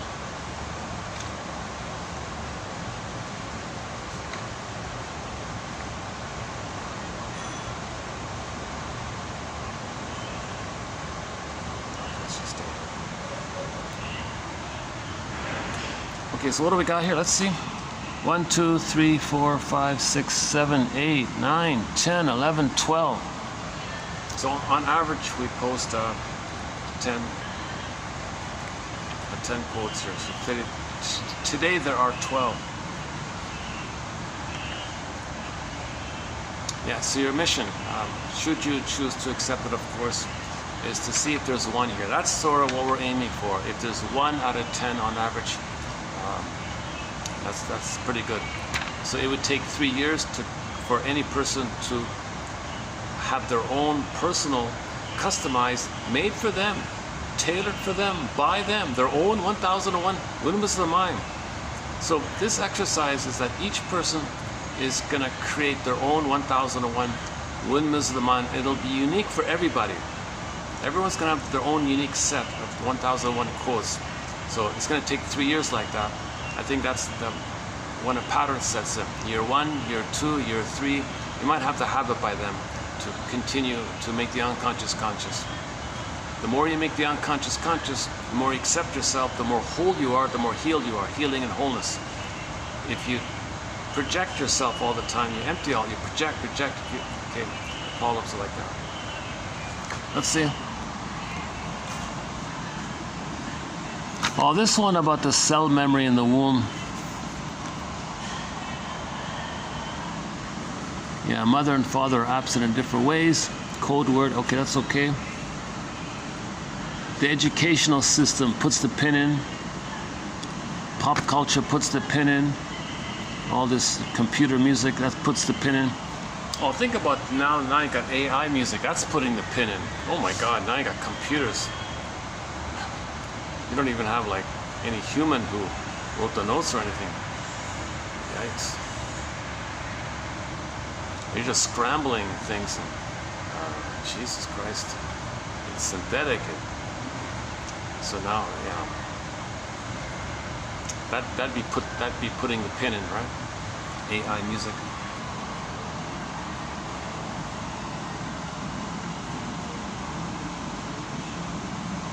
Okay, all the nonsense they teach you at school in terms of the social sciences. Okay, the one about openings, that's an important one. Okay, this is a key one here. You're gonna be born very sensitive, and then you got these nuts around you. So yes, we're calling our parents nuts. They're nuts. A mother's psychotic to let somebody remove the baby away from her. She's psychotic. Like what are you doing? Where's your basic motherly instinct? The baby is born fully with an innate expectation that he keep the cord, keep the placenta, be handed to the bosom, and latch on, start suckling, skin to skin, hormones, warm body to warm body. You don't towel or anything. You put candles in the room, put a heat lamp or something. Keep the same kind of. Oh, this nuts. Oh, you could take the baby away. You can put them on a scale. You can wash them up, wrap up in a towel. Oh, this nuts. She's.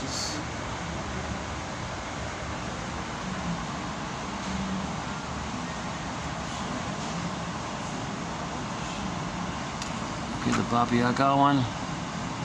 Oh yeah, the short sellers. Stepmother. Dark side of the mother. Okay, I find this one interesting. Yeah, I find this one interesting. I'm going to go with this one here, number 10 here.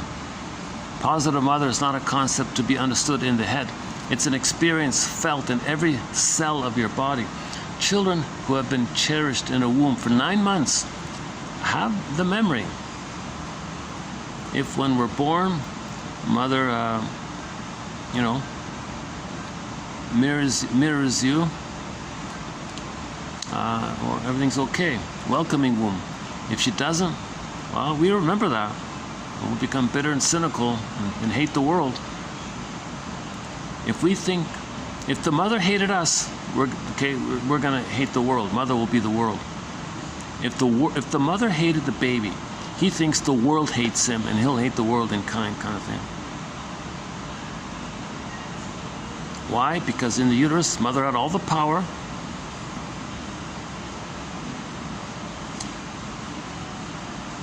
In response, we numb out.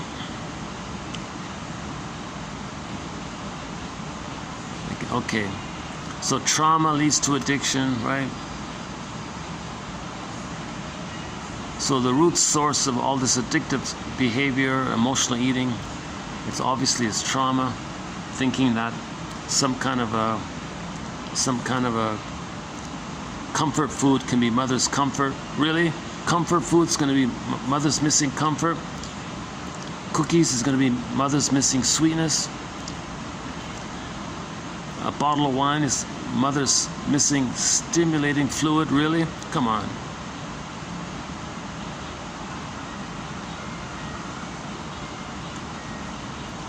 The greed that governs addictions actually deprives us of them.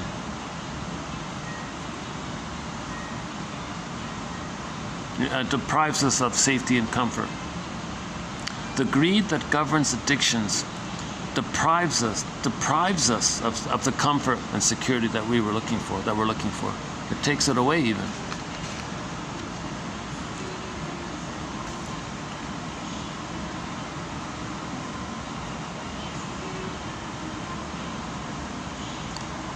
Well, that's a tough one here. Okay, one, for me it's, let's see, one.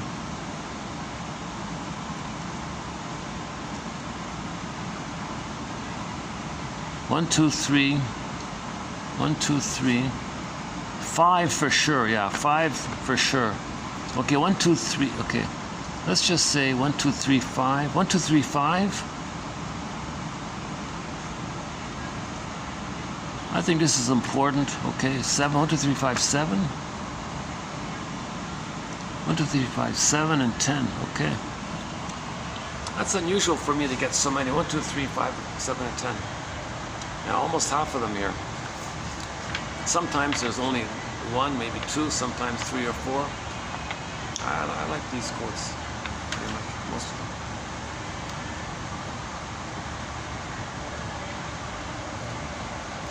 How are we doing here? What time is it? 6:46. Battery's holding up.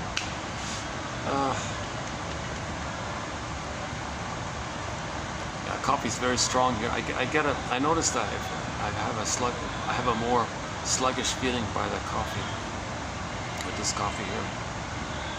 Actually, the mall coffee was better. It's good. It was okay. Yeah. Yeah. What a difference, eh?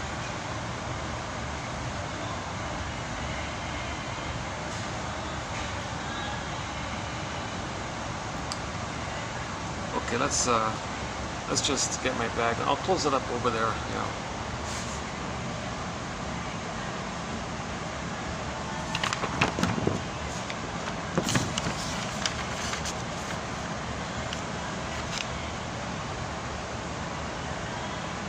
All right. Everything lined up perfectly. Let's see. All right.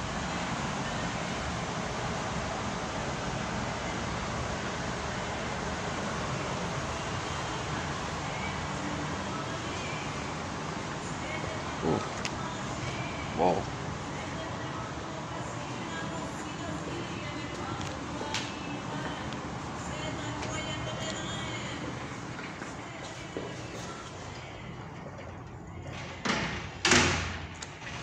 Let's see. In this room, is there any good lighting? Yeah, what about right here? If I pulled up a chair here, the lighting's okay here, right? Oh, star's coming here. 1 second.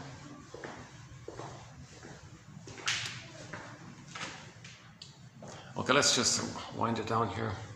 Close it up here or outside. Oh, she's good. Hi, hi. Okay, let's look for a song. Let's look for a song to close up today's video here. Let's see. We mentioned Oma Wumi, Sir Tab. Recently, we played Sir Tab Arener's song called Olsen, about the grief process. When I mention that, I mean the jazzed up one done a year ago. The music video for it's the one with her holding the fig tree one, her and the tree. That Olsen one. She's got several editions of it, or versions of it. Farron. Let's close up with Farron, the folk singer Farron. She's got a song called Ain't Life a Brook. Ain't Life a Brook. Yeah, it's a good song. Okay, let's close up with, we haven't closed up with Farron in a long, we've got a few of her songs on our soundtrack. Okay, yeah, Farron as it sounds, R-R-O-N. Farron, let's close up with Farron's song, Ain't Life a Brook. A brook. For the love of narrative medicine and for the love of strange quotes sometimes. I'll see you in the next video. Thanks very much. Okay, let's press the play button to Farron's song, Ain't Life a... Thanks very much. See you next time.